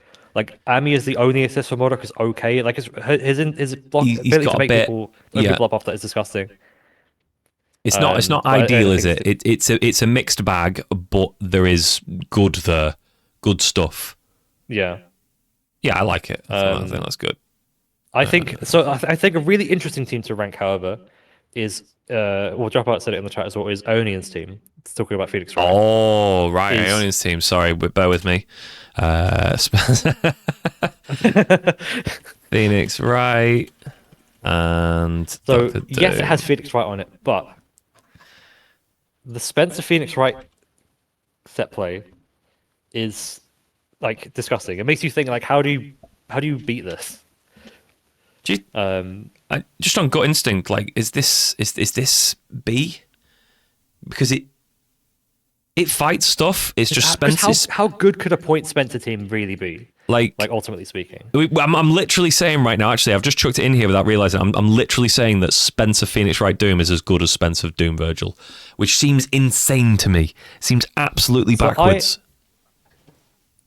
So this is the thing with the way this team works, is you don't need an anchor because it's like Tab says, it has true unblockables, like actually inescapable setups. Because if you raw tag, you get hit by arm, yeah, and you get killed from that. You get all the usual Spencer incoming setups as well, and you're still playing Spencer Beam. So like as far as a point Spencer team goes, Aeonian does believe it's the best point Spencer team. So then, could you really put it in the same tier as Doom Virgil, as in is Spencer Phoenix Wright too low down? And that's a good point. It's because you've had to deal with this as well when you play against Fluffy. Is if you block Hypercharging Star, he'll just DHC into Maya Super and then just unblockable you. Mm-hmm. Phoenix Wright has his stuff. It's really strange how good he is at being so bad. At the same time, I'd maybe put this at A minus. I think it has. Yeah. If listen, hear me out. So if we're talking about like the X23 team being up there as a win condition team, this is a win condition team. Fuck. Pardon. Sorry, Glass. I feel like am I too tired? Did I hear you right? So this is why you get me. I think. What the fuck has happened here? It's a team that definitely requires. We started out with such good intentions, Glass. What's happened? where did we get lost? This is a team that definitely requires player skill. It is not a pick up and play team. But if we're putting KBR this high, and we're taking into consideration set play, the win condition, and like snowballing, this team does it. You got a character who, from the beginning, like this is an X Factor 1 team as well. You don't save X Factor. It does what it does better than Doom Virgil. Am I right in saying that? Yeah. Does it Yeah, actually? I said it. I said it when we Comeback ranked factor? Spencer Doom Virgil. Spencer's kind of a meat shield for this team. He just there are so many, but maybe not so many, but there are a lot of point Spencer team or so many points for Doom Virgil that are just kind of there. And Spencer is one of those characters. He just has the damage potential. But then this has like an objective game plan where you just win off of it because you keep unblocking people, unblocking people. Uh, I am having a little bit of chaos and Or the turmoil. alternative, do you put Spencer Doom Virgil lower? Do you put Doom Virgil team in C tier? This is no do a fuck. Spencer Doom Virgil, it's Spencer killing and it's Doom Virgil on the back. Like that team's doing all right. But Spencer Phoenix Wright Doom does great for Spencer. It really puts people in difficult positions. But is it like it doesn't have a Doom Virgil on the back as good as it is up front? Is it better up front than Doom Virgil is at the back? Is that a balance? Are they similar level? But this comes back to my initial question of how good can Point Spencer really be? Good Point Spencer with Beam, bearing Fucking, in mind that he's in you're knobhead. able to kill. He is. Am I actually seriously doing that? I don't think Spencer Doom Virgil is an A minus team. I don't think it's A at all. I don't think I can separate these two apart from each other.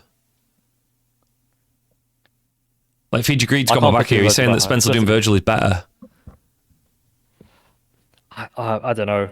I feel like Spencer Doom Virgil is fine. It just is a Spencer team with Beam, and then you just do like whatever that you just kill or incoming. But Spencer Phoenix Wright, that damn dog.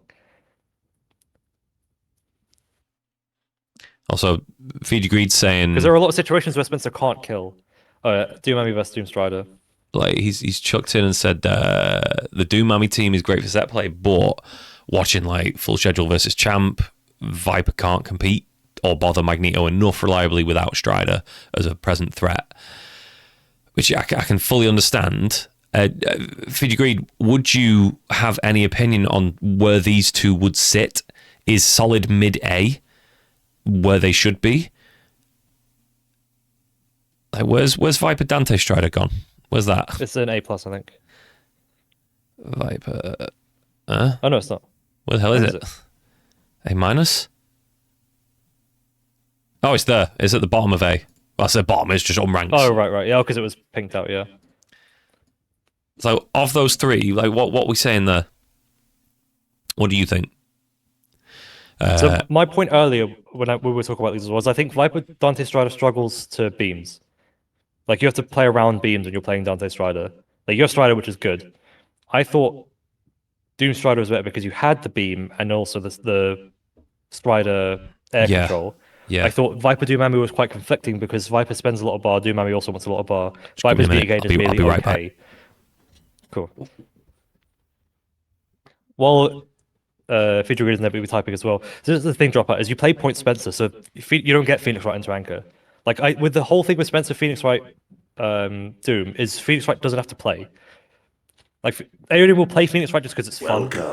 Or he sees a situation where he can play Phoenix Wright, and Phoenix Wright has some okay matchups depending on the evidence he gets. But thank you for the raid one, heroes. Sparty is just Follow stepped away for a my moment, but we're just discussing a team tier list instead of a point character tier list. Instead of a individual character tier list. Yeah, because that's because no one's wild enough to. This is the thing with Onion's team is there's no one like serious enough to play that team and pick Phoenix Wright, and then there's no one casual enough, or most people are too casual to then pick like, yeah, that serious of a team, and then no one would willingly pick Phoenix Wright just to play a Spencer team. I think the only exception is that there was one beginner in the American Discord who started playing. It begins with a Z, but they started playing Spencer Phoenix Wright Doom. They were open to playing like the good Phoenix Wright team. But if someone's going to pick a serious team, they probably wouldn't pick Phoenix Wright. If someone's going to play more casually, they probably wouldn't pick Spencer. So there's very little overlap, which is why.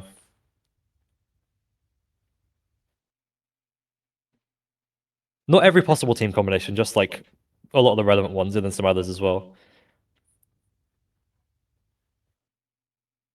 See, that's the thing. It is the best Phoenix Wright team, but Onion also said he feels it's the best Spencer team, Point Spencer team, specifically Point Spencer, and it's because of the unblockable.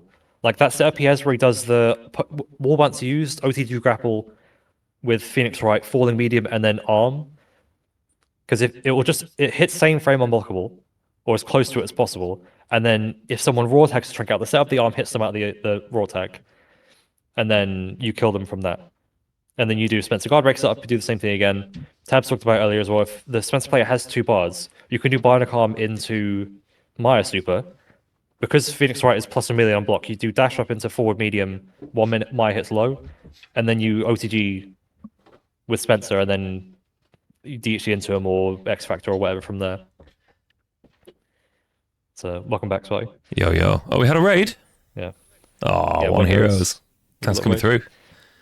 Pleasure to have you in. Fiji Greed's still not responded yet, so either they're typing up an essay, which I'd be looking forward to reading when they're not here anymore. Fiji Greed, so unreliable, so handsome, just can't be trusted. So he's saying that Viper Doom Strider is a more tournament balanced team. I think so as well. I think Viper Doom Miami is like a specialist team, but oh no, he wasn't even typing. Basically, what we're asking is where would you put the teams of Viper Doom Strider, Viper Doom Ami, and Viper Dante Strider? I'll just single these out a bit. Oh, he did actually step away. Okay, fair enough.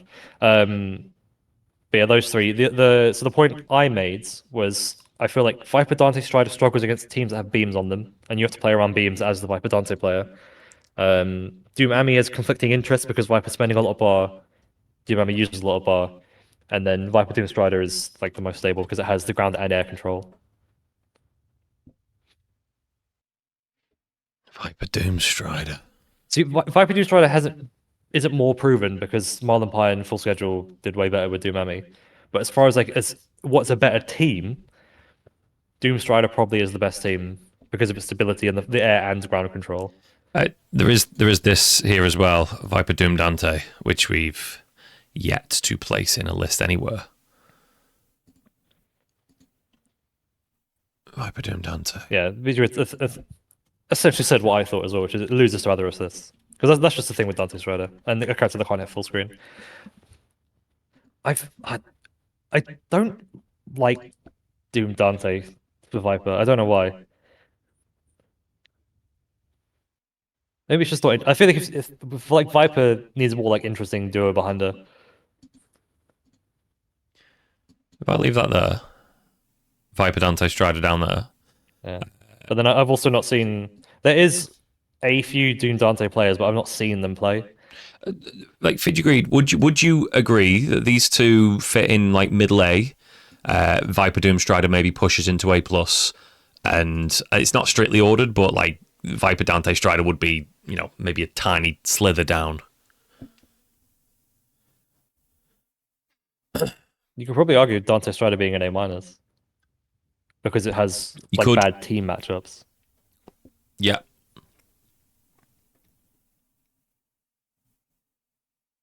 It seems to lose to Wolverine Dorm UMvC quite a lot.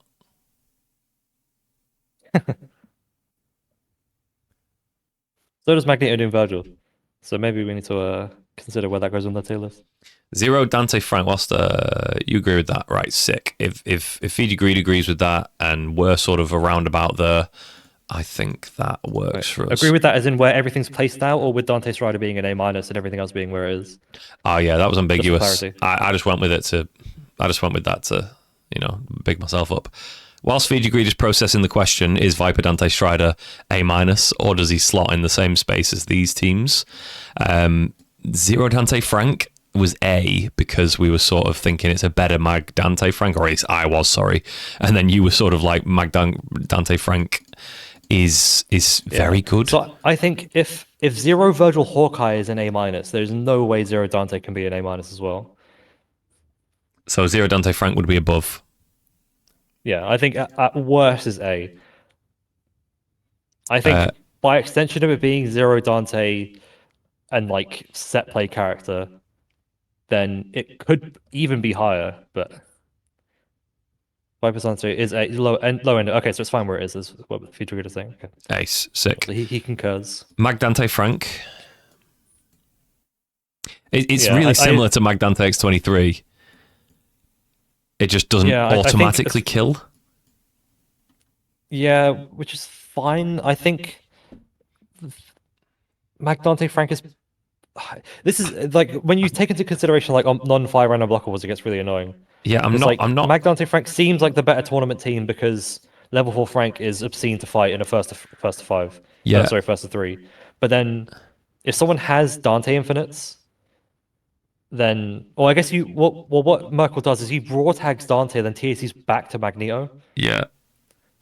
And then does the Magneto infinite instead because the Dante infinite I guess is not like reliable enough. Mm-hmm. And then you win off that. But then like trying to win against Frank with Jam Session and Disruptor behind him when he could just do stand medium plus Disruptor and then roll. That is really good. But then it can't be better than Zero Dante Frank. I don't think it's in the same tier as Zero Dante Frank now. I don't like it being in A-. I also don't like that being in A-, but I kind of get it and I want it at the same time. Yeah. Well, I mean, would you consider moving each one up one stage? Because Zero Dante is just messed up. Zero Dante in A+, Zero Dante Frank. I feel like it misses the point too much. Like Zero Dante Doom, Rambam. It really is such an. Would be like a. I think you used the word already, but I feel like the Zero Dante Frank is such an anomaly team as well. Like actually, let's consider that like the Rambam, Zero Dante Doom or Zero Doom Dante, whatever order it's in. Is that Rambam's team? That's Rambam's, isn't it? Yeah. Yeah, he plays. Or I guess if you want to, Monkey Senpai or 0 with 2 assists is good. It's just straight S, isn't it? It's not S plus, but it's not quite S minus, is it? Like it's Zero Doom Dante, you mean? Yeah, Zero Doom Dante. Like if I just type it. Yeah, if we purely from an anchor perspective, it can't be an S plus.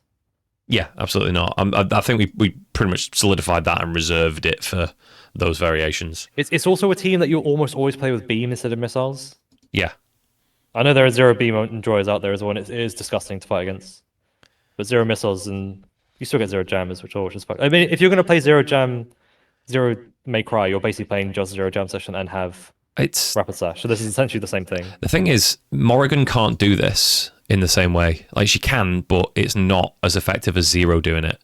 Like Zero Doom Dante is better than Morrigan Doom Dante. Like Morrigan Doom Dante would be in like S minus probably. Would you say? Yeah, I that's kind of what I was leaning at before with the lack of anchor. Because I think the fact that she gets pressure off jam session and so on is good, but then she doesn't really want to be in that position. Anyway, so like if Morgan's in a position where she has to use Dante, it's like not favorable. It's still really strong for her, but which means like Zero Doom Dante's there. You'll need to get rid of Morgan Doom Dante from S neutral. Wait, did I have one in there? Yeah. Oh, we've already done it. Oh, right. Well, there we go. Boom. All right, done. Get out of there. You're gone. I didn't realize we'd already done that one. I just came back to it and had a slightly different opinion. Close in opinion, but slightly different. Yeah.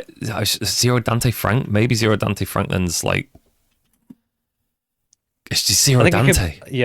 It could potentially be S minus. I'm saying this now. If we're putting Zero Dante Doom... because it does this essentially the same thing with a slightly worse neutral assist. Because you get the throw pickups with Frank, and then you do the extensions with Dante, and you get set play with Dante, and then Frank got set play from 2 angles. Like having the second best point character enable Frank, even though it is very contradictory or like redundant is probably the better word. Like having a Zero Dante team less than S just feels wrong. Yeah, I think the bigger question here is: can I face the ridicule I will get from Obama if I put Zero Dante Frank in S minus? And I don't think I can deal with that. I don't think I can stomach it. He already calls me an idiot for my food and opinions. I don't think. I mean, you do that to yourself, to be fair. I do a little bit. I want to stick it in A plus because Frank is a bit redundant on this team here. So You- I want to on the record that I still think while it is redundant, it is like an alternative option. It is a win more team. Is do you choose to win with 0 or with level 5 rank? yeah, yeah. Virgil But I Viper think with Doom. that being said, then Viper Virgil Doom. I'd personally probably move up Mag Dante Frank from Mag Dante X23. What you want to move it up? Too much volatility with Wait. X23. This. Or move this one down. Move the X23 one down. We do feel good. You've probably seen it there. There's Thor and there's MODOK as well. No, there's no way like an unblockable team, like a essentially guaranteed unblockable team, is less than A. That was my reasoning for having them be an A. So put Thor Rocket Strange here, and I'm really upset. Stick with it still. It's Thor. It's Thor. Yes, he is anti, not but he's that bad. But he's just has that impact on the game. he's fucking awful. The massive, He's really not. bloated, hammer throwing bastard. A minus for Thor. Like, have we put some Rocket Strange It's not up just here? It's Thor Rocket Strange. Like, where's the other Rocket Strange in here? Right, MODOK Rocket Strange went in up here at A+. Sorry. Against my bad judgment, I'm going to leave that one there. Thor Rocket Strange, and there would be a whole slew of like Rocket Stranges, like Virgil Rocket Strange would be good, right? I just can't be bothered. Yeah. There's too many of them. Like Viper Virgil Doom. Viper Virgil Doom would probably be, where are we here? Where was Doom Strider again? Viper Doom Strider here. Maybe like the straight A tier. With like Wolvie Doom Virgil. Somewhere in A, yeah, like that. I don't think Viper Virgil's super good. Like, there's a lot of variations here. We just I just can't be bothered putting them in. But it's going to be one of those like, oh, what about this team? When discussion gets had. But yeah, we've talked about it. Watch the video. Yeah, I mean, there's something like this you could also revisit with like these teams.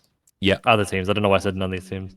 We definitely missed a lot of stuff as well. I don't know if you wanted to look at Jabril's list.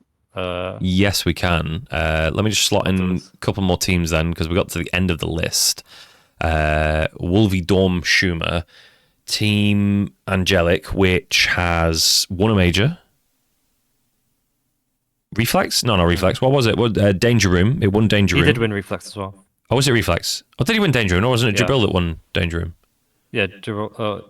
No. Jabril or... No, wasn't it Angelic who won that? No. Because he was at that point he was playing like Morgan and shit. He lost like really early on. Oh, right. It did win Danger Room? It did win Danger Room? It did won. Oh, come on. Off one. But he definitely won Reflex. Like Angelic has been. Oh, LT, right? I read that as it. Yeah, LT won. Oh. Okay. So it's Angelic, really strong player with a team that is really synergetic again. Where do we put Wolvie Doom Virgil? That was A, wasn't it? Wolvie Doom Virgil there. I don't think it's as strong as a team as that. I think it's a team that... No, I think something like Wolverine Dorm Schumer is probably A-, because again, it's really volatile. Like Dorm Schumer is really strong. It's arguably Dorm's best assist behind him, if not besides missiles. Yeah, it's a really strong mix-up tool, neutral tool. It's not a get off me, but it's damn good for both Wolverine and Schumer. And the way that Angelic plays specifically. It's the fact that it always gets scaled hits. Almost always. Like, you'll very rarely get a clean hit with Wolverine. It'll usually be like Berserker Slash into Mystic Ray. Yeah. But then it's hard for Wolverine to kill off that in the same way that, say, Iron Fist would. I actually genuinely think that Iron Fist on the back instead of Schumer is the same thing, just opposite. It's quick and it's narrow. Like the cone the explosiveness of Iron Fist suits Wolverine better.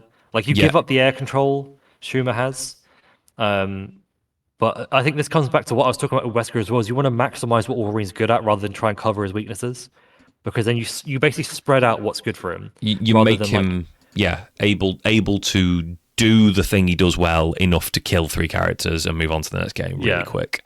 Like you accept the weakness and you play around it, but then when it works, it's astronomically good.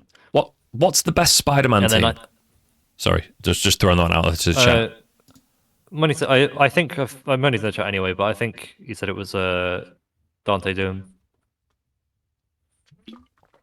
Is that any good? Monix, where would I put Spider-Man Dante Doom? I mean, Spider-Man gets like the freest raw tags to Doom as well. Like he can do like a lot of web throw loops and then just tag Doom and then Team Super. And then SBK. Oh, SBK. Now SBK is an interesting one. I don't think it's as good as either of these teams. And the big reasoning behind that is you've got the things that Wolverine wants. Like he wants 3 assists. He wants damage from one of his assists. He wants both of his assists to be able to pick up from throws, super jump throws in particular, like to be able to land, call assist, and then OTG, which actually both of them do for SBK. I can only do that with Rising Fang. But he also wants some form of lockdown as well, which he gets. The problem is he misses that damage. Like Tatsu does the job for damage, but you don't quite kill the same characters that you would kill if you got like a Rising Fang hit. It's a troublesome one. It is a snap TAC team. Yeah, Plasma Beam does a great job. Like you can get a slash into a Plasma Beam single hit, and it's a 2-hit starter, starting with like 110k. I want to say for the slash. Like that's a really big deal. But the Tatsu, you're probably looking 4 hits before you get to the meat of the combo, and then Fatal Core loops, and it's still not ideal. And that much snapping, that much resetting in this game, just you can get beat up by it, but you shouldn't over a long set. You know what I mean? Yeah, I think B is fair for it as well. I felt weird having Wesker like in the same category, but I think it's like the best Wesker team versus Everybody. like the pretty goodest Wolverine team. I think it's pretty even. And then Phoenix Wright Dante. That's about as good as Phoenix Wright. Spencer Phoenix Wright, I think. Let me just find that Jabril list. You linked it in Seth Schilling, didn't you? No, I think you sent it to me. What? Did I? Nope. No, somebody linked the Seth Schilling in linked the list in Seth Schilling, right? Oh, it was E. Oh, there we go. All right, let's have a little look here. Probably there's an S- team to Is SSS SS. Oh Jesus Christ! Elon Musk coming at you again. S plus tier, S minus tier. Why does it go S plus and then S minus? S minus minus. Is there like an S minus plus to? No, then it just goes A. Why? Why is it the why? Why is there a neutral A but not a neutral S? And why does it go S minus minus, and then A without any pluses into 1 minus tier? This is worse than I could have ever imagined on a tiering basis. If I could tier lists, this tier list is abysmal. This is low. This is like D tier, D minus minus. So Morrigan, Doom, Virgil, best team in the game. 0 Doom, Virgil, second best. Doesn't even put 0 Dante down. Like there's like 0 requires an S minus. Yeah, that's 2 tiers below 0 Doom, Virgil. Which didn't he do this after Evo 23? When was this? The Reflex, I think. This was Evo 23. This was before Evo 23. Oh yeah, so maybe you'd be forgiven for the top 2 of Evo 23 with the biggest Marvel tournament ever being 2-0 May Cries at the top 1. Jabril has terrible food takes. He seems like the loveliest guy as well. He made this list in 15 minutes, not 4 hours. Yeah, you're right. So Magneto, Morrigan, Doom, we've covered that. Magneto, Morrigan, Phoenix, covered it. Chum, Morrigan, Phoenix. Yeah, similar sort of opinions there. Magmora, Doom, we put in S, right? There it is. Yeah, so that was like our second tier down. We basically grouped them together, and those 2 went in there as well. I think Magmorigine and Chun Morigine are both better than Magneto Mora Doom, personally. We didn't do Zero Morrigan Phoenix. Yeah, I mean, I don't think there is that's someone as who good as plays that. team I as think well. I think it was Buckethead that plays the team, or Ender played it for a while, didn't he, or something? No. he played Zero Doom Phoenix. I think Zero Morrigan would be like an S minus by comparison. Zero Morrigan Doom as well. Was it Rusty Shackleford who played? No, Rusty Shackleford was point And then we didn't do Zero Emmy. Morrigan Doom, yeah. I think Yeah, I mean that's something we actually talked about before the bloody thing happened. But that's one that's I really think Zero worth Mor. considering. Zero So I Morrigan Doom. think I'll let you go. Zero Morrigan Doom, I would even consider putting above or in the same level as Magneto Morrigan Doom, if not above it. Magneto. Because you're playing zero missiles and you have infinite meter. Like I don't know where he came from putting it 2 tiers below it. Is that where did he But put it? this S is minus minus or something? Yeah. it's Oh at the Jesus bottom of S Christ! minus minus. Or again, they're probably not ordered. You probably just stuck them in there. You will get Um, a Sogenmu out into Astral, and then have missiles and double assist from Zero, whichever Zero assist you want. That's dirty with all the meat you'd be getting. Like you just release Buster and then Sogenmu and then out. You're done. yeah. And Does it really make sense? Zero. He doesn't even have Zero Doom Dante on his in any of his S tiers. So I presume it's going to be in like A plus or whatever. just Yeah. a normal. Zero Dante Strider. Zero Virgil Strider is absolutely not A tier. I mean, it's triple anchor, but Zero it's very Virgil ugly. Strider. That's a team that I'd not really considered. Triple. It's Team Mon, but Yeah. it's Dark Ado was playing it back in the day in the UK. he has Coach Stephen D tier. That's how. That's the one thing I remember from this list. Where is it? Nova Spencer Doom C tier. Oh, he has it in C tier. Sorry, he has KBR in D tier. Alongside yeah. Mac Doom Dante. And in terms of like pure theory, yeah, what does he say here? He did it with Angelic and with oh my god, why am I don't know who that is. it's Kingini. why can't right Kinder Pie? Why couldn't I freaking remember his name? I wanted to call him Kyle P again. Yeah, Kinder Pie, such a good guy. So he's doing it live. Might not be perfect. It's my general feeling about the team ranking. The UMvC, too many team combinations. Only ranked strong, relevant teams. Does he mention further below inspired tier discussion? I think this would have to be like a pure theory list, like without taking into consideration. This is the thing. Every team on here, most of them have been played. It's like if you. That's why there's Joe Morgan Phoenix and Joe Morgan Doom on there as well. Because Joe Morgan Phoenix was oh god, I can't remember his name now. So someone's gonna know. God. Snake Tits. That's it. Thank you. He was like the only Joe player doing Joe things at that level. Joe Morgan Phoenix. That I know of anyway. There's probably some person who only plays once per month offline. Yeah. Dawn Morgan Phoenix. Ugh. Nova Spencer. They put those all exactly in the same tier there. When I think the Nova Spencer Doom, is considerably better. Dom Doom Phoenix, Mike Virgil Dante, random optimized teams.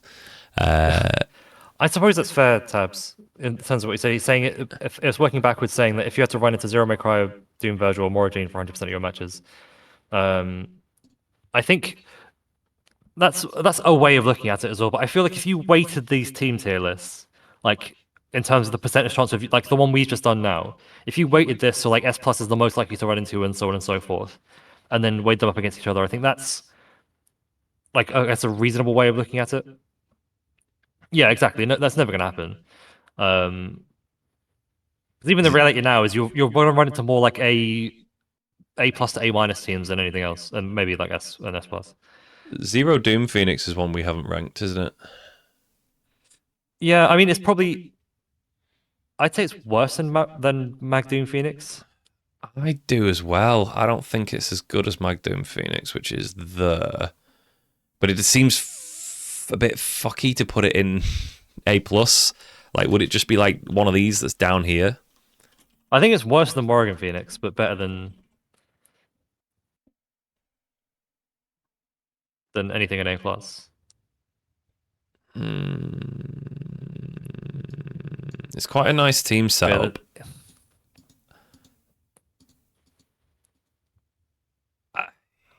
My only real issue with Zero Doom Phoenix is like it's an extremely good team, but it's like with Zero Morgan, you get to play lane zero, you get to go into Sugenmu while building meter for Phoenix, which is really strong. But Zero Doom Phoenix is a team that it's similar to Magneto, is you eventually need to engage, but with Zero you can play like a very disengaged sort of game, but it doesn't necessarily sorry, I'm rambling. I'm stumbling my words because it's 2 a.m. You play a more defensive game and disengage more, but it doesn't seem as effective as doing it with Magneto because you can't freely spend your bar without getting something back. I guess and also because you're relying on the Doom TAC for meter gain, Doom very rarely gets to 5 bars before killing the character you're doing the TAC on. And especially if you're hitting them with zero as well. Unless you're doing like it's a really good point. Like you set up an unblockable or something and then do launch medium into TAC right away or something. Whereas Mag can do like a throw. He can do a fully extended combo into his TAC, whereas Zero's going to be cutting that a bit shorter and won't be doing the full extensions into launch heavy TAC because it just won't work. The deterioration is going to be too much. Yeah, exactly. He'll have to cut that early. So you THC in early before you've built much bar. Doom will kill them with the scaling, as you said. And your other option is to lightning loop them or go for a neutral reset, which is great and all, but it's kind of suboptimal. I'm kind of feeling like the Zero Doom Phoenix team might be an A+, which sounds so messed up. No, I think the reason it can't be is if Phoenix dies, you've got Zero Doom left, and you're playing Zero missiles. There's no way a Zero Doom team is A+. You're right. We should start these middle of the day. We really should, because I was free way later. You're not even working today. I'm not working. I'm not working for a couple of weeks. I genuinely think we should revisit this with kind of some of the rest of the teams on this list, some stuff we didn't consider, and then maybe for fun also like dry games teams. Is there a Magdorm Doom in here? Magdoom Virgil in A. I think he had Magdorm in D tier. Magdorm? I'm genuinely not joking. Yeah, if you go Hagardorm. Oh, it's Hagardorm. Magdoom Dante is a D tier team. God damn, Jabril. Are you trolling? Is this guy trolling? Doom Phoenix up there.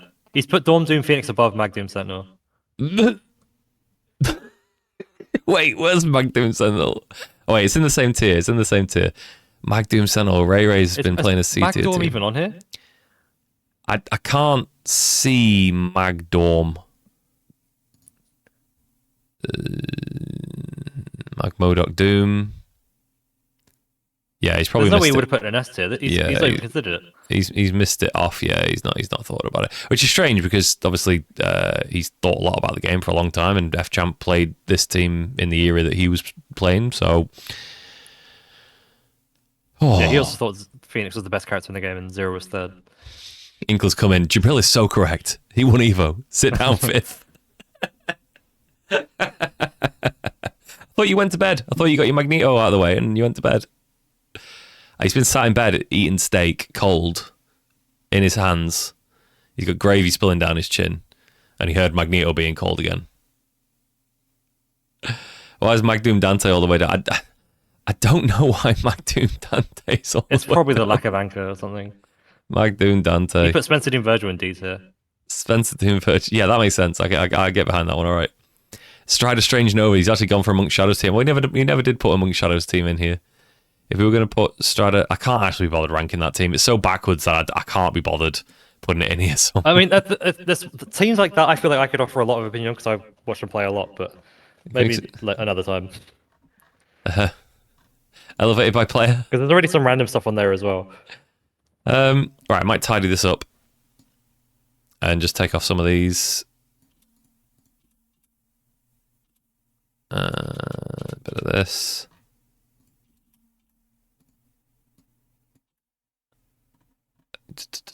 Any final amendments, chat? Anything you can see that's glaring? I'll scroll down it in a sec.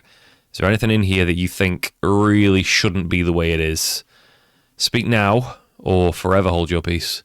And I think I might just downsize this a little bit to make it a bit more digestible. Yeah.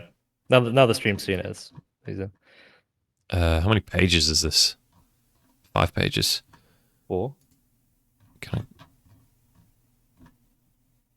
That's barely run off to 5. There we go. All right, we managed to go 3 S tiers, 3 A tiers, a B, a C, a D. We've really been picky here. Jesus Christ. Most of this is a meme. Once you get below B, we're sort of completely irrelevant.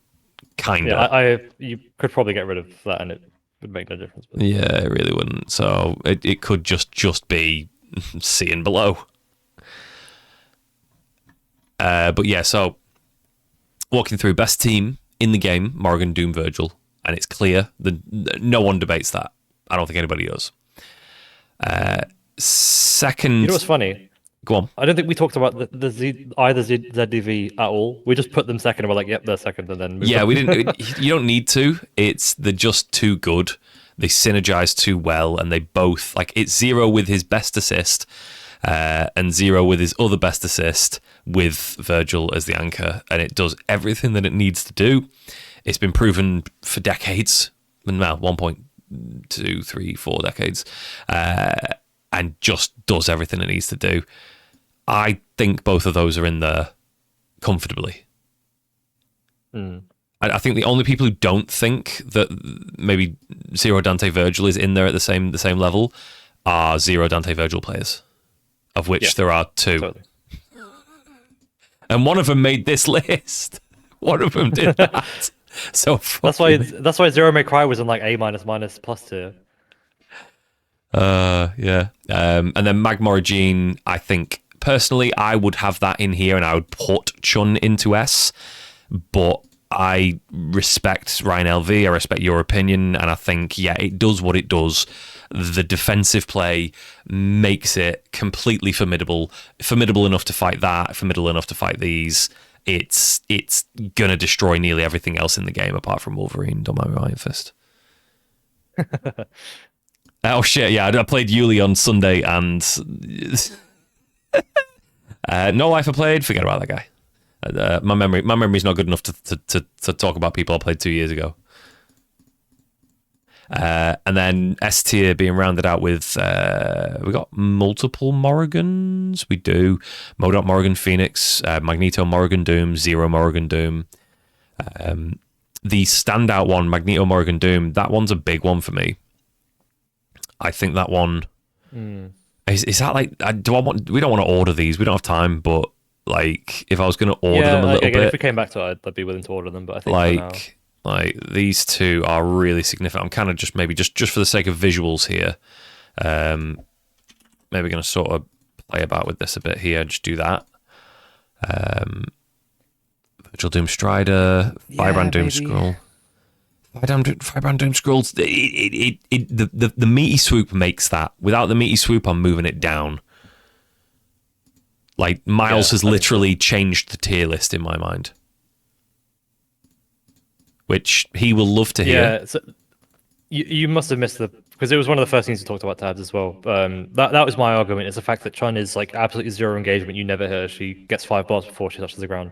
Obviously, it's an exaggeration as well, but Spotty's argument was like, if should the plan fall through, the Magneto Morrigan, or Morrigan Magneto specifically, is more likely to win than Morrigan Chun. Although I think Morrigan Chun is strong because legs lockdown and although Rhino we did switch to Kikoken instead of legs. Yeah, but soul drains and so on. Both back and forth, but I just honestly believe that even on point, Magneto is the better character. But I mean, there's a certain amount of theory here.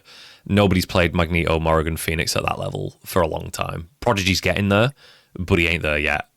He's not anywhere close to Ryan LV's level. Otherwise, he'd be winning TNS every week, in and out every week. Well, with that being said, Haru Maru in the chat. That guy's come a long way. Yes. Seen him playing TNS for 2 weeks as well. This guy's fucking good. Yeah, people were like, "Oh, Ryan's rusty. Ryan's not playing properly. He's playing Kokokan assist. He's not playing legs. No wonder he lost." It's like, no, it's because I'm godlike and only made 12 mistakes in that set. I was so nervous in that set. The drops that I had were just insane. Like, you know, like I got that full screen super, and he thought he was good with the trap, but got bodied. I was so lucky. Morrigan Doom Strider. That's an interesting one, but it's like Morrigan Doom with an anchor is still really fucking strong. Morrigan Doom Ami, again, same thing. Magdoom Virgil, I think that is the peak Magdoom team.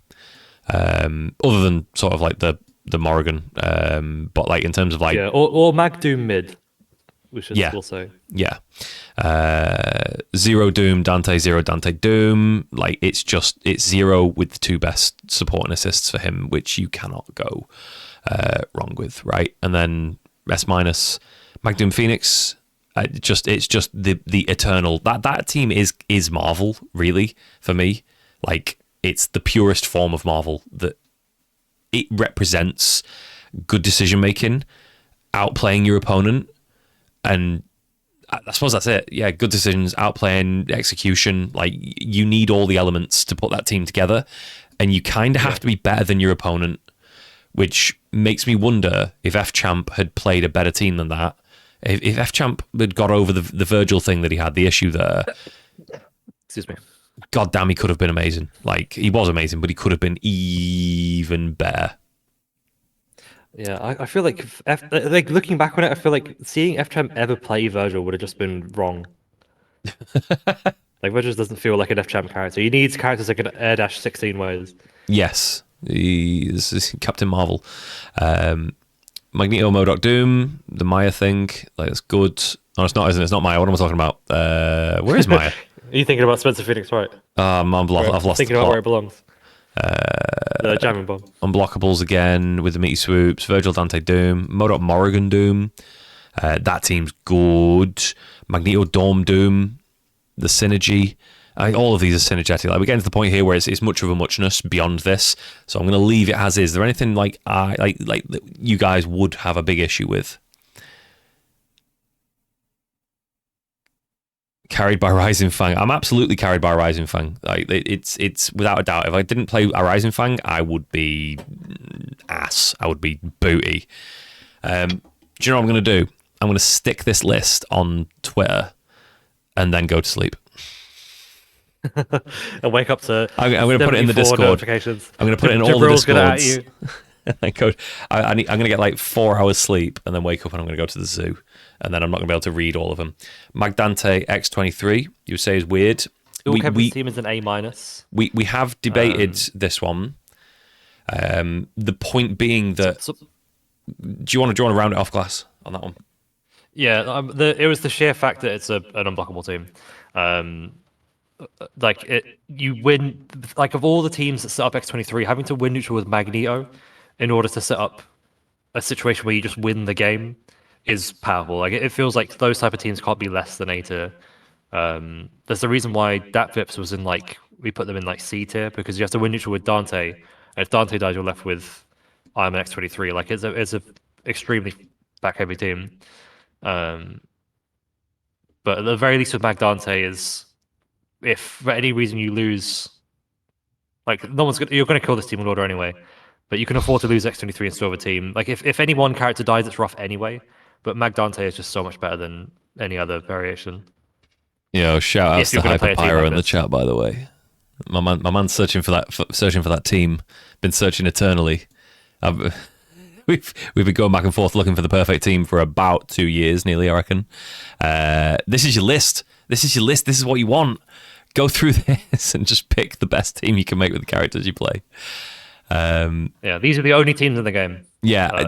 Don't be going backwards. Don't be picking no Ryu. There's no Ryu on this list, right? Did Jabril have a Ryu on the list? Don't pick Chris. Don't pick Arthur. There's no Ryu on this list. Yeah. Okay. And then the Ryu random optimized Ryu teams. Yeah, he's been banned. No Nemi. No Nemesis. Hagar's on this multiple times. Not having that. Oh, we didn't bring Jason Kido. That's actually a team. Oh, that is a.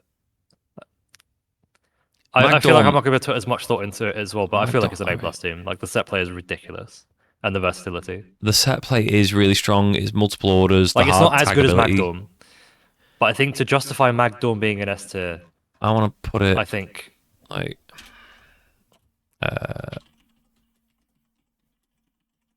Magdorm Hagar or vice versa. Is there a way that I can list that it makes sense? I can just do. Yeah, there you go. Any order, any team. hands. Which I suppose I actually think Mag, Dorm, Dante. Oh, we didn't do IDOM either. Mag, Dorm, Dante in any order. Like is IDOM is like similarly tiered. Super synergetic, but I think it's scaled. IDOM. Point right, so it's Dante, Dorm, Strange, right? I think it's like an A minus? A B? Yeah. Like Dorm and Strange have some lovely synergy. Dante and Dorm do. Dante and Strange go at it. There's part of me, someone who's tried to play Dorm Strange. This is like personal bias as well. I don't think Dorm Strange doesn't feel powerful. Like it's good, but it's like it doesn't have the same impact that other beam assists do. Like I'd rather have like a lockdown beam, and yeah, a lot of other people agreeing B as well. Well, sorry, two other people. But like you're playing Dante Point as like in a weird way to set up Dawn 1 point. So then you can play Dawn with Jam Session and Bolts. And Dante with Bolts is fantastic. I love Dante with Bolts as well. But it just feels like triple support teams can't be that good.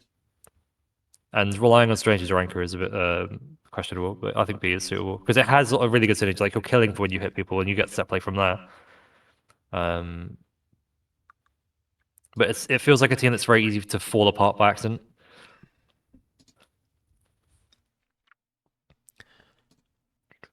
If we do like a pageless. Oh, there we go. I can have no pages. That's nice. Oh, why don't we figure that out hours ago? Nice. Must read that.